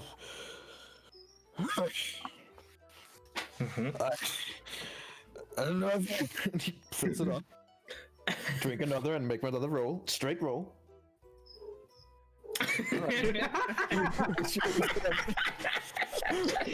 And once again, you see the other dwarves. Can you see the dwarves kind of look around to see if it's like leaking out somewhere or something like that? And the other dwarf goes, all right. And he kind of like slaps himself on the chair. Okay, you can do this. You can do this. That's a natural 20. He just gulps this one and seems to be back on track. All right. Wait, does the dwarf not roll with disadvantage at all? He doesn't roll with disadvantages for reasons that you don't know. But his DC is generally speaking like getting higher faster than Onyx because he started his rolling already like 6 beers back now. So his DC is getting continuously higher. He's just rolling well and have a high constitution. What is DC? DC is like that's the fail limit. So if I say you have a DC of 16, if you roll anything below that, you fail. Okay. In this case, with these, it's not. You don't just if you fail once, that doesn't mean you puke everything up unless you fail badly. But you begin getting like then deteriorate, then you can kind of like come back again, and like there's different rules. But don't worry, I have his conditions on the check as well. Okay. Onyx. Come on. You got this. Oh no! Okay, so for the first time, like he felt before, you like for the first time at all, you have to buy it over your beer too. Like you gulp it down halfway through, and then you're like, all right, sink, and then the rest of it goes down. And the other three dwarves kind of smiling, like, you got him on the run, but he's like, his eyes are just kind of focusing on you, and like, Dylan, like, no, he's getting weaker. Perfect. You get the feeling that he's getting proper drunk. All right, let's roll for him again. Oh, he's rolling well. He's rolling well. That hit the exact DC. You see him again, like he's biting it over and he's having difficult, but he gets one more beer down. All right, dude. Drink. Like he seems both tired. No! Oh boy. Okay. Now so come the terrible rolls. That's your second fail. This time you visibly like. You know what? Make me a performance check. I'm not too bad at those. Oh. Okay. You managed to hide that you actually puke a little bit in the cup and drink it again. You messed it up. Nice. So you like have it on your... Luckily it isn't junky because I don't eat. No, yeah, but you know, that makes it Still bring a little sour. bit of beer back into it and then in again, and you could taste like, ugh, that wasn't good. Worse than fish ale. Is he at 17 now? Where is he? What is it, 17, 18? So it's a lot higher. This would be the... For 19. 15, 19. 16, 17, 18. That was the 18th. Wait, he makes one since 15, right? So that Yes. would be 15, 16, 17, 18. That would be... Oh yeah, 15. Yeah, 18, yeah. 18th, and the other guy's 16th. Yeah. All right, so you managed to hide it. The other dwarves are kind of like, you got him on the ropes, and the other dwarf is like, he's like swinging a little bit, like, yeah, perfect. Which one is mine? And he kind of like takes an empty one first, and his buddy helps him. Like, good. All right.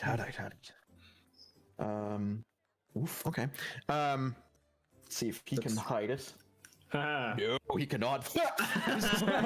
You visibly see something like sprue to the side, like, sorry. And he kind of like bites it over and drinks, and you see everyone kind of looks around like, it's like, it could be passable, but they're kind of like looking at you to see if it's agreeable or not. He did manage to drink it, but he did also, you like, spew a little bit out of the sides. They're like, you see the barkeep going, alright, so Onyx is, well, are you considering, or? I'll just stay silent and drink another. Hey, and you see all of them cheer once again. Oh Wow, no, we're so you cocky little down. shit. That's the third one. I'm sorry, Onyx, that's unlucky. That does hit the third one. A 3 and a 3. Yeah. That's very unlucky. That's unlucky. If I was there, I could have Fail. given you the bardic inspiration, but that's not. You hit the first fail, unfortunately. He rolled really well, the other guy.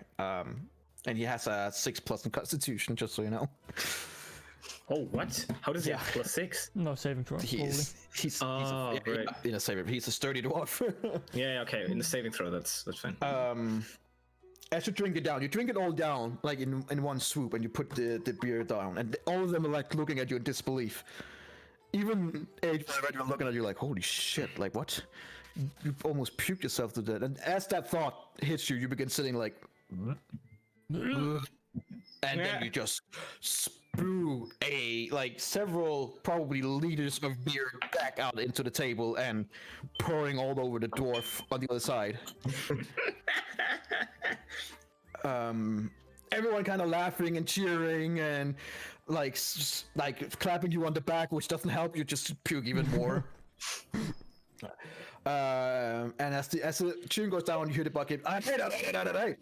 But technically, they're even. So, Marcus for the victory. Drink another. And you see Marcus just holding his beer, like he's drenched in your puke or your beer. And he's just sitting there like, That probably doesn't help to keep yourself straight. Right. One more. And he starts drinking.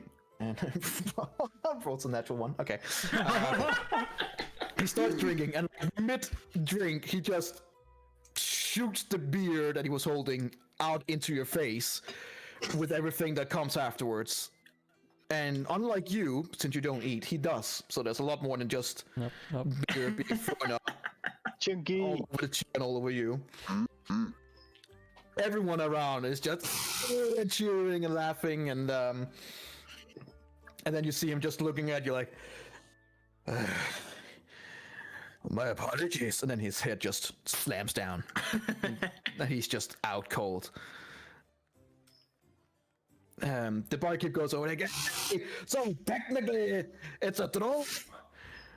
The rest of the beers in the casket can be drinking by anyone else. I think our 2 people here are probably done for tonight, eh? And you hear like a cheering and laughter. You try to say something. It goes out more like, hang on. And as you look at him, you're kind of weird, because you could swear there was only 1 barkeep before, but now there's 2, now there's 3, now there's 4. It's really weird. You see all around people just going to their places. One of the barkeep mates comes out with a cloth and just like, just cleaning it up. It's not having a good time. But you sit at the same table. The dwarves are both like congratulating you and trying to see if Marcus is still alive. He seems to be out cold. The barkeep comes over to you guys. So, there's the room upstairs for all 3 of you. Don't matter the pay. You've already been giving much of a needed reprise here in the tavern. So, please, on the house, there's a room upstairs. He could probably use some sleep. And as he says that, you can see Onyx is like dangerously close for his head to hit the table. You see every time he kind of nods off, he comes closer to the table, and he nods off, sits back up, then begins falling down again, and comes closer to the table.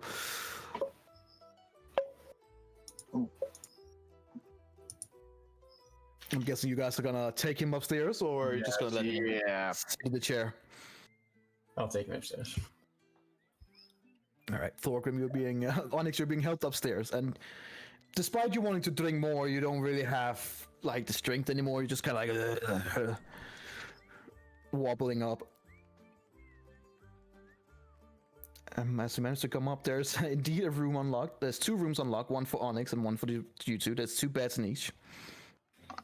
And as you put Onyx in his bed, he's just you don't sleep, but this time you shut down. Like you shut down. All right. So you guys are getting drunk on the drunken moose. Like grumpy moose. You guys on the bird trash, you don't know any of this is going on, but you sit in the tavern. You've been eating really, really well, and you've paid, and yeah. Is there anything else you guys want to do? Nope. Oh yeah, I want to investigate the room. Yeah. You are allowed to do so. She kind of like shows you up to the room. It's a small room, very private room. Seems a lot of the personal stuff has been taken away. But yeah. I'll start with the bed. Under it, behind it. Make me an investigation check. I would be with him. Me too. Okay. You quickly gather the feeling that the son probably took anything of value with him, including the black rock. What about the black closet? shard? And the closet. You see a pair of old trousers, basically, like all the winter clothes and stuff like that would be needed. He's taking with him. Can you put the big map on again? Sure. Because I would like to ask her where the castles, these 2 castles are, and where she think he might have been taken. Oh yeah, right. They're right here. Okay. Yeah, they're right at the east, near like Denishire, not very far from each other. Is there anything that looks out of place? Not really, other than it's clearly been very quickly run over by whoever did it and needed the things. So you gather that the son was kind of like in a hurry to get away.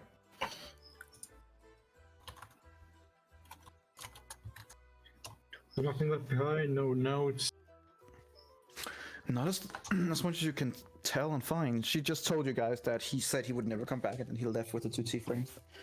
Well, if I can't find anything, then I'll just go to my room.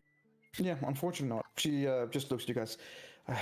If you ever do find him, please tell him that his mother missed him dearly. We will. Okay. She goes downstairs and lets you guys do you. Mm-hmm. I would search the room once as well, or did she lock it afterwards? No, it's not locked. You don't find anything else other than what Marcus didn't find either, unfortunately. That's a great. What he didn't find either. I'll go to my room then to rest. Yeah, same. Don't think there's much more for us to do. Mm-hmm. Okay. Do I replenish my spells then? Sorry? Do I After the replenish? Yes. Yes, you can replace any spells if you want. Morning, basically.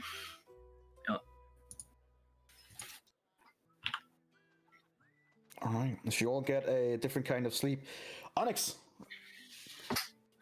Make me a, roll me a 1d100.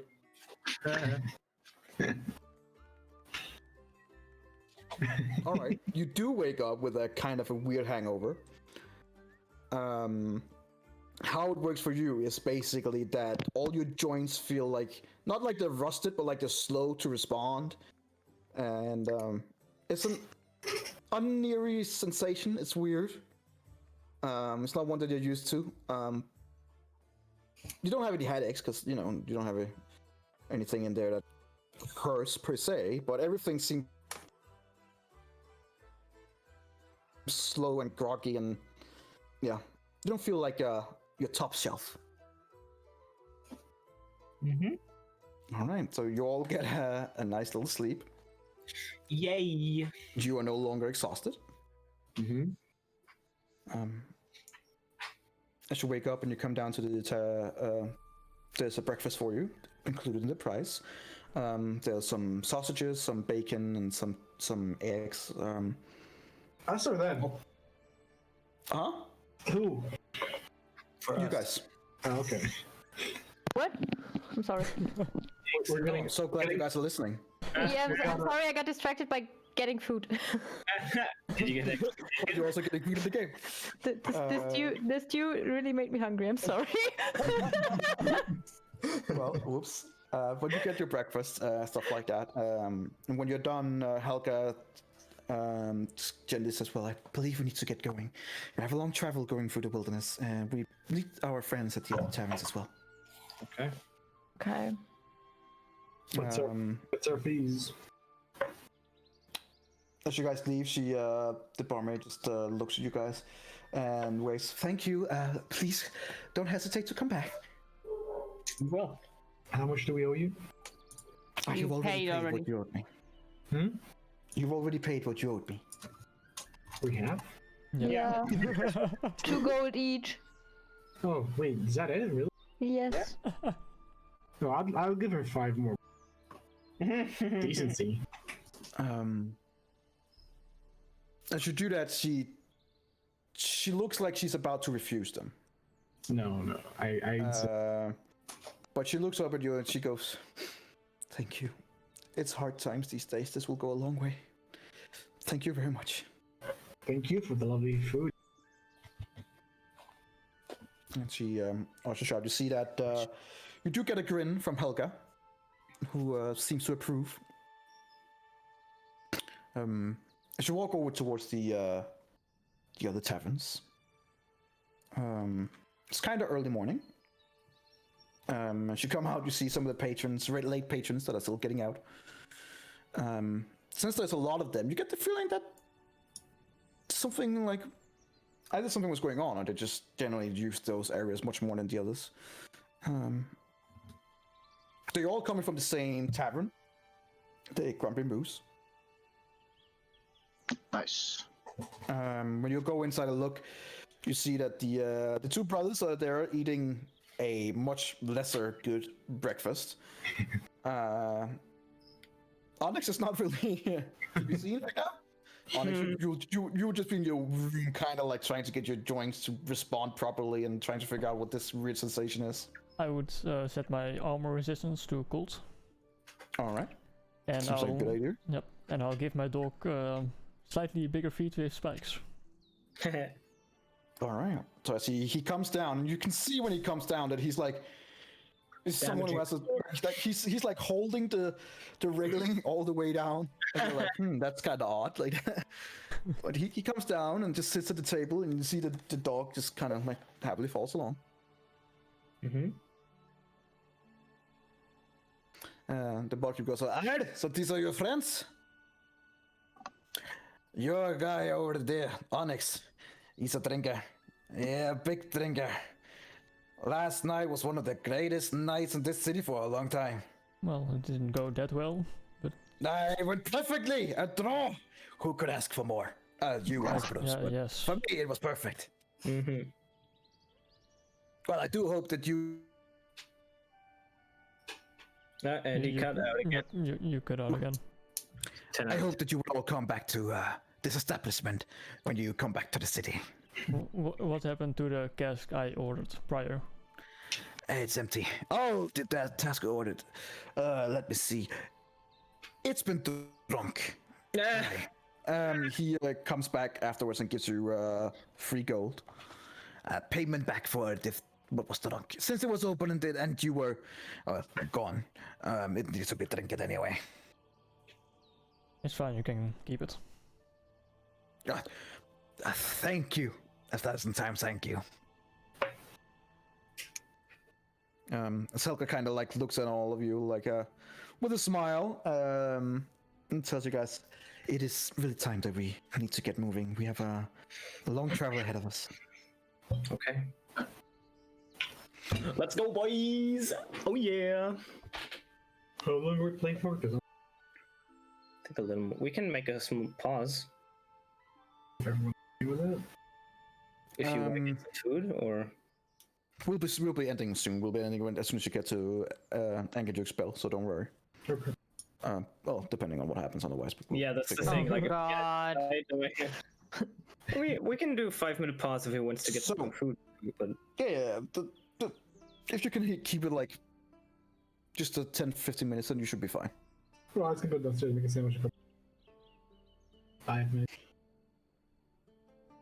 And then we could get into a fight as well. No. Oh, do you want to make a sandwich? We can make a 5 minutes pause. Yeah, please. I'm starving. All right. So see you back in 5 minutes. Yeah. I'll be right back. All right.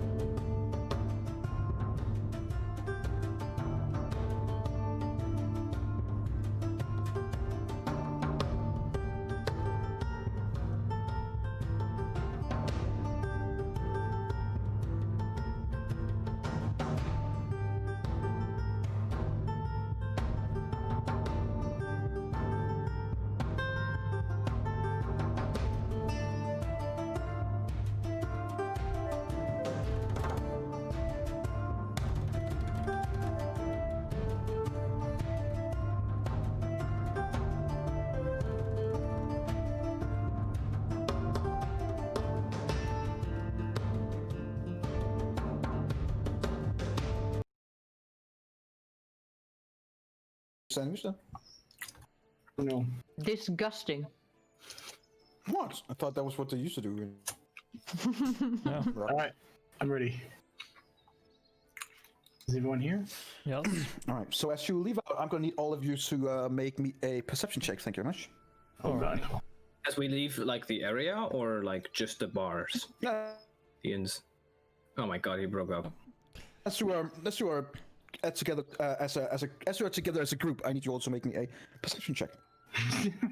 Perception. Good job, Onyx. Hey, he drank a lot. Okay. Yeah, I'm true. tired. That's why he rolled twice. No, that's for my dog. The two of you who need to. Right, I forgot about that.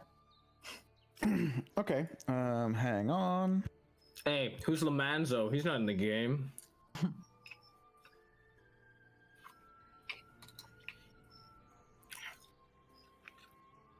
Maybe that's a new guy. One imposter among us.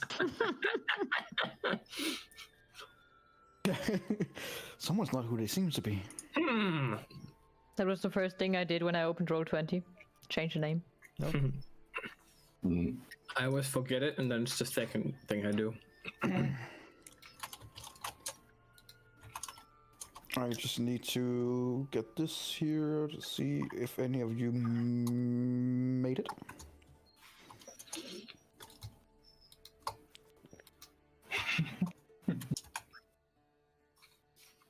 Yeti is sneakily following us. God. Just imagining a Yeti being all sneaky behind us. Yeah, no one can see him. It's like every time you turn around, he just stands still and blends in. It's like, He just hides behind the tree. Like a very, very small tree, but still. Yeah. There's so many great sneak gifts. Yeah, exactly that, Gecko. Exactly that.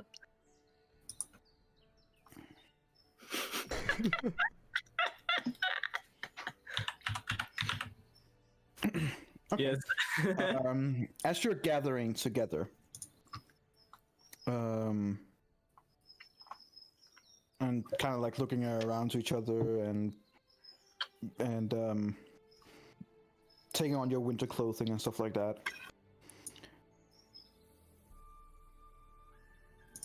Elara, Yes. you realize, looking over people when they take on their winter clothing and stuff like that inside the moose, that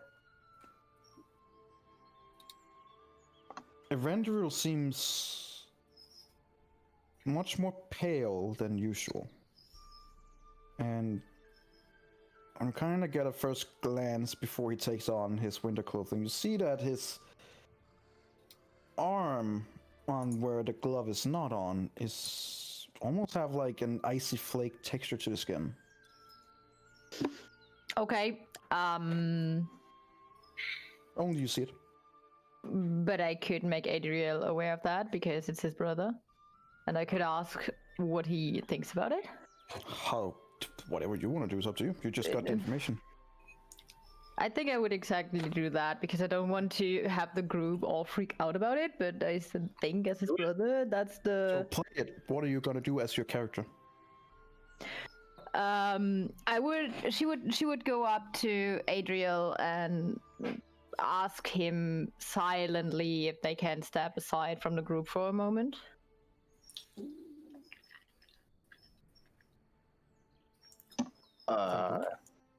Well, of course we can, Alira, but what's up?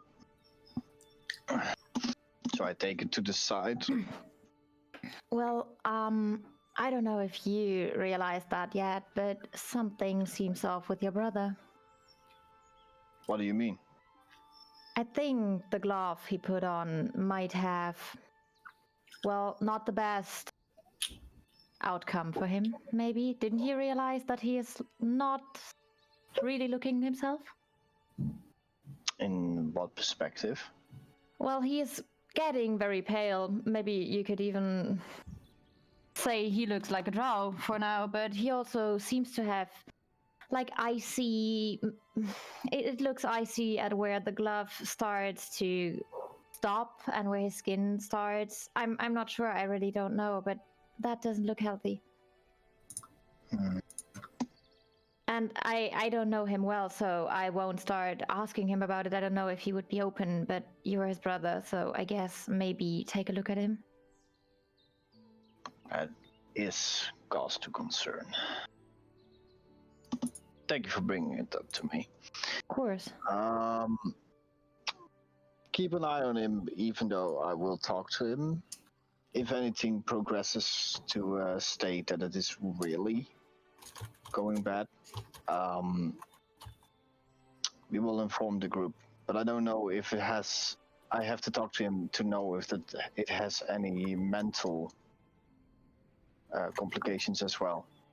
Sure, you know the group better. I wasn't sure if it was smart to let them know about his condition. So No, that's up to you. It's definitely smart to just leave it to me up till now. I know some that freak out about this stuff. Yeah.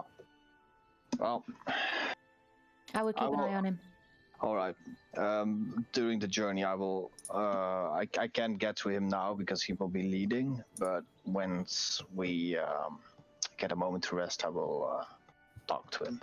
Just But thank please you. let both of us have an eye on his condition at all. Yeah. I mean, if you're in front, you can look at him. And I will make sure the people that are now around here. I will keep them a little bit in check as well.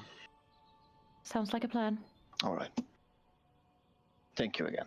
No problem. And then we'll move back. Yep. Right, is everyone ready? Then we can go out into the wilderness, yes? Yes. Of course. All right. Did Arendril put on his coat? Yeah, you all have your winter clothing on. I'm asking also him, like, kind of, not like directly in character because he doesn't need it. So I want to know, as his character, would he put it on? I mean, I guess if I'm not feeling cold, I don't think I would. You see that Helga's looking at you like, are you gonna take on your winter clothing as well? No, I'm fine. It's very cold outside. I can handle this cold. It's fine. Are you sure, brother? Mm-hmm. Well, if he freezes, then we'll make sure that he will be wrapped around in Wolf pretty soon. Right. I'm not sure you guys understand how nasty the cold is here, but okay. And she kind of like looks over you guys, like you can see, like she's visibly like, these fucking tourists. No, I don't need my coat.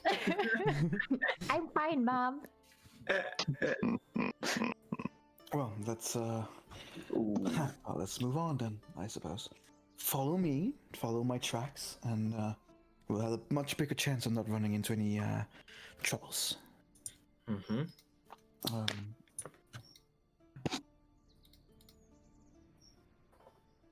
I should travel out into the wilderness. Who's gonna lead? I will. Okie dokie. So, I need you to make me a survival check. Ooh. I rolled a 5. Roll me a 1d8.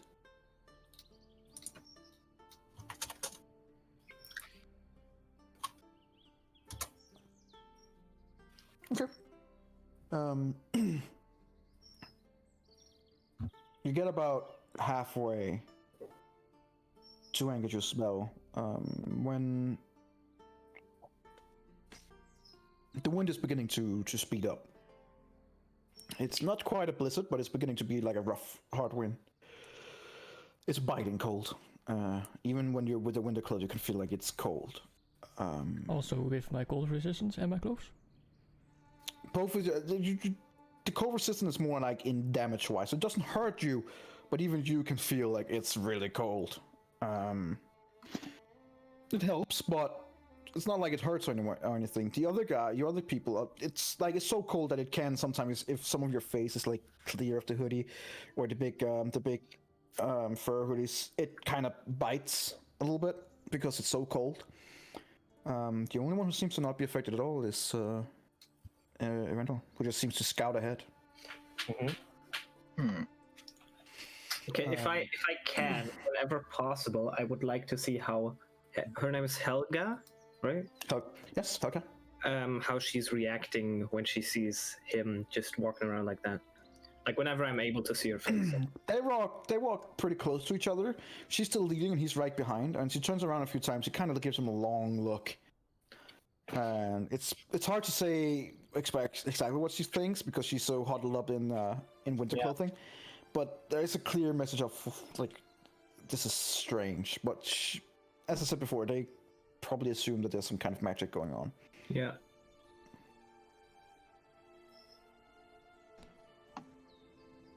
Okay. You're about halfway there. So that would be, you would find yourself around here-ish. That said 2-3 days in total. Well, it's 1 day to Bremen, as you're, then it would be 1 day in the wilderness, and then you would reach Angerspell, where you'll also be able to do your stuff, and then the travel, and then going out, get your stuff will take at least 1 or 2 days. So the travel from Bremen to Angerspell takes 2 days at most.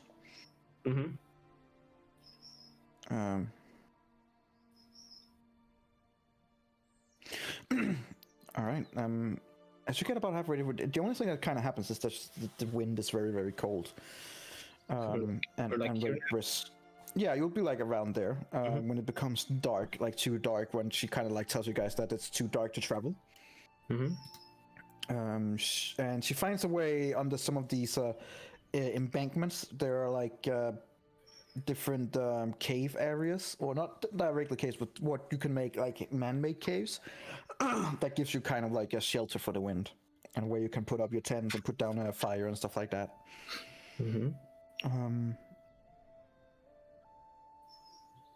yeah, she does that around the evening time. You find a decent place with both her survival and Erendril. You find a decent spot where you're in shelter of the wind, where you believe you can light a fire without it being too bright, especially with the wind and the snow going on right now. You probably can't see much anyway.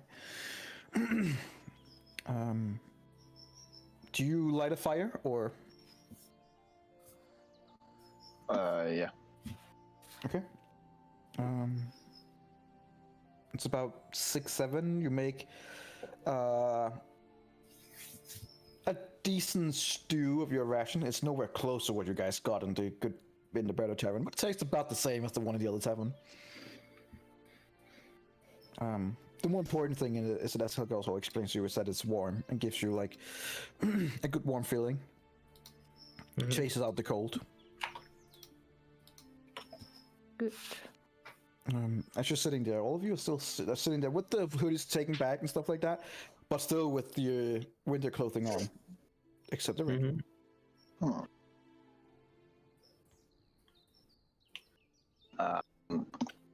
I ask Erendril if he would come with me for a minute. Just come with me, brother. I need to talk to you for a minute. All right.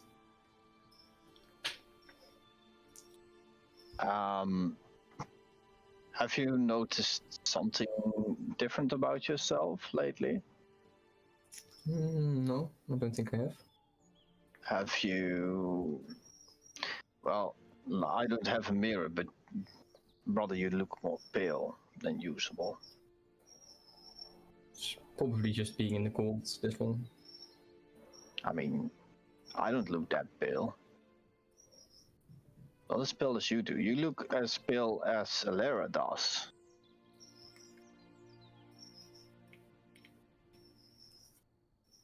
So, and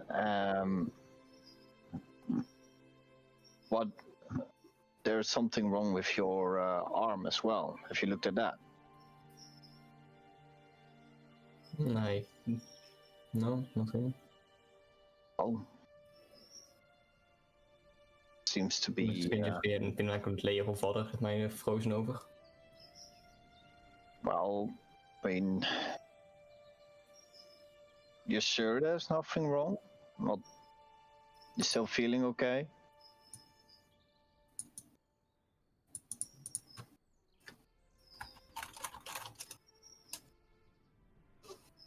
Yeah, I'm fine.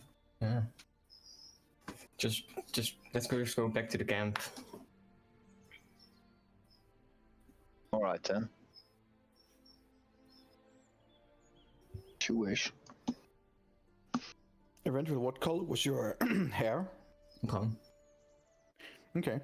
As he walks away, Adriel, you see that his otherwise normal brown hair is slowly turning white. He turns into a troll. Hey, this wouldn't have happened to me because I don't have hair. Would have also been bad for me though, with already white hair. Oh. You know, when I see that, I say nothing. But back at the camp, I take Alara. And Alara, could you follow me? Of course. What's wrong? So, your suspicion is a bit correct. I don't see any mental changes, not for now at least. The only difference is that he doesn't notice it. Which does. Say anything about that? That he didn't realize it? Yeah, he said that everything seems fine, or he makes an excuse about there being the icicles. Well, let's hope that it really is like that and that he's not lying. Yeah, let's. There was also something else. His when we walked back, and you might be noticing that soon as well, is that his hair is turning white from the back. It's not good. No. So I think the glove or the gauntlet does make an impact on him. But I don't know if that is it or something else. We definitely need to keep an eye on his character, though. Not that this gets affected by it as well. Well, it's also a worry about maybe some people in the party should be notified as well. Do we have someone who maybe knows how to help him? Well, I don't know the guy for that long, but maybe we can ask Markov about maybe any knowledge that he might know. Sure. You know him longer than I do, so... No, yeah, I mean, a little bit, but not that much. It's at least something. Yeah, that's true. Maybe we will, when we reach Engajuke's bell, I will talk to him about it. Maybe we should inform the whole group sooner, because if his visual effects turn like that right now, they will find out sooner or later anyway. True. But,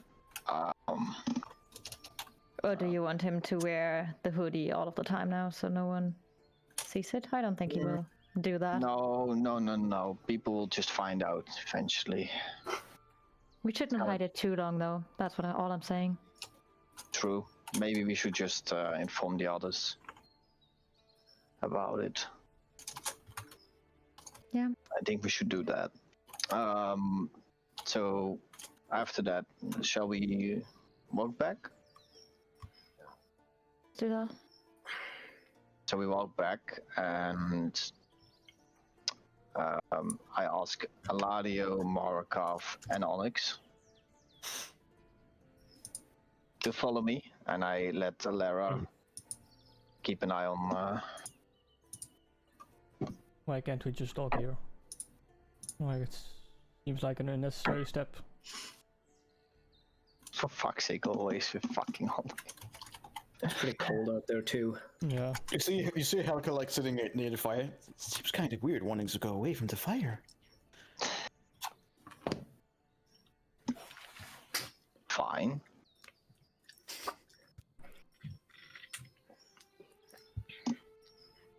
Brother, there's definitely something wrong visually, and if you guys have your eyes right, there's a lot of things going on with him right now. Don't know if it is the gauntlet or this the weather that is turning him this way. I mean, the weather isn't turning any of us, is it? Yeah, but not like that. As he pointed out, consider that Eberron just sitting there, and the only one not shaking, not freezing. When he points it out, you suddenly see that, oh wait, hang on, some of his hairs are white all of a sudden, and he does seem more pale. Can I examine him? Well, It was really close, and he looked at his hairs.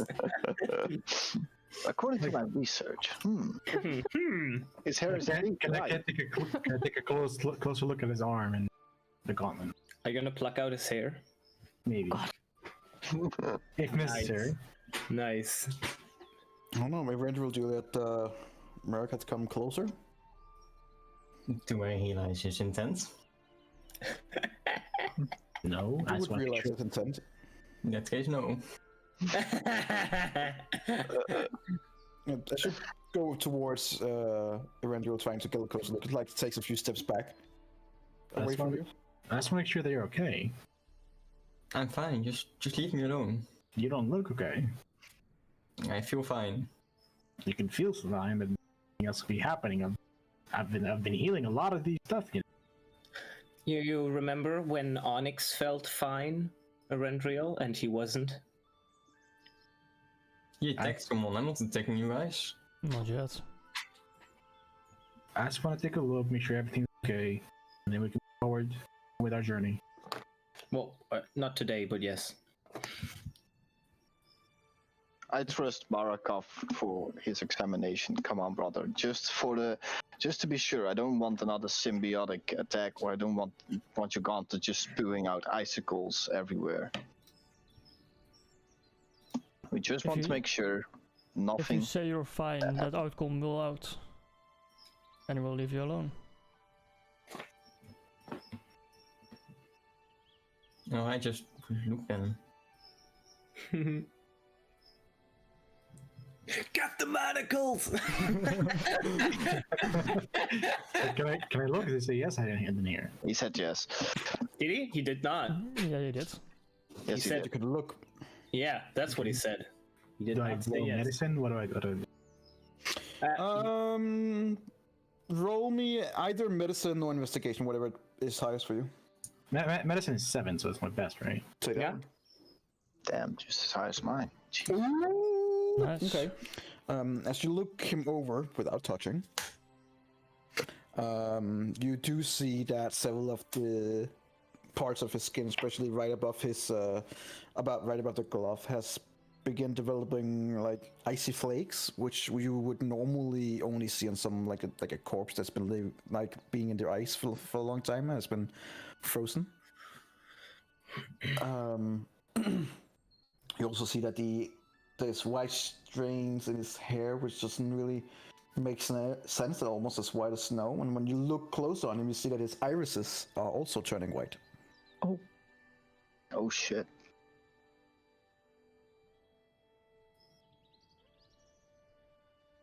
As far as you can ascertain, it's abnormal at the very least. Would you consider it like some sort of a curse? Well, at 26, you could say that it's abnormal enough to be Like, some can kind of Can I curse. cast remove curse on it?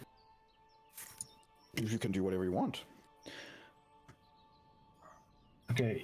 You don't have it prepared, but you could prepare it for the next day. But read remove curse, okay? Remove curse says it removes a curse, good. But if it's a magical item that is bestowing the curse on the person, then all it does is sever the connection between the person and the magical item.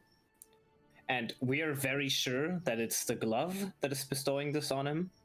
So if you put remove curse on him, what's likely going to happen is that the glove and him will basically sever their connection.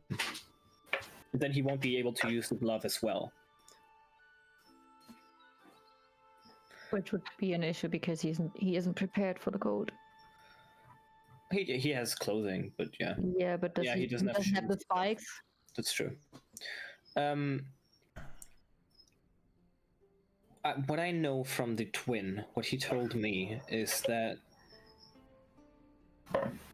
the only way, well, that's what he knew, at least what the story he knew foretold, was the only way that he himself would change is by his actions. If he uses them for good, the glove will not corrupt him, but if he uses them for bad and for evil, the glove will corrupt him.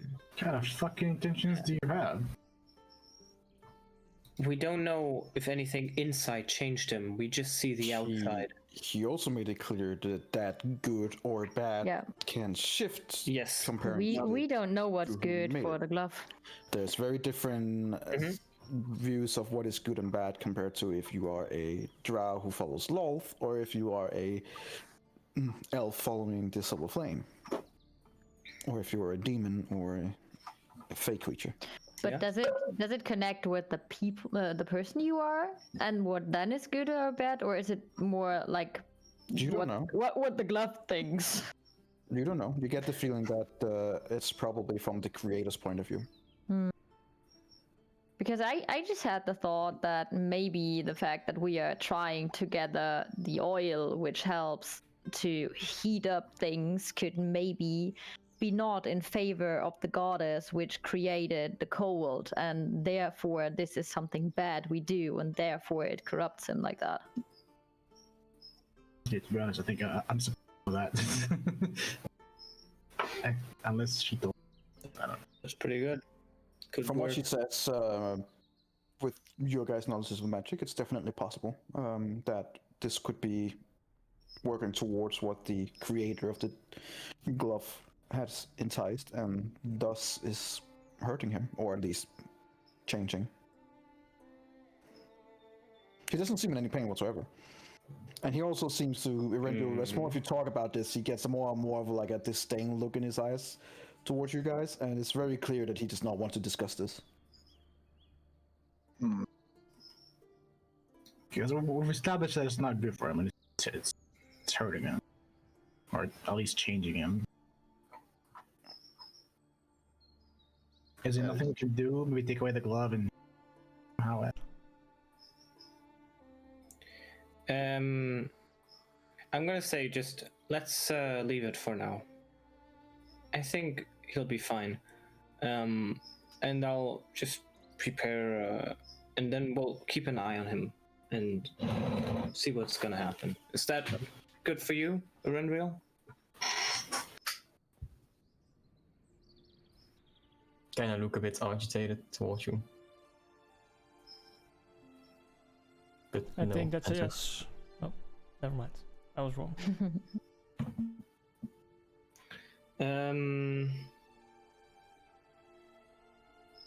Yeah. That's it.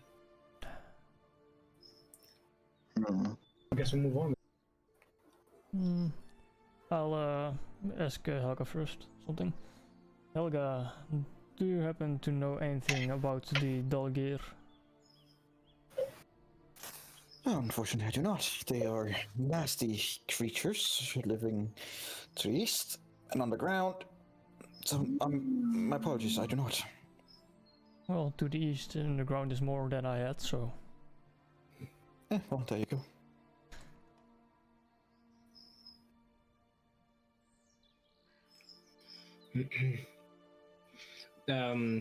We're supposed to rest here, right, NG? Yes. Okay, then I'll just start preparing that. Sleep. Okay, so you're all going to sleep? I think so. Before we go to sleep, I would tell Marakath, prepare the spell, just in case. Yeah, I was gonna do that too.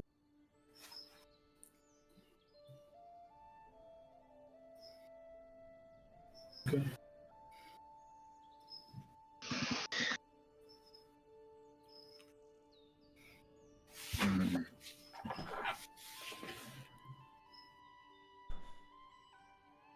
And I would say it quietly, like I don't want everyone to fucking hear it. Okay. Well, as you guys go to sleep and stuff like that, Eventual purposely is sleeping away from you guys, not huddled up near the fire.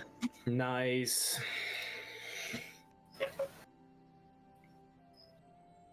Okay.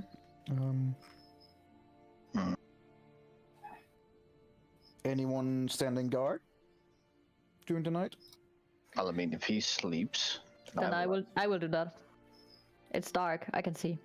I mean, I can. It's She can the first, It's the same thing. first shift. all right. She can see even further. Alara, if you're done with your shift, just wake me up. I will take the second one.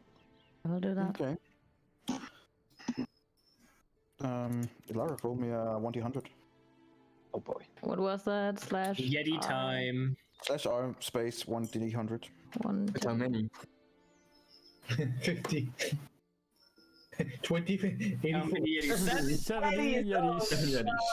7 Yetis. Oh Okay. no. It's a calm night.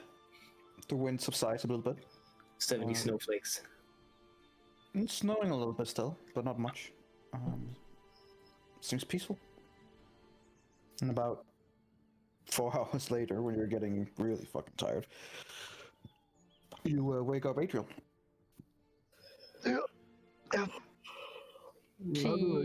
I would inform him that everything was calm so far, but that he should still keep an eye out because we never know what could possibly come.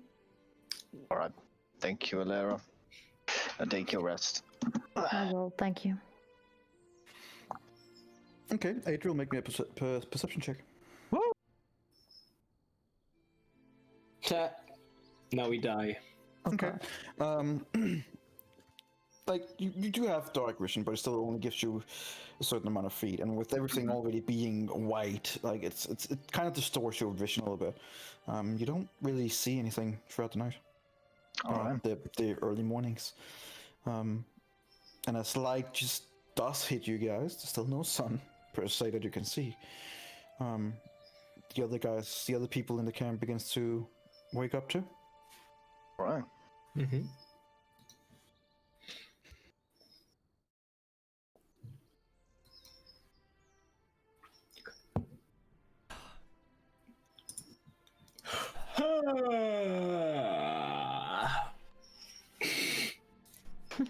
Eladio says as he wakes up. Oh my god, this is just like a book. Oh god.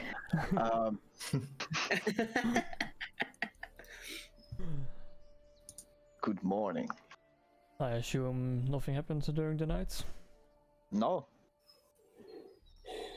And Otherwise, I boring? would have. Yep. Otherwise, I would have waken you up. Okay. I guess we'll eat some stuff and then go. Yeah. So one thing, you don't really have to eat much, since you know that one spell that shit. Renala. Vanilla had the good berries. Yeah. Yeah, I can cast that thing too. So Oh. I did Well, prepare it. We have food, so why would you waste spell on that? Well, I mean, so it's up to you. Maybe No, it's I better want- food. I mean, I honestly don't care, but you know. Yeah, that's, Yeah, yeah. Yeah, Just yeah, you saying. don't even eat. You don't. Okay, cool. I'll keep my rations and eat those good berries if he makes them. Yeah, sure. So I cast good berries and throw those out to the people.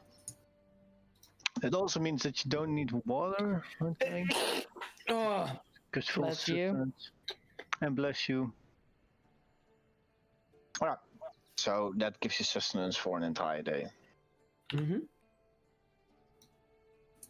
Let's start moving, right? Yeah, let's go. Okay.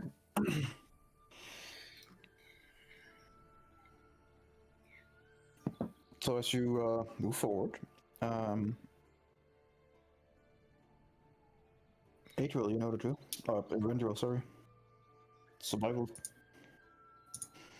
Natural 1. Oh, okay.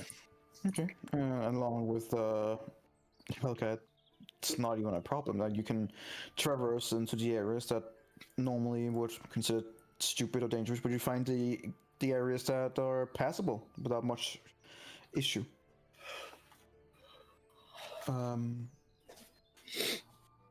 And around late evening time, you manage to arrive to Ankajuke's Bell.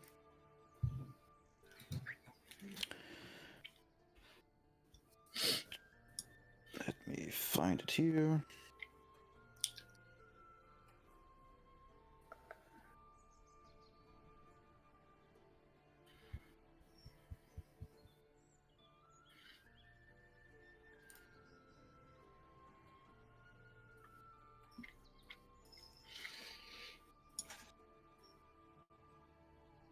It's all dark. Is it loading or is it like the lighting thingy?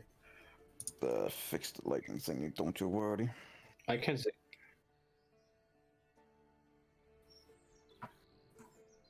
I mean, it's dark for me. Oh, Yeah, there you it is. go. There it is. Oh, that's a whale. Oh look, yeah, isn't that the way we should? Oh my god, this is gonna tell- be so cool. It's the sperm whale. That's pretty epic. I love the way. Should come during the night. You came into the frozen pier. There's a rowboat, not a robot, a rowboat. A robot. I mean, there's also a robot, 10-foot but- long wooden pier. The pier is ice glazed and slippery. At A2 to your right, you're right now at A1, and to your right, up in near the eastern area, there's a small domed cabin that faces the bay. There's a bloated door covered in ice, and dormant barnacles that hang slightly ajar on rusted hinges.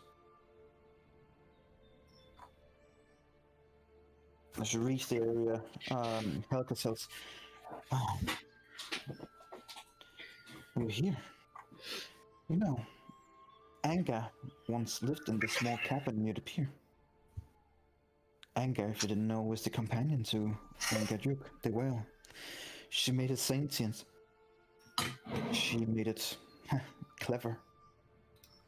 They were companions. Where Anga is now is unknown. It's been vacant for decades, this place.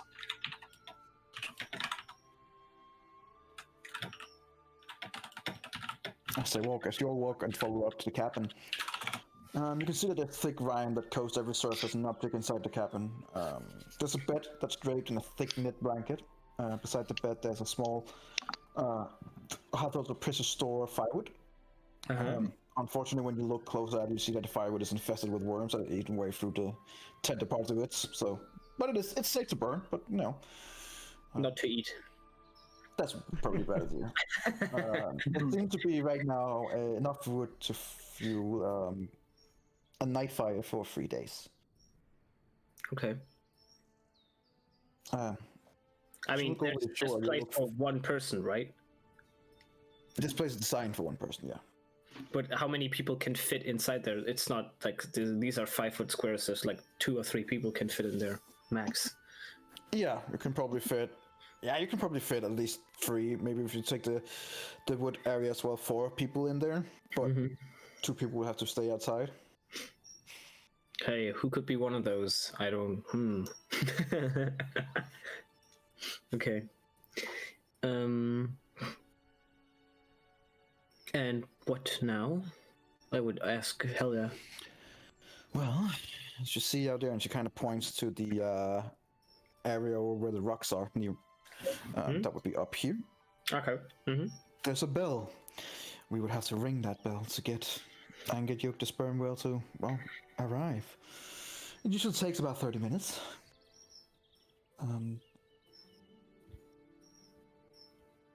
What time is it right now? Right now it would be like about 4. And how long will we be traveling with the whale? It's a good question. takes some time. It would probably be best if we rested here for the night and did all our the things that we need to do tomorrow, and then are prepared to leave in late tomorrow after traveling with Ankajuk. Okay. All right.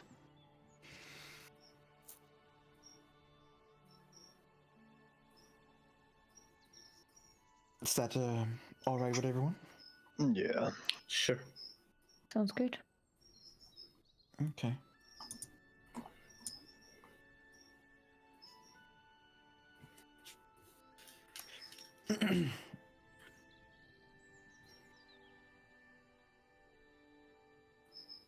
As you are, let me just get your guys in here.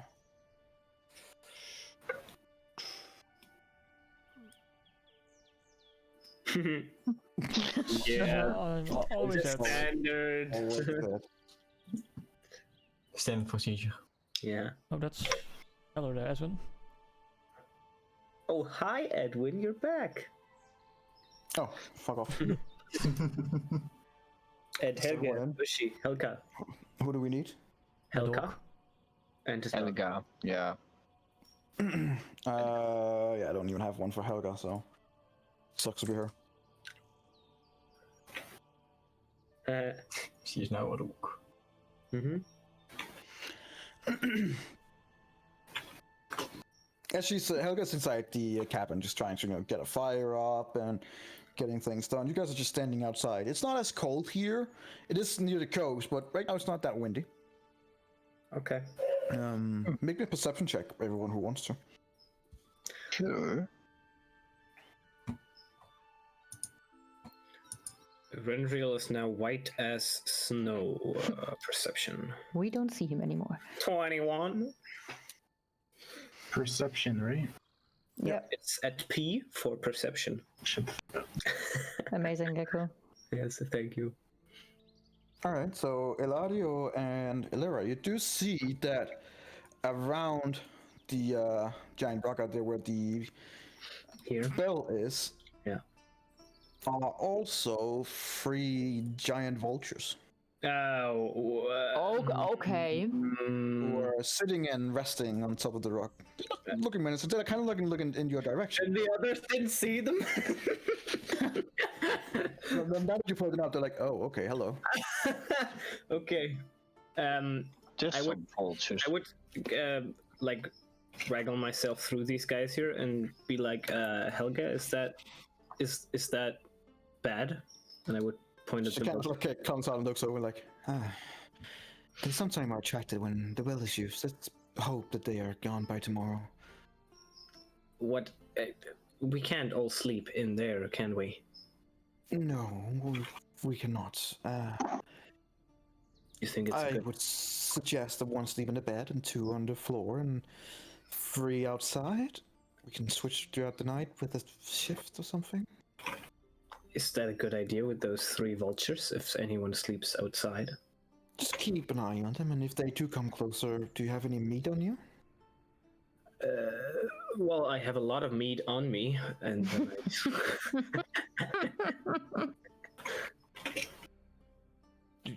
Like, she doesn't even. She's just like.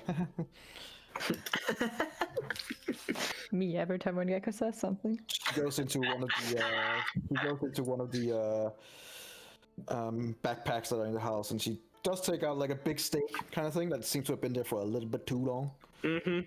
If they come Nice. close, throw this out into the icy lake, and they can fight over that. It won't be enough to keep them for long, but let's hope that they've fed recently. Okay, I'll take the steak. Okay, you have a half-rotten steak. Yeah, I'll put it in my inventory. I'll write it down. The best steak. The best kind. Nicely aged. Prime quality. Wormed. Rotten steak. Okay. Who's going to sleep out here then? I will. Okay. Make a fire? Or not? Is it gonna be able to burn out here? That's the question.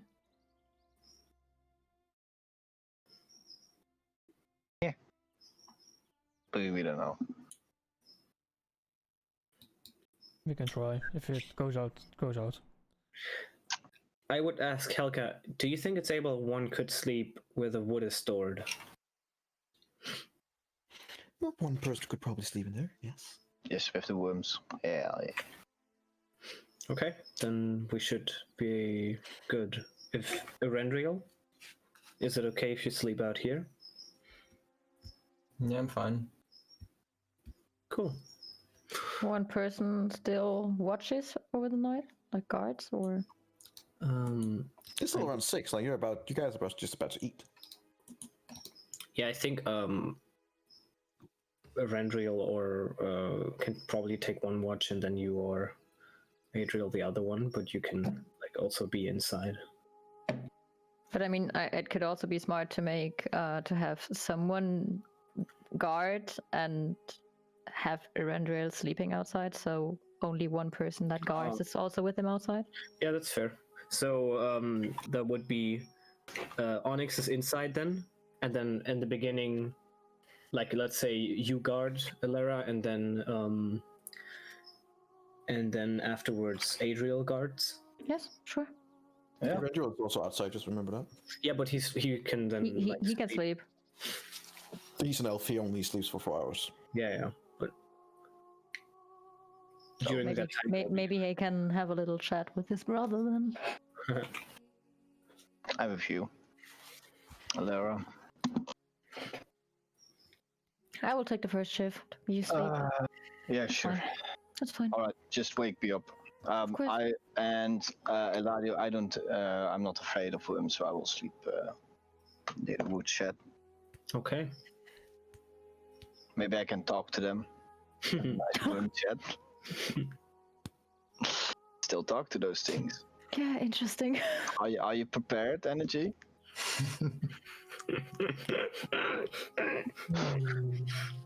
Could also try and talk to the vultures and tell them not to eat us.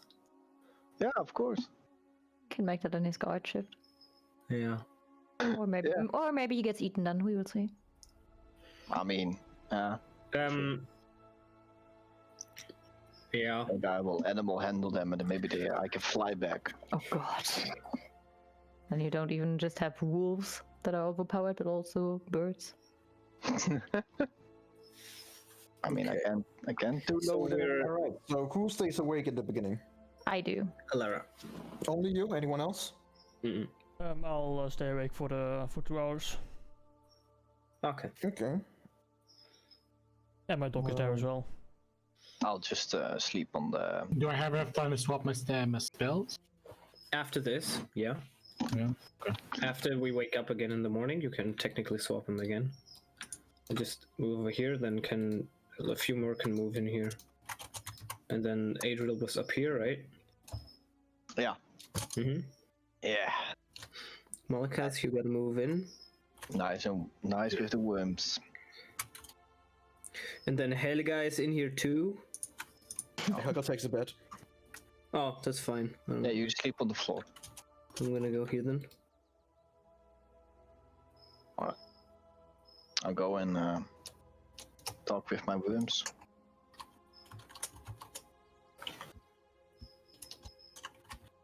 You guys also see that Erendriel is just basically standing up near the wall of the cabin, and he does not seem to be going to sleep.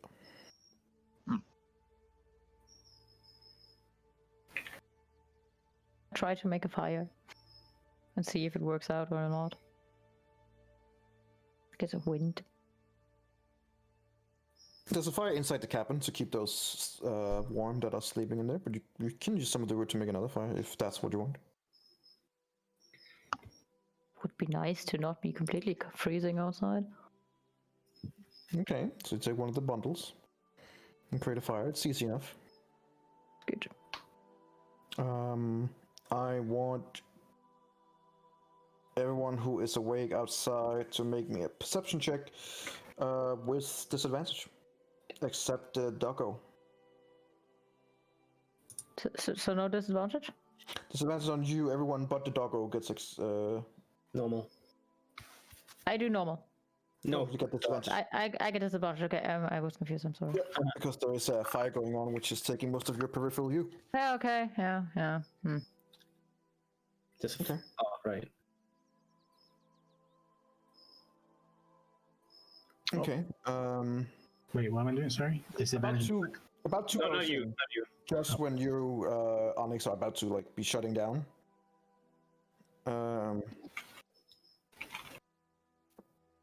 You hear the.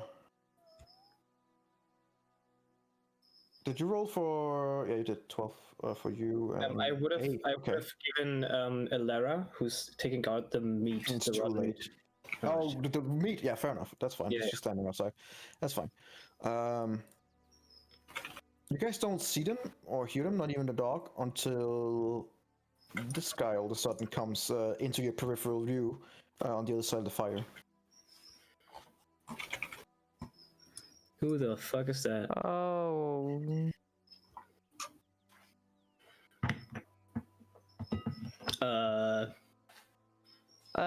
Excuse me. Could you stop? Wait, they didn't see them? What kind of shitty guys are you? Excuse me. You are quiet. You are sleeping. They put a fire right in front of them. They're all sitting back to the house. Oops. You guys know what happens when you are. It's pitch black dark and you have a Oh fire wait, right in there's front of you, right? fire right here? Yeah. Oh, nice. So you guys don't. I did not say that. But it's fine. It's fine. It's not. You said that you would put up a fire. Yeah. I know. I should have Like said a where. monster. Yes, it's fine. It's fine. Lesson learned. Fuck.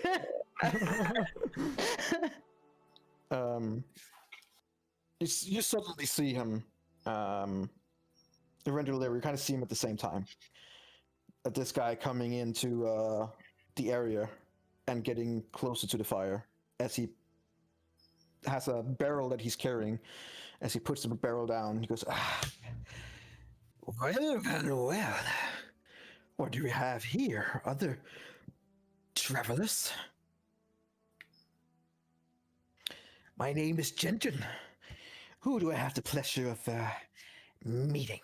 Yeah, what was that? What is what? Your name? Gentron. Gentron. Chandran. My name is Lara. This guy over here, that's Onyx. And to my other side, that's Erenriel. Pleasure. Is it only the three of you? No, that's my dog. You standing next to him? He kind of looks down and looks over at you guys. Anyone else? Why do you ask? I take that as a yes. That's still not an answer. I'm guessing the cabin is being used, then? Don't you see the smoke from the fire? No matter, it's fine. Yeah, get set with him. We'll make our own fun. You can take a seat at our fire. No need to make another one. Much appreciated, but we will make our own, right, boys? And you just hear like a grumbling, like of Boys. approval. Please. Have a good evening. You too. They walk over here and start their own bigger fire. Oh, okay. It's that type of guy. So, okay. I assume they also ride a big car. Okay. There's the boys making some fire. Hell yeah. Yeah. Did they come directly or did already pass some time? I think 2 hours nearly passed, right? Because Onyx was close to shutting down. About 2 hours into it, yeah. Onyx is about okay. to shut down, yeah. Okay. And Erenriel is still awake? Yes. They aren't able to hear us, right? The boys. No, it doesn't seem like it. It doesn't show properly here, but they are about twice the amount of feet away. So they'll be like 80, maybe 100 feet away from you guys. Okay. Okay. Well, I would lower my voice and just tell to both of them because I hope Onyx is still online. Sure. I would just be like, what do you guys think about those? Do we need to keep an eye on them? Well, if they really want us to start a fight, they probably would have already. I just think it's kind of suspicious to just come to us in the darkness and be all stealthy. Well, think whatever you think. I'm sitting down. Yeah.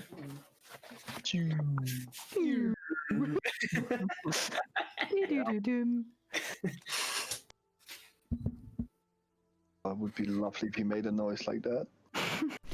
Yeah. About 2 hours later, Lara, your shift is ended. Yeah, I would go up to Adriel, wake him up and take him outside because the others are sleeping inside. I walk over Eladio, trying to make my acrobatics check. Not. There we go. Oh. I mean, I must notice the fire. Yeah, you would notice the big fire. Make me an acrobatic check. Yes, yes. Oh my god, I'm making acrobatics. Jesus, is that acrobatics? There it is. Ah. Okay, you're about to step Eladio in the knots, but you carefully step away. Nice. Good enough. Lucky him. As you come out, you do see that there's a larger fire about 80 feet away from you guys. Oh. Well. That's interesting. Yeah, we got some company. They don't seem to be too bad of company, but still, I'm a bit. I think it's weird how they approached us. All right. If anything happens, you guys will know it from me. Just sleep for now. I think and I look over to Rendiro. Yeah, he slept as well.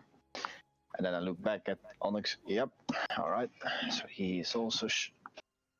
So I have to keep watch with the dogs. All right. While Ilara goes to the cabin door, she turns around once more and just says, Oh, and they are not aware how many people we are exactly. They just know that there are some people in the cabin. So if they approach you, just so you know. Okay. and then she goes in. Tries to not step onto someone who lies on the floor. Let's check. Okay. So you're going inside? Yeah. Because I need sleep. You even though I already regret it. All right. Just As you two are standing outside, make me a perception check, both of you. Adriel and Narendriel. I mean, Wait, Is Rendriel not sleeping still? yeah, PC. I am not. Okay. With disadvantage, that's nice. Oh god. Does the dog need to make another one as well? Yeah. Now your dog wouldn't have a disadvantage, that's just a straight roll. Okay, well. Nice. Okay, so, wow. good job. Best dog in the world. Oh, that was Right, mine. okay, Those were my stats. Those are the dogs. He has a 10. He has a +5 perception. So it's a 10. It's a 10, okie dokie. Not enough. Erendril, you... Oh, wait, hang on. No, Erendril, make me a 1d100.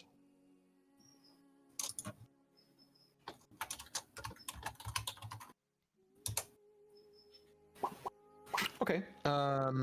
You do see that two of the boys are walking out on the ice towards the bell, and both of them carrying caskets of something.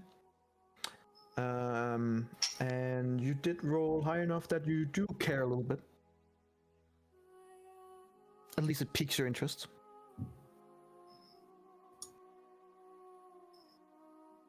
You just kind of keep my eye on them, I suppose. Okay.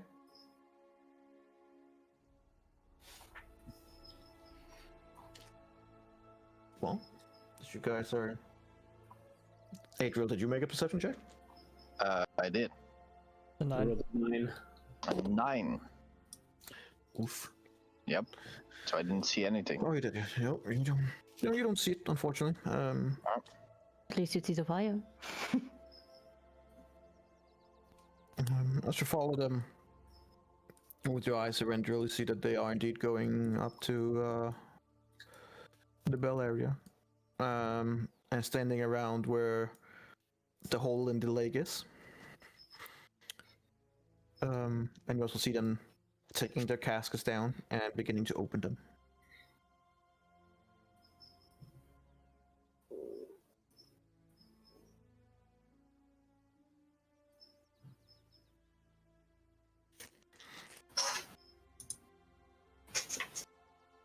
Alright.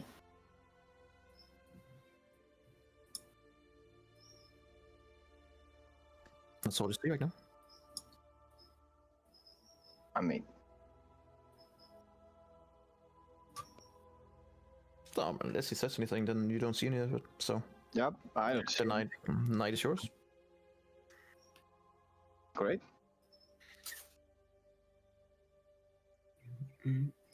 Like, you would see that he's scouting out into the ice area, but if he's seen anything, you don't know because you can't see shit yourself. Yeah. So I'm just keeping vigilant watch on the bonfire in distance, and that's it. Okay. Come on. Anything else throughout the night, or? No, just normal guard duty. Okay. Eventually, you do see that the whatever substance that they have in their caskets, they are now, it's not fully open enough, and they begin pouring whatever content that is into the lake.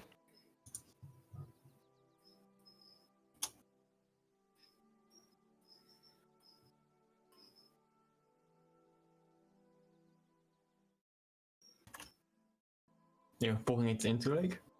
Mm-hmm.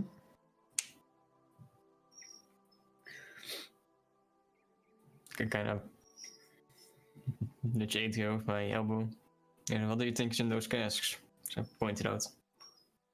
What do you mean? Which casks? At the bell.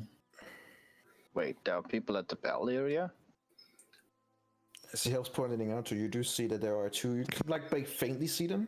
Two shapes near the bell area where there's a hole in the ice. You can just barely see it. Well, actually, let me see how much you would be able to. What if I put this on again? Hang on. Oh, the light thingy. nope. Wouldn't even I see can't them. see shit. Nope. Wouldn't even see them. They're not even in our range of view. The only thing we would have seen is seeing them going up there, and that's only from his perspective. Well, from my perspective, I only see 50 feet. For me, it's completely black. Can't see anything. Instead of 60. Lord. That's because you're inside. Do you even have any dark vision? Yeah, I should have 60 dark vision. No. I mean, Morocco. I have no idea. He's inside the building. That's why he can't see anything. Yeah. But still, his character. Does he have any? I don't believe he does. I'll take a quick look. How do I know? Sucks to be you. I have 50 dark vision in this. You have 60. Yeah, but I can see right. 59 now, I'm saying. Yeah. So they could all see 10 feet further than the game right now is loading in. So I think they would be able to see them. And you have a little bit of height, so you would be able to see them, yeah. You would just barely be able to see them. And you, Adriel, you would be able to see the shapes, but it's not clear whatsoever. Okay, yeah.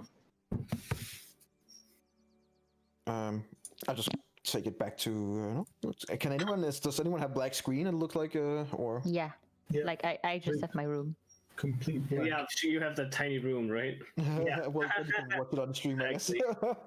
Because that is how it looks for you guys. I can't even see the room though. That's what- Oh yeah, because you're in a wall. So what you are right now, where the fire is. He doesn't have dark vision. He doesn't have dark vision, so he can't see shit.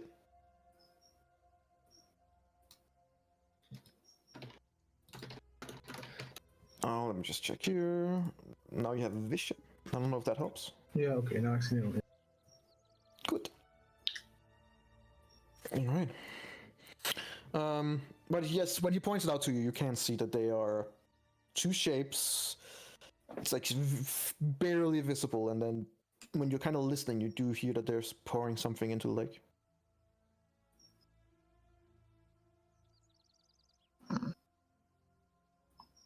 So, what do you? I can't see the content. I can only hear something, brother. Yeah, consider that you can just barely see them. Yeah, that's correct. So, do you want to check it out then, or? How does it the substance look to me? It's like it's too hard to see from here. You would have to get closer. Roll me a 1d100.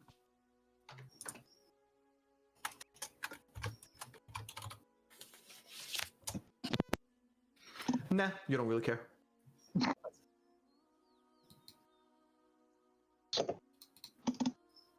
That was to Adrian's question. If you want to check it out, like, yeah, nah, you don't really care. It's not your concern. It's not that. It's not interesting enough. It'll be fine. Well, you're right then.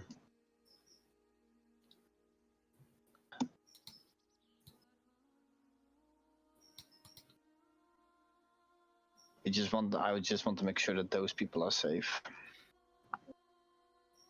They're sleeping at the moment.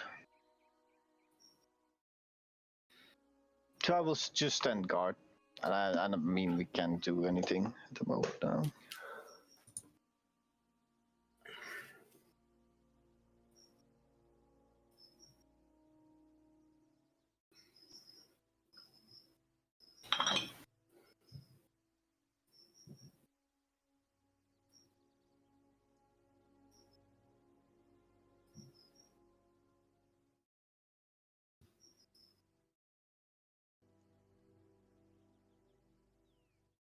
Oh, it's muted. That explains it.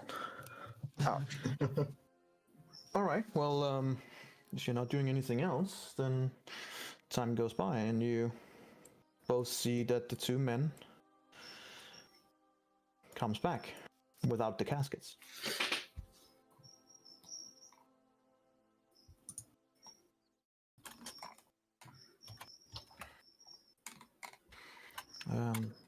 They seem to be going to sleep, but you see, as much as you are watching them, they're also watching you.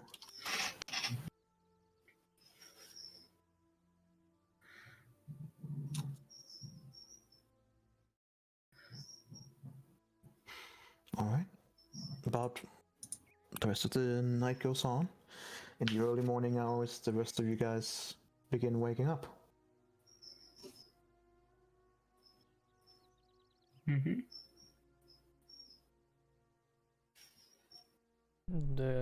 The boys are still there. Yep. Yeah, they are. They are awake. They are getting dressed, and they seem excited for something. Can you remove the darken thingy? Yep.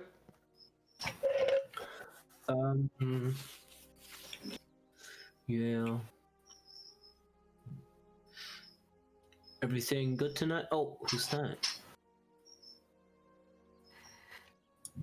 You mean who are they? Well, I think Alara can tell you about that. One of them is called Genren, but I don't know. Yep, that's all we know about them. But they didn't make any trouble or anything? Well, They came in as I went to sit down, so I didn't really get to see much. there was a moment in the night that two of them went further along towards where the opening is, And they poured something from their caskets in, but we don't know what. And you didn't think it would be worth to check out?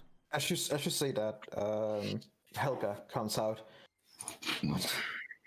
Wait, what did you say?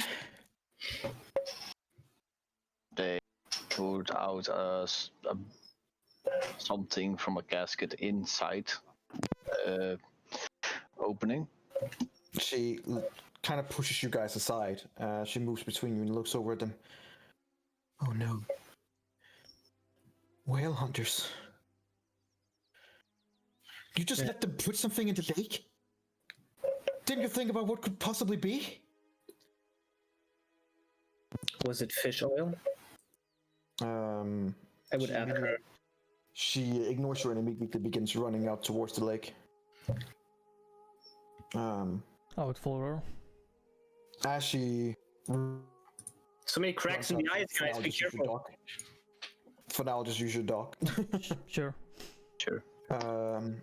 She will run straight out into the lake area. It does crack somewhere, but it doesn't seem to... Okay. To bother much. As she moves out there... I'm gonna really look at these guys here. They seem to have been making themselves ready. They have weapons on them, spears and different things, hunting weapons, also bows and stuff like that.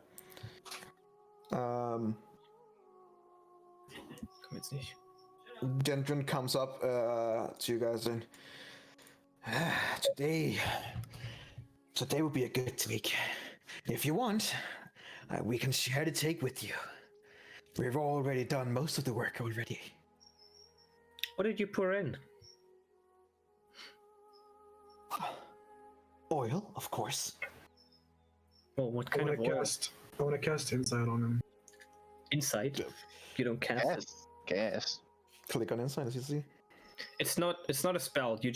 Your character tries to see if he can. Or whatever that is. He's speaking the truth. They did put oil in. What kind of oil? A special kind of blend, poisonous oil. It's much better than trying to lure them up here. No, they will just come up to the top, so to speak. Now, are you in on this or not? Well, that's just fucking great. And that Fucking dumbass. Do you say that? Yes. Hey, calm down, calm down. We did most of the work. You guys didn't even interfere or ask anything, We're not hunting the whales. Well, why else would you be here? Just ruined everything. Your loss. As he walks away. And you just see him like, come on, boys, let's see what you got. I'm gonna. Let me kill. Wait, I goes as fast as he can. Oh no, am I gonna do this? I say hunt this, and then I want to cast Conjure. Can we kill him? We kill We are going to kill them. We're going to fucking kill these bastards because I'm going to cast Conjure Animals, and we'll see what happens. Shall we? Can you not speak to animals? Did you not say something like that? Oh yeah, I can definitely. Can you not try to talk to the whales to not come up and maybe hide? I mean, I can't talk so far. Thing is, they have to be within our vision. I can talk to them too. Yeah, we're first gonna kill these trappers first before we're gonna do anything. You want to kill them? Yeah. You don't even want to knock them out. You just want to straight up kill them. I'm a defender of nature, my man. Do you do what you want to do as your character? Go ahead. I'm not doing anything. During your discussion, he would have made it back. Yeah. Okay. Yeah. And when you're here, let's go, boys. It's what we got. That's what you're gonna do. Then we're gonna do Conjure Animals. Right. Okay. And that is a combat we will take next time. All right. So yeah. Okay. Okay. These peaceful hunters here. Then you can have a Helka. We don't care about peaceful hunters if they are trying to kill. Do you know what I find a bit hypocritical? Helka is all like, "Oh my god, these are whale hunters. They're gonna kill the whale." And then what are we doing? We're getting, whale oil. Where do you think? Where's that coming from, Helka? Huh? From their nuts, you squeeze them out. This one is sentient. It's different, you know. Oh my god. It's a transport vehicle. Well, yeah, I can see where your point is, and she would probably agree to some extent, but she's not trying to kill any of the animals. This, whatever they pour down there, is likely to kill a lot of the sea animals here. Yep. The marine She life. has no interest. She has no interest in doing that whatsoever. Okay. No. As far as So you know. it's like killing what's necessary, I suppose. Or was that Well, already? they want you could see it like they want like a peaceful deal where we can get transport this place. We'll buy some of the whale oil. We won't ask much questions. We will make sure that nobody gets hurt, and then we'll leave. While the gentleman here, just seem to be a blunt instrument that just wants to, knock them on in the head, take all they can get, and run, kind of thing. Yep. Yeah. Like not giving a fuck. Well. That's. And now I'm gonna let my Fey wolves eat them alive, and it's fine. Are they gonna be okay in this cold? Maybe you should like take a week to check if there's another animal you can summon. Don't worry. I knew at some point you will use it. I have you covered. Hey! So all of them, all your wolf pack, just gather into one big winter wolf. Hell Huge yeah. Winter wolf Nice. that gets Hell. summoned. That's pretty cool. They can hunt that for sport.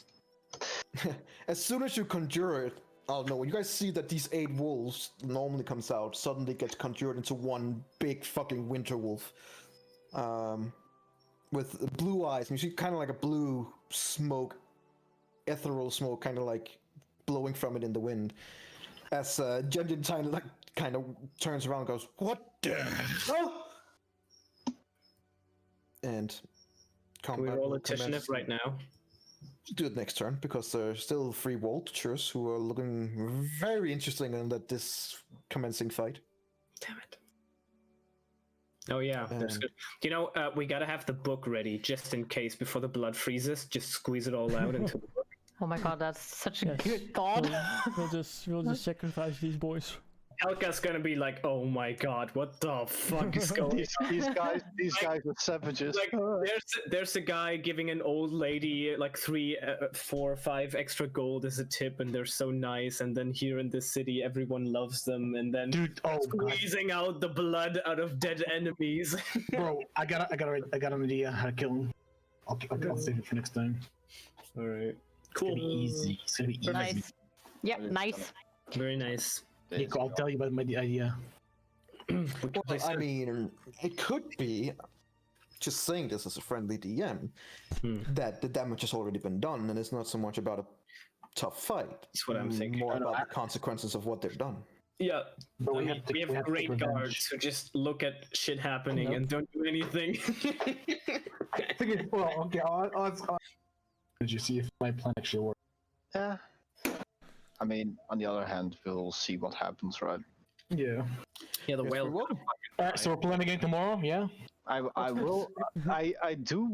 like to get my stats for my new epic. Energy, you owe us a session! You would like to get your stats for what? For the wolf. Sure.